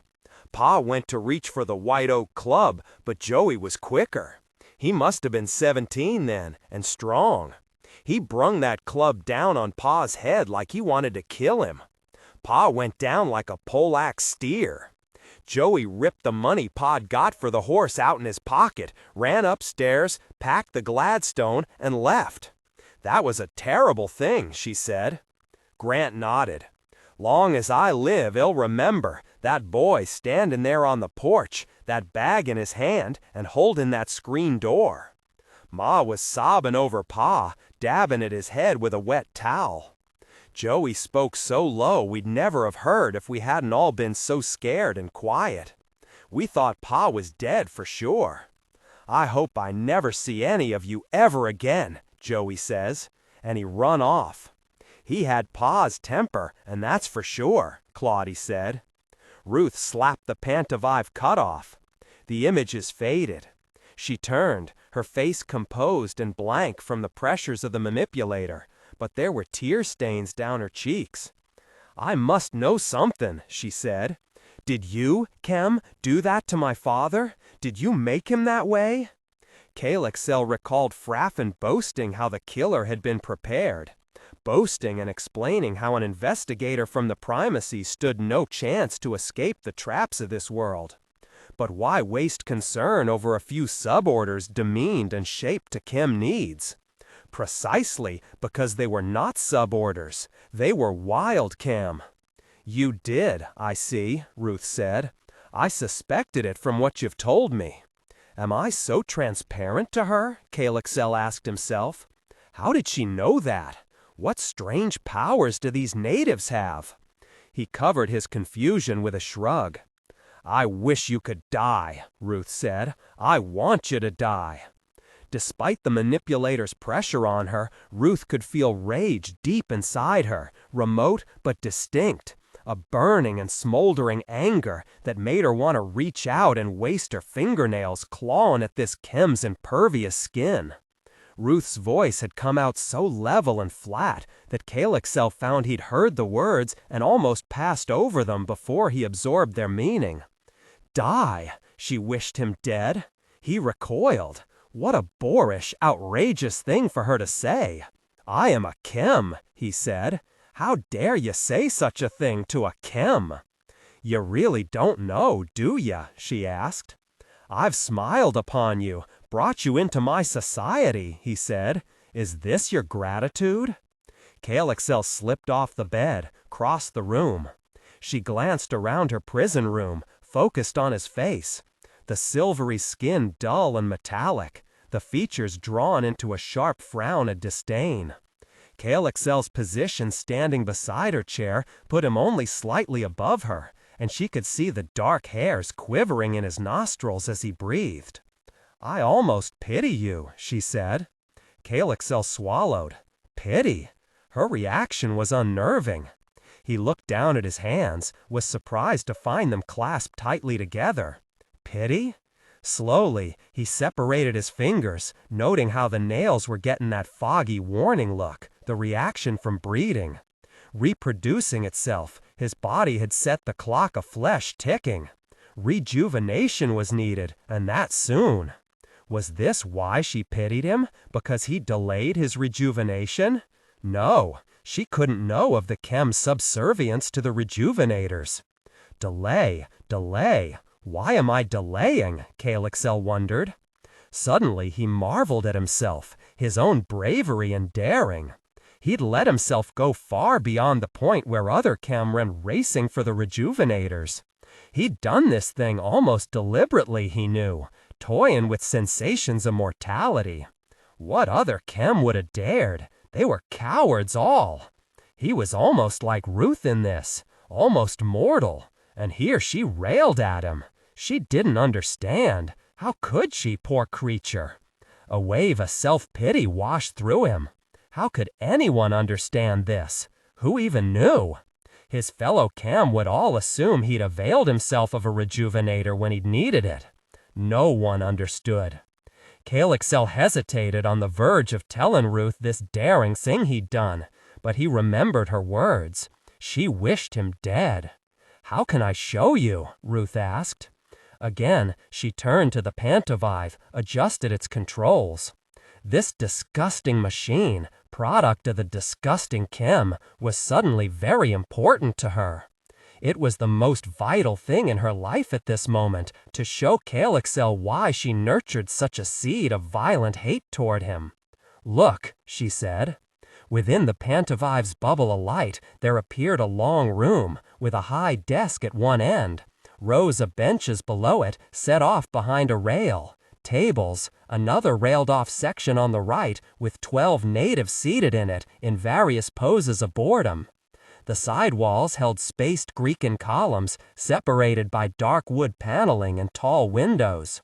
Morning sunlight poured in the windows. Behind the high desk sat a round ball of a man in black robes, bald pod a head bent forward into the light. Kelexel found he recognized some of the natives seated at the tables below the high desk. There was the squat figure of Joe Murphy, Ruth's parent, and there was Bondelli, the legal expert he'd seen in Fraffin's story rushes. Narrow face, black hair combed back in beetle wings. In chairs immediately behind the railing, there were the witch doctors, Wellier and Thurlow. Thurlow interested Kelexel. Why had she chosen a scene containing that native male? Was it true that she'd have mated with this creature? "That's Judge Grimm," Ruth said, indicating the man in the black robes. I went to school with his daughter. Do you know that? I've been in his home." Kelexel heard the sounds of distress in her voice, considered a higher setting on the manipulator, decided against it. That might introduce too much inhibition for her to continue.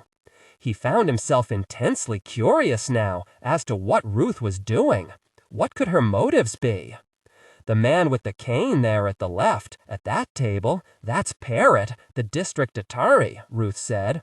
"His wife and my mother were in the same garden club." Kelexel looked at the native she'd indicated. There was a look of solidness and integrity about him. Iron gray hair topped a squarish head. The hair made a straight line across his forehead and was trimmed closely above prominent ears. The chin had a forward thrust. The mouth was a prim, neat modulation on the way to a solid nose. The brows were bushy brown ovals above blue eyes. At their outer edges, the eyes made a slight downward slant, accented by deep creases. The cane leaned against the table beside his chair. Now and again, Parrott touched its knob top. Something important appears to be happening in this room now. Ruth turned up the sound, and there came a noise of coughing from the ranked spectators, a hissing sound as papers were shuffled. Kelexel leaned forward, a hand on the back of Ruth's chair, staring as Thurlow arose and went to a chair beside the high desk. There was a brief religious rite involving truthfulness, and Thurlow was seated, the legal expert, Bondelli, standing below him. Kelexel studied Thurlow, the wide forehead, the dark hair. Without the manipulator, would Ruth prefer this creature? Thurlow gave the impression of crouching behind his dark glasses. There was an aura of shifting uneasiness about him. He was refusing to look in a particular place. It came over to Kelexel that Thurlow was avoiding Fraffin's shooting crew in this scene. He was aware of the chem. Of course, he was immune. A sense of duty returned momentarily to Kelexel then. He felt shame, guilt. And he knew quite suddenly why he hadn't gone to one of the story ship's rejuvenators. Once he did that, he'd be committed finally to Fraffin's trap. He'd be one of them, owned by Fraffin as certainly as any native of this world. As long as he put it off, Kelexel knew he was just that much free of Fraffin. It was only a matter of time, though. Authority that makes speculative science feel credible. Sustain energy matching. Bondelli was speaking to Thurlow now, and it seemed a tired, useless little scene. Kelexel wondered at his reaction. "Now, Dr. Thurlow," Bondelli said, "you've enumerated the points this defendant has in common with other insane killers. What else leads you to the conclusion that he is, in fact, insane?" "I was attracted to the recurrence of the number 7, Thurlow said. 7 blows with the sword. He told the arresting officers he'd be out in 7 minutes. Is this important? 7 has religious significance. The Lord made the world in 7 days, and so on. It's the kind of thing you find dominant in the actions of the insane. Did you, Dr. Thurlow, examine this defendant some months ago?" "Yes, sir." "Under what circumstances?" Kelexel glanced at Ruth, noted with a sense of shock the tears streaming down her cheeks.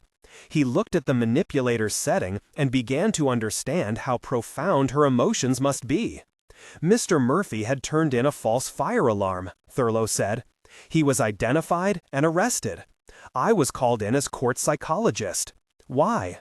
False fire alarms are not a thing to be disregarded, especially when turned in by a man well along in his adult years.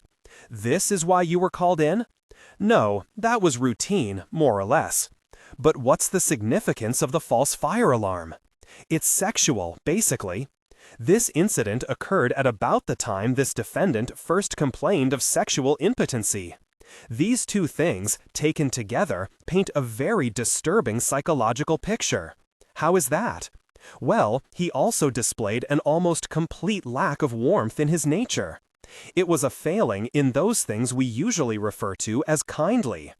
He produced Rorschach responses at that time which were almost completely lacking in those elements we refer to as alive.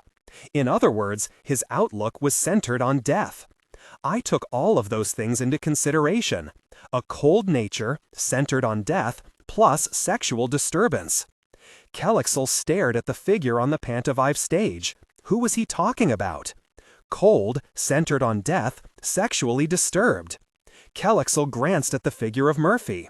The defendant sat huddled over his table, eyes downcast.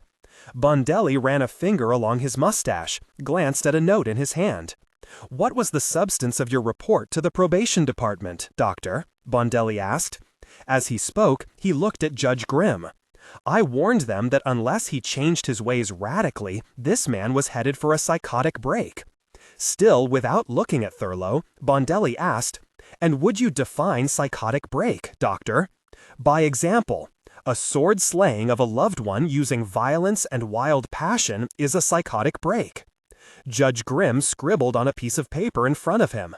A woman juror on the far right frowned at Bondelli. "You predicted this crime?" Bondelli asked. "In a real sense, yes." The district attorney was watching the jury. He shook his head slowly, leaned over to whisper to an aide. "Was any action taken on your report?" Bondelli asked. "To my knowledge, none." "Well, why not?" "Perhaps many of those who saw the report weren't aware of the dangers in the terms." "Did you attempt to impress the sense of danger upon anyone?" "I explained my worries to several members of the probation department." "And still no action was taken?" "They said that surely Mr. Murphy, an important member of the community, couldn't be dangerous, that possibly I was mistaken." "I see. Did you make any personal effort to help this defendant?" "I attempted to interest him in religion." "Without success?" "That's right." "Have you examined defendant recently?" "Last Wednesday, which was my second examination of him since he was arrested." "And what did you find?" "He's suffering from a condition I'd define as a paranoid state." "Could he have known the nature and consequences of his act?" "No, sir. His mental condition would have been such as to override any considerations of law or morality." Bondelli turned away, stared for a long moment at the district attorney, then, "That is all, Doctor." The district attorney passed a finger across the squared-off hairline of his forehead, studied his notes on the testimony. Kelexel, absorbed in the intricacies of the scene, nodded to himself.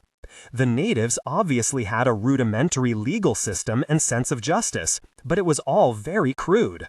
Still, it reminded him of his own guilt. Could that be why Ruth showed him this? He wondered. Was she saying, "You too could be punished"? A paroxysm of shame convulsed him then. He felt that somehow Ruth had put him on trial here, placed him by proxy in that room of judgment which the Pantovive reproduced. He suddenly identified with her father, sharing the native's emotion through the Pantovive's sensimesh web. And Murphy was seated in silent rage, the emotion directed with violent intensity against Thurlow, who still sat in the witness chair. That immune must be destroyed, Kelexel thought. The Pantovive's image focus shifted slightly, centered on the district attorney. Poiret arose, limped to a position below Thurlow, leaned on the cane. Poiret's narrow mouth was held in a thin look of primness, but anger smoldered from the eyes. "Mr. Thurlow," he said, pointedly withholding the title of doctor, "am I correct in assuming that, in your opinion, defendant was incapable of determining right from wrong on the night he killed his wife?" Thurlow removed his glasses. His eyes appeared gray and defenseless without them. He wiped the lenses, replaced them, dropped his hands to his lap. "Yes, sir." "And the kinds of tests you administered, were they generally the same kinds as were administered to this defendant by Dr. Welly and those who agreed with him?" "Essentially the same. Ink blot, wool sorting, various other shifting tests." Perret consulted his notes. "You've heard Dr. Welly testify that defendant was legally and medically sane at the time of this crime?" "I heard that testimony, sir." "You're aware that Dr. Welly is former police psychiatrist for the city of Los Angeles and served in the Army Medical Corps at the Nuremberg trials?" "I'm aware of Dr. Welly's qualifications." There was a lonely, defensive quality to Thurlow's voice that brought a twinge of sympathy to Kelexel as he watched. "You see what they're doing to him?" Ruth asked. "What does it matter?" Kelexel asked. But even as he spoke, Kelexel realized that Thurlow's fate mattered enormously. And this was precisely because Thurlow, even though he was being destroyed and knew it, was sticking to his principles. There was no doubt that Murphy was insane. He'd been driven insane by Fraffin, for a purpose. I was that purpose, Kelexel thought. "Then you have heard," Parrott said, "this expert medical testimony rule out any element of organic brain damage in this case? You've heard these qualified men testify that defendant shows no manic tendencies, that he does not now suffer and never has suffered from a condition which could be legally described as insanity?" "Yes, sir." "Then you can explain why you've arrived at a conflicting opinion to these qualified medical men?" Thurlow uncrossed his legs, planted both feet firmly on the floor. He put his hands on the arms of his chair, leaned forward. "That's quite simple, sir. Ability in psychiatry and psychology is usually judged by results. In this case, I stake my claim to a different viewpoint on the fact that I predicted this crime." Anger darkened Parade's face. Kelexel heard Ruth whispering, "Andy, oh Andy, oh Andy." Her voice sent a sudden pain through Kelexel's breast, and he hissed, "Be silent." Again, Perret consulted his notes. Then, "You're a psychologist, not a psychiatrist, is that correct?" "I'm a clinical psychologist." "What's the difference between a psychologist and a psychiatrist?" "A psychologist is a specialist in human behavior who does not have a medical degree." "Then you disagree with men who do have medical degrees." "As I said previously." "Ah, yes, your so-called prediction. I've read that report, Mr. Murphy." Authority that makes speculative science feel credible? Sustain energy matching. Thurlow, and I'd like to ask you this. Is it not true that your probation report was couched in language which might be translated several ways? That it was, in a word, ambiguous? It might be considered ambiguous only by someone who was unfamiliar with the term psychotic break. Ah, and what is a psychotic break? An extremely dangerous break with reality, which can lead to acts of violence, such as that being considered here. But if there'd been no crime, if this defendant had recovered from the alleged illness which you say he has, could your probation report have been construed as predicting that? Not without an explanation of why he recovered. Let me ask this then. Can violence have no other explanation except psychosis? Certainly it can. But is it not true that psychosis is a disputed term? There are differences of opinion. Differences such as are being evidenced here? Yes, and any given act of violence may be caused by things other than a psychosis. Of course. Thurlow shook his head. But in a delusionary system? Delusionary? Parrott snapped at the word. What is delusion, Mr. Thurlow? Delusion? That's a kind of inner ineptness at dealing with reality. Reality, Parrott said, and again, reality. Tell me, Mr. Thurlow, do you believe the defendant's accusations against his wife? I do not. But if defendant's accusations were real, would that change your opinion, sir, about his delusionary system? My opinion is based on yes or no, Mr. Thurlow. Answer the question. I am answering it. Thurlow pushed himself back in his chair, took a deep breath. You're trying to blacken the reputation of a defenseless Mr. Thurlow. My questions are aimed at whether defendant's accusations are reasonable in the light of all the evidence. I agree. Decision strictly on the expert qualifications of the witnesses. Objection sustained. Parrott shrugged. He limped a step closer to Thurlow, appeared about to speak, hesitated, then, "Very well, no more questions. Witness may stand down," the judge said. As the scene began to fade under Ruth's manipulation of the pantovive, Kelexel focused on Joe Murphy. The defendant was smiling, a sly, secretive smile. Kelexel nodded, matched that smile. Nothing was entirely lost when even the victims could share amusement at their predicament. Ruth Kerned saw the smile on Kelexel's face. In her flat, controlled voice, she said, "God damn you for every second of your goddamn eternity." Kelexel blanked. "You're as crazy as my father," she said. "Andy's describing you when he talks about my father."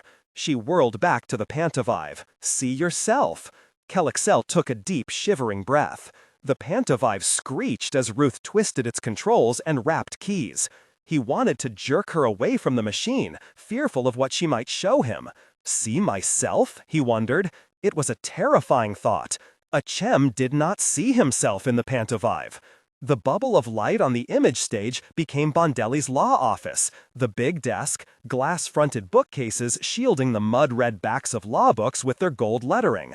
Bondelli sat behind the desk, a pencil in his right hand. He pushed the pencil point down through his fingers, repeated the action with the eraser against the desk.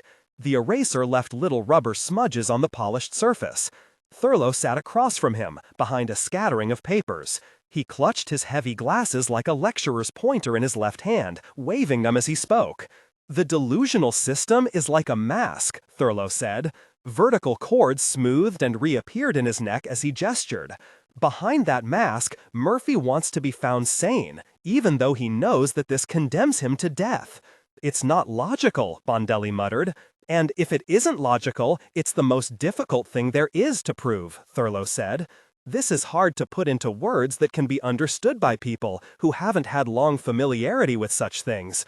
But if Murphy's delusional system were shattered, if we penetrated it, broke it down, this could be compared to what it would be like for an ordinary person to awaken one morning and find his bed different from the one he thought he went to sleep in, the room different, a different woman saying, 'I'm your wife,' unfamiliar youngsters claiming him as father. He'd be overwhelmed, his whole concept of his life destroyed. Total unreality," Bondelli whispered. "Reality from the standpoint of an objective observer isn't important here," Thurlow said. "As long as Murphy maintains the delusional system, he saves himself from the psychological equivalent of annihilation. That, of course, is the fear of death." "Fear of death?" Bondelli appeared puzzled. "But that's what faces him if—" "There are two kinds of death here. Murphy has far less fear for real death in the gas chamber than he has for the kind of death he'd experience in the collapse of his delusional world. But can't he see the difference? No, that's crazy." Thurlow appeared surprised. "Isn't that what we've been saying?" Bondelli dropped the pencil onto the desk with a sharp click. "And what happens if he's judged sane? He'd be convinced he controlled this, one last piece of his misfortune. To him, insanity means loss of control. It means he's not the all-great, all-powerful person in control of his own destiny. If he controls even his own death, this is grandiosity, a delusion of grandeur. This isn't something you can prove in a court of law," Bondelli said. "Especially not in this community, and not right now," Thurlow said. "That's what I've been trying to tell you from the beginning. You know Vountman, my neighbor to the south? My walnut tree had a limb overhanging his yard. I've always let him have the nuts off it. We made a joke about it. Last night, he sawed that limb off and threw it in my yard, because I'm testifying for Murphy's defense. That's insane. Right now, insanity is the norm," Thurlow said. He shook his head. "Vountman's perfectly normal under most circumstances. But this Murphy thing's a sex crime, and it's stirred up a rat's nest of unconscious content, guilt, fear, shame, that people aren't equipped to handle. Vountman's just one isolated symptom. The whole community's undergoing a kind of psychotic break." Authority that makes speculative science feel credible. Sustain energy matching. Thurlow put on his dark glasses, turned, stared directly out of the pantovive. "The whole community," he whispered. Ruth reached out like a blind person, shut off the pantovive. As the stage darkened, Thurlow still stared out at her. "Goodbye, Andy," she thought. "Dear Andy. Destroyed Andy. I'll never see you again." Abruptly, Kelexel whirled away, strode across the room. He turned there, stared at Ruth's back, cursing the day he'd first seen her. "In the name of silence," he thought. "Why did I succumb to her?" Thurlow's words still rang in his ears. Grandeur, delusion, death. What was it about these natives that locked on the mind and senses, refusing to let go? A rage such as he'd never before experienced flooded through Kelexel then. How dare she say I am like her father? How dare she harbor one thought for her puny native lover when she has me? An odd rasping sound was coming from Ruth. Her shoulders trembled and shook. Kelexel realized she was sobbing despite the manipulator's suppression. The realization fed his rage. Slowly, she turned in the pantovive's chair, stared at him. Strange lines of grief wavered across her face. "Live forever," she hissed. "And every day you live, I hope your crime gnaws at you." The hate was stark in her eyes. A sense of dismay shook Kelexel. How can she know of my crime? He asked himself. But rage was there to support him. She was contaminated by that immune, he thought.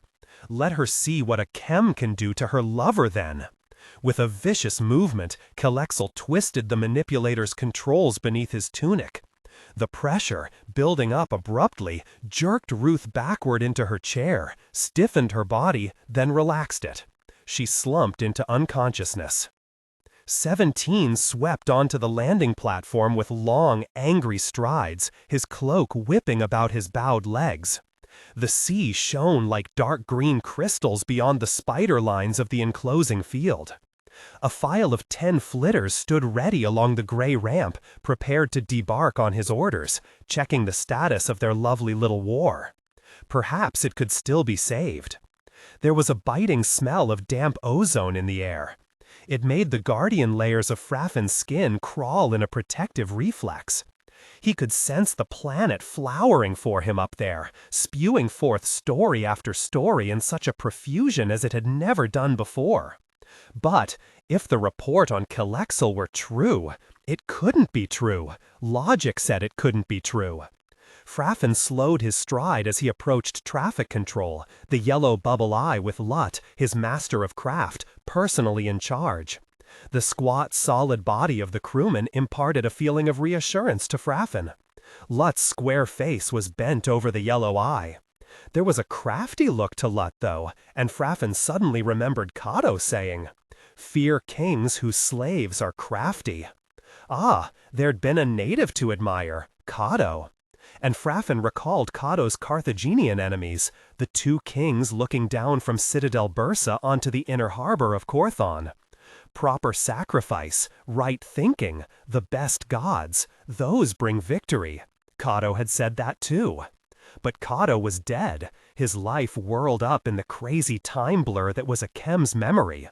He was dead, and the 2 kings were dead. Surely the report on Kelexel is wrong, Fraffin thought. A waiting flitter crewman signaled Lut. The master of craft straightened, turned to face Fraffin. An alert air of caution in the man destroyed all illusion of reassurance.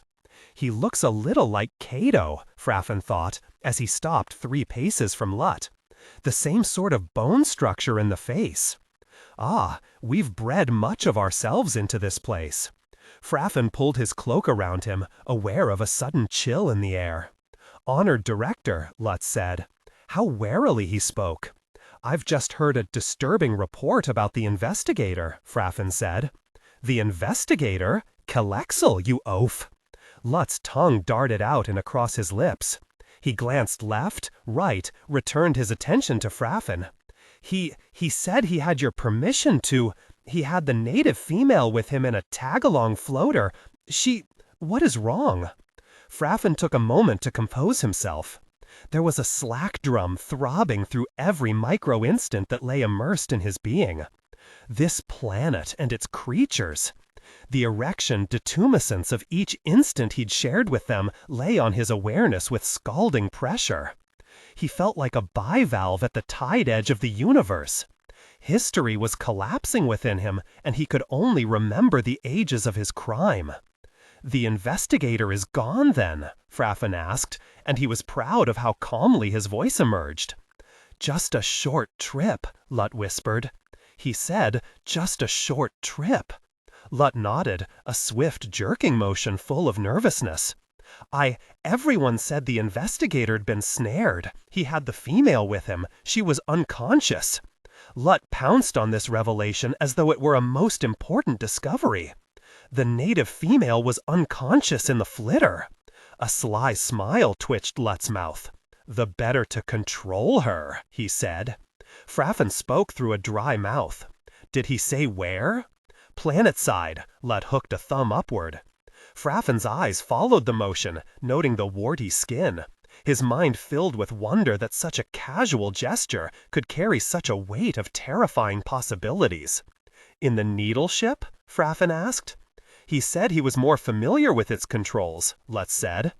There was a veil of fear over Lut's eyes now. The director's bland voice and appearance couldn't conceal the slashing purpose of these questions, and there'd already been one flash of anger. "He assured me he had your approval," Lut rasped. "He said it was part of his training when he gets his own—" The glare in Fraffin's eyes stopped him then. "Then, he said the female would enjoy it." "But she was unconscious," Fraffin said. Lut's head bobbed in affirmation. Why was she unconscious? Fraffin wondered.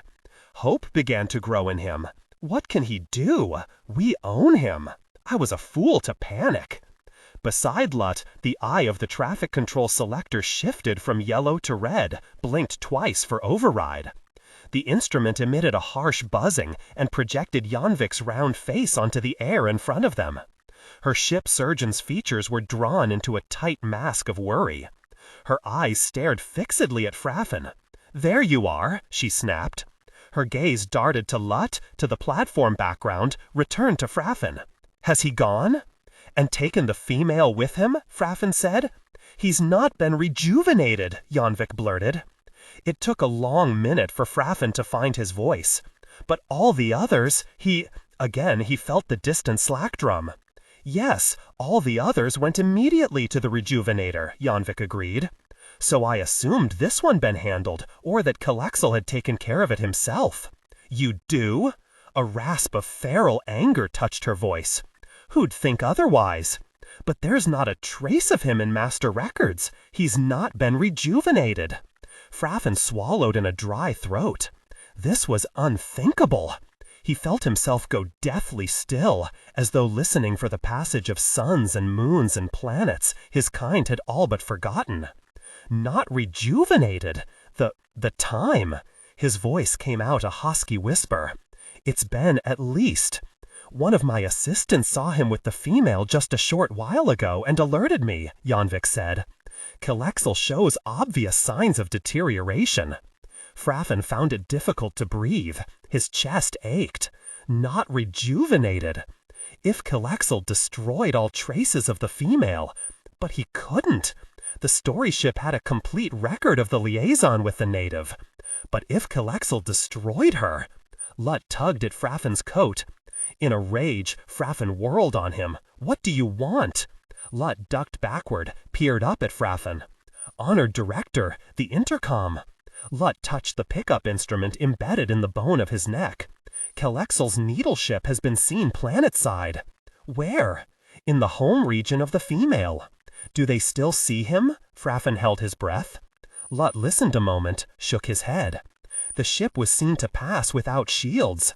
One who saw it inquired about this breach of security. Authority that makes speculative science feel credible. Sustain energy matching. He no longer has the ship in view planet-side, Fraffin thought. You will drop every other activity. he rasped. "You will order out every pilot and vehicle. That ship must be found. It must be found." "But what do we do when we find it?" the female, Invik said. Fraffin glanced at the disembodied face projected above the traffic control selector, returned his attention to Lut. "Yes, the female. You'll take her into custody and return her here. She's our property. We'll have an understanding with this Kelexel. No nonsense, you hear? Bring her to me." "If I can, honored director." "You had better find a way," Fraffin said. 18. Thurlow awoke at the first click of the alarm clock, turned it off before it rang. He sat up in bed, fighting a deep reluctance to face this day. It'd be hellish at the hospital, he knew. Wiley was putting on the pressure and would keep it up until Thurlow took a deep sighing breath. When it got bad enough, he knew he'd quit. The community was helping him to this decision. Crank letters, vicious phone calls. He was a pariah. The professionals were an odd contrast. Parrott and old Judge Victor Venning Grimm among them. What they did in court and what they did outside of court appeared to be held in separate, carefully insulated compartments. "It'll blow over," Grimm had said. "Give it time." And Parrott, "Well, Andy, you win some, you lose some." Thurlow wondered if they had any but detached emotions about Murphy's death. Parrott had been invited to the execution, and the courthouse grapevine had said he debated going. Good sense had prevailed, though. His advisors had warned against his appearing vindictive. "Why did I go?" Thurlow asked himself. "Did I want to extract the last measure of personal pain from this?" But he knew why he'd gone, meekly accepting the condemned man's wry invitation to watch me die. It'd been the lure of his own personal hallucination. Would the watchers be there too, in their hovering craft? They or the illusion had been there. Are they real? Are they real? His mind pleaded. Then, "Ruth, where are you?" He felt that if she could only return with a reasonable explanation for her disappearance, the hallucinations would go. His thoughts veered back to the execution. It would take more than one long weekend to erase that memory. Recollection of the sounds bothered him, the clang of metal against metal, the whisper shuffling of feet as the guards came into the execution area with Murphy. The memory of the condemned man's glazed eyes lay across Thurlow's vision. Murphy had lost some of his dumpiness. The prison suit hung slackly on him. He walked with a heavy, dragging limp. Ahead of him walked a black-robed priest, chanting in a sonorous voice that concealed an underlying whine. In his mind, Thurlow watched them pass, feeling all the spectators caught up abruptly in a spasm of silence. Every eye turned then to the executioner. He looked like a dry goods clerk, tall, bland-faced, efficient, standing there beside the rubber-sealed door into the little green room with its eyeless portholes. The executioner took one of Murphy's arms, helped him over the hatch sill. One guard and the priest followed. Thurlow was in a line to look directly through the hatchway and hear their conversation. The guard passed a strap over Murphy's left arm, told him to sit farther back in the chair. "Put your hand here, Joe. A little farther this way." The guard cinched the strap. "Does that strap hurt?" Murphy shook his head. His eyes remained glazed, a trapped animal look in them. The executioner looked at the guard, said, "Al, why don't you stay in here and hold his hand?" In that instant, Murphy came out of the depths to shatter Thurlow, forcing him to turn away. "You best stay with the mules and wagon," Murphy said. It was a phrase Thurlow had heard Ruth use many times, one of those odd family expressions that meant something special to the inner circle of intimates. Hearing Murphy use it then had forged a link between father and daughter that nothing could break. All else was anticlimax. Remembering that moment, Thurlow sighed, swung his feet out of the bed onto the cold floor. He pulled on his slippers, donned a robe, and crossed to the window. There he stood staring at the view which had brought his father to buy this house 25 years before. The morning light hurt his eyes, and they began to water. Thurlow took up his dark glasses from the bedstand, slipped them on, lightened the setting to just below the pain threshold. The valley had its usual morning overcast, the redwood fog that would burn off sometime around 11. 2 ravens sat perched in the branches of a live oak below him, calling to unseen companions. A drop of condensation spilled from an acacia leaf directly beneath the window. Beyond the tree there was motion. Thurlow turned toward it, saw a cigar-shaped object about 30 feet long lift into view. It drifted across the top of the oak, scattering the ravens. They flapped away, croaking with harsh dissonance. They see it, Thurlow told himself. It's real. Abruptly, the thing launched itself across the sky to his left, lanced into the overcast. Behind it came a covey of spheres and disks. All were swallowed by the clouds. Into the shocked stillness with which Thurlow enveloped himself, there came a rasping voice. "You are the native, Thurlow." Thurlow whirled to see an apparition in his bedroom doorway. A squat, bow-legged figure in a green cape and leotards, square face, dark hair, silvery skin, a wide gash of mouth. The creature's eyes burned feverishly under pronounced brows. The mouth moved, and again came that harsh, resonant voice. "I am Kelexel." The English was clear, clipped. Thurlow stared. A dwarf? He asked himself. A lunatic? He found his mind jammed with questions. Kelexel glanced out the window behind Thurlow. It had been faintly amusing to watch Fraffin's pack go hounding after the empty needle ship. The programmed automatic course couldn't elude the pursuers forever, of course, but by the time they caught it, all would have been accomplished here. There'd be no bringing back the dead. Fraffin would have to face that and his crime. Resurgent pride firmed Kelexel's will. He frowned at Thurlow, thinking, I know my duty. Ruth would waken soon, he knew, and come to their voices. When she did, she could watch a supreme triumph. She'll be proud that a chem smiled upon her, he thought. I have watched you, witch doctor, Kelexel said. A thought flickered through Thurlow's mind. Is this some weird psychotic come to kill me because of my testimony? How did you get into my house? Thurlow demanded. For a chem, it was simplicity, Kelexel said. Thurlow had the sudden nightmare feeling that this creature might be connected with the objects that had flown into the clouds, with the Watchers. Who is a chem? He wondered. How have you watched me? Thurlow asked. Your antics have been captured in a... Kelexel waved a knob-cuckled hand in exasperation. It was so difficult to communicate with these creatures. He concluded, in a thing like your movies. It's much more, of course. A sensation transcript that works directly on the audience by empathetic stimulation. Thurlow cleared his throat. The words made only the vaguest sense, but his feelings of disquiet increased. His voice came out hoarsely. Something new, no doubt. New? Kelexel chuckled. Older than your galaxy. He must be a crank, Thurlow reassured himself. Why do they always pick on psychologists? But he remembered the ravens. No blandishment of logic could erase the fact that the ravens had seen these things too. Again, he asked himself, what is a chem? You don't believe me, Kelexel said. You don't want to believe me. He could feel relaxation seep through his body like a warm drink. Ah, this was amusing. He saw the fascination Fraffin's people must have known once intimidating these creatures. The anger and jealousy he had directed against Thurlow began to dissipate. Thurlow swallowed. Authority that makes speculative science feel credible.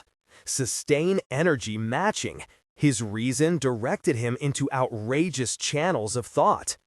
If I believed you, he said, I'd have to infer you were, well, some kind of... someone from another world? Yes, Kelexel laughed. The things I could do. I could frighten you into a stupor like that. He snapped his fingers. It was a solidly human gesture from this inhuman-looking person. Thurlow saw it and took a deep breath. He gave a closer examination to his caller's clothes, the cape, the leotards. He looked at the oddly high-positioned ears. The cape could have come from a theatrical outfitter, he thought. He looks like a dwarf Bela Lugosi. Can't be over 4 feet tall. A near-panic fear of his visitor shot through Thurlow then. "Why are you here?" he demanded. "Why am I here?" For a moment, no logical reason came to Kelexel's mind. He thought of Ruth unconscious on the tag-along in the other room. This Thurlow might have been her mate. A pang of jealousy gripped Kelexel. "Perhaps I came to put you in your place," he said. "Perhaps I'll take you to my ship far above your silly planet and show you what an unimportant speck it is." I must humor him, Thurlow thought. He said, "Let's grant this isn't a joke in bad taste, and you don't tell a chem he has bad taste," Kelexel said. Thurlow heard the violence in Kelexel's voice. By an effort of conscious will, he paced his breathing to an even rhythm, stared at the intruder. Could this be the reason Ruth is gone? He wondered. Is this one of the creatures who took her, who've been spying on me, who watched poor Joe Murphy die, who I've broken the most important laws of my society to come here, Kelexel said. It astonishes me what I've done. Thurlow took off his glasses, found a handkerchief on his dresser, polished the lenses, returned them to his nose. I must keep him talking, he thought. As long as he continues to talk, he's venting his violence. What is a chem? Thurlow asked. Good, Kelexel said. You have normal curiosity. He began to explain the chem in broad outline, their power, their immortality, their story ships. Still no mention of Ruth. Thurlow wondered if he dared ask about her. Why have you come to me? He asked. What if I told about you? Perhaps you'll not be able to tell about us, Kelexel said. And who'd believe you if you did? Thurlow focused on the threat. Granting that this Kelexel was who he said he was, then here was profound danger. Who could stand against such a creature? Thurlow suddenly saw himself as a Sandwich Islander facing iron cannon. Why are you here? He repeated. Annoying question, Kelexel thought. A momentary confusion overcame him. Why was the witch doctor so persistent? But he was a witch doctor, a primitive, and perhaps knowledgeable in mysterious ways. You may know things helpful to me, he said. Helpful. If you come from such an advanced civilization that I will question you and dispute with you, Kelexel said. Perhaps something will emerge. Why is he here? Thurlow asked himself. If he's what he says he is, why? Bits of Kelexel's phrases sorted themselves through Thurlow's awareness. Immortal, story ships, search for amusement, nemesis, boredom, immortal, boredom. Thurlow's stare began to rasp on Kelexel. You doubt your sanity, eh? Kelexel asked. Is that why you're here? Thurlow asked. Because you doubt your sanity? It was the wrong thing to say, and Thurlow knew it the moment the words were out of his mouth. How dare you? Kelexel demanded. My civilization monitors the sanity of all its members. The orderliness of our neural content is ensured by the original setting to Tiggywa's web when the infant receives the gift of immortality. Tiggywa's web? Thurlow asked. A mechanical device? Mechanical? Well, yes. Great heavens, Thurlow thought. Is he here to promote some wild psychoanalytic machine? Is this just a promotion scheme? The web links all chem, Kelexel said. We're the Diencethi, you understand, the many who are one. This gives us insights you couldn't imagine, poor creature. It makes the story ships possible. You have nothing like it, and you're blind. Thurlow suppressed a feeling of outrage. A mechanical device. Didn't the poor fool realize he was talking to a psychologist? Thurlow put aside anger, knowing he couldn't afford it, said, Am I blind? Perhaps, but not so blind I'm unable to see that any mechanical psychoanalytic device is a useless crutch. Oh, Kelexel found this an astonishing statement. A useless crutch? The web? You understand people without such things, eh? I've had a fair amount of success at it, Thurlow said. Kelexel took a step into the room, another. He peered up at Thurlow. On the evidence, the native did understand his own kind. Perhaps this wasn't an idle boast. But could he also see into the chem, understand them?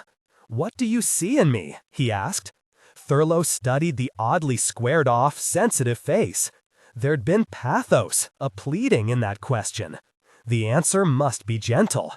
Perhaps, he said, you've played a part so long that you've almost become that part. Played a part? Kelexel wondered. He searched for other meaning in the words. Nothing came to him. He said, my mechanical device has no human failures. How safe that must make the future, Thurlow thought. How full of certainty. Then why are you here? Why am I here? Kelexel wondered. He could see now that the reasons he'd given himself were mere rationalizations. He began to regret this confrontation, felt a sense of naked exposure before Thurlow. An immortal chem doesn't have to give reasons, he said. Are you truly immortal? Yes. Suddenly Thurlow believed him without reservation. There was something about this intruder, some outrageous quality of person that belied pretense and sham. As abruptly, Thurlow realized why Kelexel had come here. Knowing this, he wondered how he could tell the creature. Immortal, Thurlow said. I know why you're here. You're drunk on too much living. You're like a person climbing a sheer cliff. The higher you climb, the farther it is to fall, but oh, how attractive the depths seem. You came here because you fear an accident. Kelexel focused on the one word, accident. There's no such thing as an accident for a chem, he sneered. The chem is human and intelligent. Original intelligence may have been an accident, but nothing after that is an accident. Everything that happens to a chem from the day he's taken from his vat is what he sets out to accomplish. How orderly, Thurlow said. Of course, such an ultimate neatness, Thurlow said. When you do that to a garment, you take the life out of it. Neatness. Do that to a person, and he'll live a life like an epigram that's proved wrong after his death. But we do not die. Kelexel began to chuckle. This Thurlow was, after all, so transparent and easy to best in an argument. Kelexel controlled his chuckling, said, we are mature beings who— You're not mature, Thurlow said. Kelexel glared at him, remembering that Fraffin said this same thing. We use your kind for our amusement, he said. We can live your lives vicariously without a— You came here to ask about death, to play with death, Thurlow said, blurting it out. You want to die and you're afraid to die. Kelexel swallowed, stared at Thurlow in shock. Yes, he thought, that's why I'm here. And this witch doctor has seen through me. Almost of itself, his head executed a betraying nod. Your mechanical device is a closed circle, a snake with its tail in its mouth, Thurlow said. We live forever by its psychological truth. Psychological truth, Thurlow said. That's whatever you say it is. We're so far ahead of you, primitive. Then why are you here asking help from a primitive? Kelexel shook his head. An oppressive sense of danger came over him. You've never seen the web at work, he said. How can you— I've seen you, Thurlow said, and I know that any school based on mechanism is a closed circle of limited logic. The truth can't be enclosed in a circle. Authority that makes speculative science feel credible. Sustain energy matching. The truths, like countless lines radiating outward to take in a greater and ever greater space. Kelexel felt himself fascinated by the movements of Thurlow's mouth. Scalding words dripped from that mouth. More than ever, Kelexel was sorry he'd come here. He could feel a shying away within himself, as though he stood before a closed door that might open any moment onto horror. In time, a curious thing happens to such schools, Thurlow said. Your foundation philosophy begins to circle away from its original straight line. You're close at first. The error isn't recognized. You think you're still on course, and you swing farther and farther afield until the effort to devise new theorems to explain the preceding ones becomes more and more frantic. "We're totally successful," Kelexel protested. "Your argument doesn't apply to us." Past success based on past truth isn't proof conclusive of a continuing success of continuing truth, Thurlow said. We never actually attain a thing. We merely approach various conditions. Every word you've said about your chem society betrays you. You think you have the ultimate answers, but you are here. You feel trapped. You know unconsciously that you're in a fixed system, unable to escape, forced to circle endlessly until you fall. We'll never fall. Then why have you come to me? People who follow a fixed system are like processional caterpillars, Thurlow said. They follow the leader, always follow the leader, led on by the slime trail of the one ahead. But the leader comes on the trail of the last one in line, and you're trapped. The trail grows thicker and thicker with your excrescence as you continue around and around the same path. And the excrescence is pointed out as verification that you're on the right track. You live forever. You're immortal. We are. Thurlow lowered his voice, noting how Kelexel hung on every word. And the path always appears straight, Thurlow said. You see so little of it at a time, you don't notice when it curves back upon itself. You still see it as straight. Such wisdom, Kelexel sneered. It didn't save your precious madman, your precious Joe Murphy. Thurlow swallowed. Why am I arguing with this creature? He wondered. What button did he push to set me going like this? Did it? Kelexel demanded, pressing his advantage. Thurlow sighed. Another vicious circle, he said. We're still figuratively burning the Jews because they spread the plague. Each of us is both Cain and Abel. We throw stones at Murphy because he's the side we rejected. He was more Cain than Abel. You've a rudimentary sense of right and wrong, Kelexel said. Was it wrong to extinguish this Murphy? Oh God, Thurlow thought. Right and wrong, nature and consequences. It's not a question of right and wrong, he said. This was a reaction right out of the depths. It was like the tide or a hurricane. It's when it is, it is. Kelexel stared around the primitive room, noting the bed, the objects on the dresser, a picture of Ruth. How dare he keep a reminder of her? But who had better right? This room was a terrible alien place suddenly. He wanted to be far away from it, but where could he go? You came here searching for a better psychological philosophy, Thurlow said, not realizing that all such philosophies are blind alleys, little wormholes in an ancient structure. But who should know more about such wormholes than one of the worms? Thurlow asked. Kelexel wet his lips with his tongue. There must be perfection somewhere, he whispered. Must there? What would it be? Postulate a perfect psychology and an individual brought to perfection within such a system. You'd walk around in your never-ending perfect circle until one day you found to your horror that the circle wasn't perfect. It can end. Kelexel became extremely conscious of every clock-ticking sound in the room. Extinction, Thurlow said. Therein lies the end of your perfection and fallacy in Eden. When your perfect psychology has cured your perfect subject, it still leaves him within the perfect circle, alone. He nodded, and afraid. He studied Kelexel, noting how the creature trembled. You came here because you're terrified by the thing that attracts you. You hoped I had some panacea, some primitive word of advice. Yes, Kelexel said. But what could you have? He blinked. He gestured at the room, unable to find words to express the poverty of this native's existence.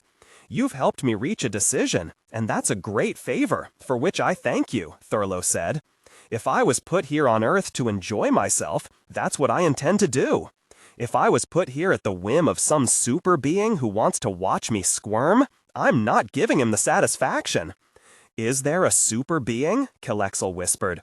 What is there after... With such dignity as I can muster, I look forward to finding out for myself, Thurlow said. That's my choice, my decision. I think it'll leave me more time for living. I don't think time gives you any rest from this decision until you've made it. Kelexel looked at his hands, the telltale fingernails, the puckered skin. I live, he said, yet I live. But you haven't come to grips with the fact that all life's a between stage, Thurlow chided. Between? Thurlow nodded. He was speaking and acting from instinct now, fighting a danger whose shape he understood only vaguely. Life's in motion, he said, and there's just one big gamble, the living itself. Only an idiot fails to realize that a condemned man dies but once. But we don't die, Kelexel said, his voice pleading. We never. He shook his head from side to side like a sick animal. Yet there's still that cliff you're climbing, Thurlow said. And remember the attractive abyss. Kelexel put his hands over his eyes. In his primitive and mysterious way, the witch doctor was right, hideously, implacably right. A lurching motion behind Kelexel brought Thurlow's head snapping up. His eyes focused in shock as Ruth appeared there, supporting herself against the doorway. Ruth, Thurlow whispered. Her red hair was piled high, tied with a glittering rope of green stones. Her body was covered by a long green robe, belted by a golden-linked strand of square-cut creme de menthe jewels. There was an exotic strangeness about her that frightened Thurlow. He saw the bulge of her abdomen then, beneath the jeweled belt, realized she was pregnant. Ruth, he said, louder this time. She ignored him, concentrated her fury on Kelexel's back. I wish you could die, she muttered. Oh, how I wish you could die. Please die, Kelexel. Do it for me. Die. Kelexel lowered his hands from his face, turned with a slow dignity. Here she was at last, completely free, seeing him without any intervention from a manipulator. This was her reaction? This was the truth? He could feel time running at its crazy chem speed. All of his life behind him was a single heartbeat. She wanted him dead. A bile taste came into Kelexel's mouth. He, a chem, had smiled on this mere native, and she wanted him dead. What he had planned for this moment stood frozen in his mind. It still could be done, but it wouldn't be a triumph. Not in Ruth's eyes. He raised a pleading hand to her, dropped it. What was the use? He could read the revulsion in her eyes. This was truth. Please die, she hissed. Thurlow, his face dark with anger, started across the room. What have you done to her? He demanded. You will stand where you are, Kelexel said, raising a palm toward Thurlow. Andy, stop, Ruth said. He obeyed. There was controlled terror in her voice. Ruth touched her abdomen. This is what he did, she rasped, and he killed my mother and my father and ruined you. No violence, please, Kelexel said. It's useless against me. I could obliterate you both so easily. He could, Andy, Ruth whispered. Kelexel focused on Ruth's bulging abdomen. Such an odd way to produce an offspring. You don't wish me to obliterate your native friend? He asked. Mutely, she shook her head from side to side. Authority that makes speculative science feel credible. Sustain energy matching. God, what was the crazy little monster up to? There was such a feeling of terrible power in his eyes. Thurlow studied Ruth. How weirdly exotic she appeared in that green robe and those big jewels, and pregnant. By this. How odd it is, Kelexel said. Fraffin believes you can be a control factor in our development, that we can aspire to a new level of being through you, perhaps even to maturity. It may be that he is more right than he knows. Kelexel looked up as Thurlow skirted him, went to Thurlow. She pushed Thurlow's arm aside as he tried to put it around her shoulders. What are you going to do, Kelexel? She asked. Her voice held a thrumming quality, over-controlled. A thing no other immortal chem has ever done, Kelexel said, realizing at last what had truly brought him here. And he wondered, have I the strength to do this? He turned his back on Ruth, crossed to Thurlow's bed, hesitated, smoothed the covers fastidiously. In that instant, the weight of all the chem rested upon his shoulders, an ominous burden, loaded with everything his kind refused to accept. Seeing him at the bed, Ruth had the terrifying thought that Kelexel was about to impose the manipulator upon her, force Andy to watch them. Oh God, please no, she thought. Kelexel turned back to them, sat on the edge of the bed. His hands rested lightly beside him. The bed felt soft, its covers warm and fuzzy. The bed gave off a stink of native perspiration, which he found oddly erotic. "What are you going to do?" Ruth whispered. Kelexel thought, I must not answer that question. If he answered such questions, he knew his resolve might slip. He would do nothing important. He would accept the path of least resistance, the path which had lured his kind into their present stagnation. "You will both stay where you are," Kelexel said. He focused inward then, searched out the drumming center of his own heartbeat, thinking, it should be possible. Regeneration teaches us every nerve and muscle, every cell in our bodies. It should be possible. Thus far, his actions had no name, except it, and he merely tested the possibilities. He concentrated on slowing his heartbeat. At first, there was no reaction, but presently he sensed the beat slowing, almost imperceptibly. Then, as he learned control, the pace slackened with a definite downward surge. He timed the rhythm to Ruth's breathing. Inhale, 1 beat. Exhale, 1 beat. It skipped a beat. Uncontrolled panic shot through Kelexel. He relaxed his grip on the heartbeat, fought to restore normality. No, he thought, that isn't what I want. But another force had him now. Fear built on fear, terror on terror. Something gigantic and crushing gripped his chest. He could see the dark abyss. Imagine Thurlow's cliff, with himself upon its face, clutching for any handhold, scrabbling to stay himself from that awful plunge. Somewhere out in the foggy haze that had become his surroundings, Ruth's voice boomed at him. Something's wrong with him. Kelexel realized he had fallen backward onto Thurlow's bed. The pain in his chest was a molten agony now. He could feel his heart laboring within that pain.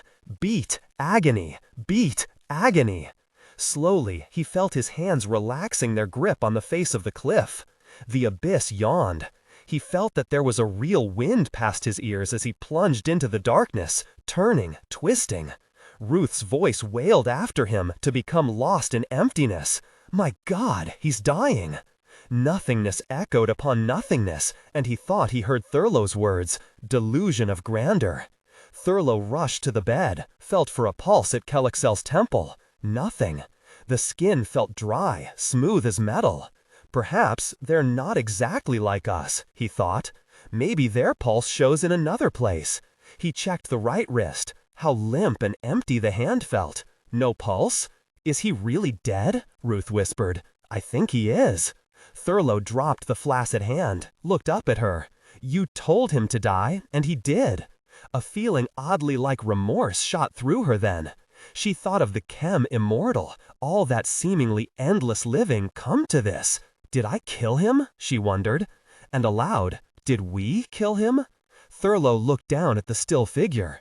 He remembered the conversation with Kelexel, the chem pleading for some kind of mystic reassurance from the primitive witch doctor. I gave him nothing, Thurlow thought. He was crazy, whispered. They're all crazy. Yes, this creature had a special kind of madness, and it was dangerous, Thurlow told himself. I was right to deny him. He was capable of killing us. All crazy? Thurlow wondered. He recalled Kelexel's brief recital of chem society. There were more of the creatures then. What would they do if they found 2 natives with a dead chem?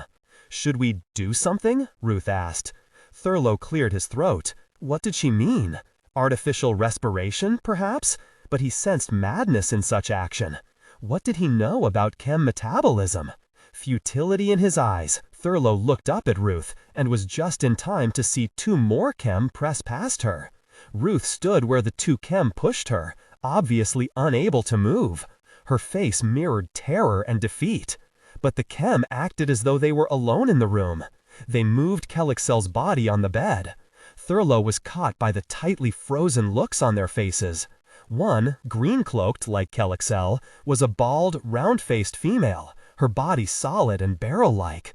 She bent over Kelexel with a gentle sureness, probing, palpating. There was a feeling of professional sureness about her. The other, in a black cloak, had craggy features, a hooked nose.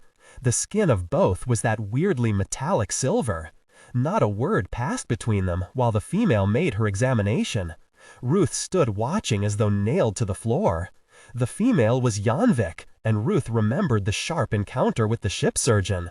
The male chem, though, was another matter, a person she'd seen only on the room screens as Kelexel talked to him, Fraffin, the director. Even Kelexel's tone had changed when speaking of Fraffin. Ruth knew she could never forget that haughty face. Here stood the embodiment of chem power, the one who'd killed her parents to provide a brief amusement for his people.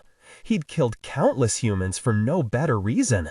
His acts transcended brutality to a point where they no longer could be called brutal. They were acts of casual expediency, less direct even than stepping on an ant. Presently, Janvik straightened, spoke in ship tongue. He has done it. He has certainly done it. There was a blank emptiness in her voice. The sound was gibberish to Thurlow, but he sensed the horror. To Ruth, a product of story ship education imprinters, the words were as clear as English, but there were overtones of meaning which escaped her. Janvik turned to stare at Fraffin. The look that passed between them was filled with the poignancy of defeat. They both knew what had really happened here. Fraffin sighed, shuddered. The blurred-off moment of Kelexel's death had come to him through Tiggywogs web, the chem oneness momentarily shattered by that impossible demarcation. Feeling that death, sensing its direction, Fraffin had known the identity with terrifying sureness. Every chem in the universe had felt it, of course, and turned in this direction, no doubt. But Fraffin knew that few had shared his certain knowledge of identity.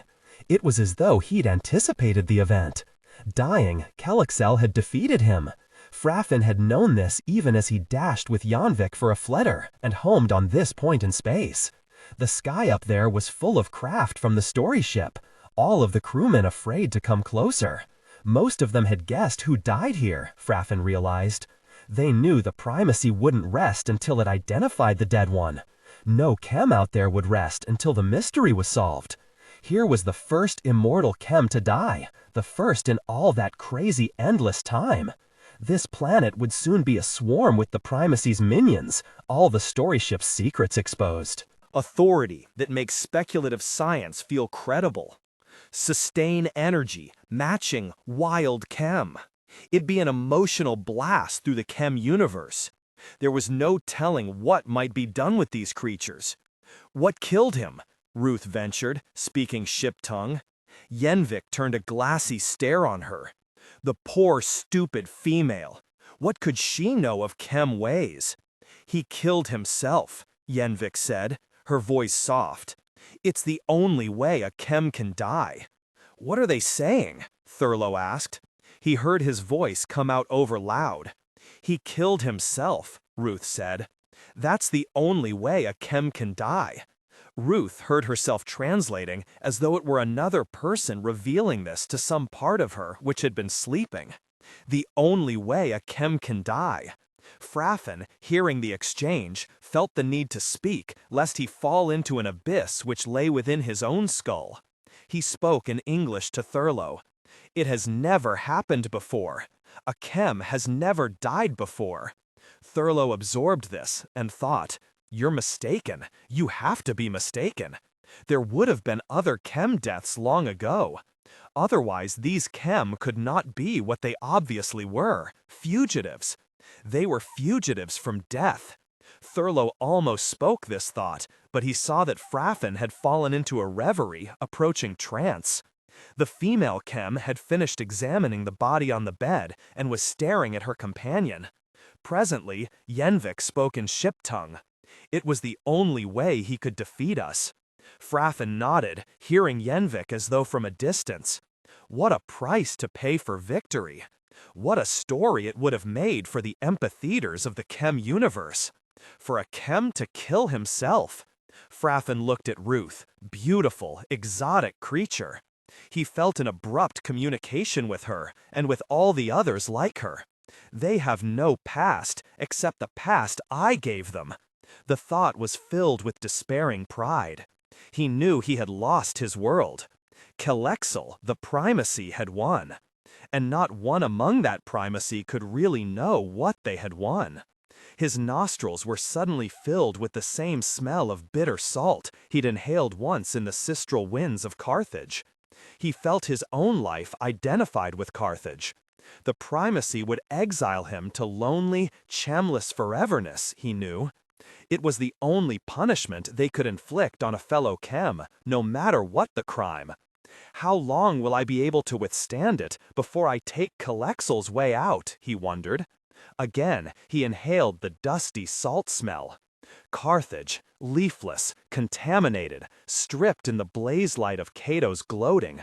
Its survivors crouching, terrified. I told you it'd end this way, Yenvik said. Fraffin closed his eyes against the sight of her. In his self-imposed darkness, he could see his own future. The eagle's eyrie come to shame, hidden in a dooryard. He could see it by the dark of the blood that fed the ravenous oracle within him. They'd fit him with every machine and device for comfort and foreverness. Everything except a fellow chem or any other living creature. He imagined an automatic toaster erupting and himself begging life into it. His thoughts were like a skipped rock touching the surface of a lake. His memories of this planet would not let him alone. He was the skipped rock, condensing eons. A tree, a face, the glimpse of a face, and his memory shaped out Kalima Sin's daughter, given in marriage, at a chem's direction, to Amenophis in 3,500 puny yearbeats ago. And facts. He remembered that King Cyrus had preferred archaeology to the throne, the fool. And places. A wall in a dirty village along a desert track, a place called Mukhayar. One wall, and it called up mighty as he had seen it last. In his mind, Tiglath-Pileser was not gone, but marched yet before the chem recorders, through Ishtar Gate, along Procession Street. It was a timeless parade, with Sennacherib, Shalmaneser, Isam Dagon, Sin-Saraskun, all dancing to the chem tune. There was a world pulse in Fraffin's mind now, a sinapounding time wave, diastole, systole, compelling black snake ripples that whipped across generations. His thoughts dipped briefly into the Babylonian lingua franca that had served the merchant world for 2,000 years before he'd stirred the pot. Fraffin felt then that his own mind was the sole repository for his creatures, his person the only preservation they had. A place of yearnings, full of voices and faces and entire races whose passage had left no mark except distantly outraged whispering and tears. And all of it played only in his own memories. That was the only amphitheater left to him, the awareness within his own head. These thoughts produced a terminal flare of consciousness, so that he saw then something of what Kelexel had seen. Again, he looked at Ruth, at Thurlow. Their fear lay so obvious upon their features. Fraffin felt his mind spinning. This, he knew, had to be the making of maturity for himself. And after maturity, I'm seeing life from their point of view, he thought. I've become one of my own creatures.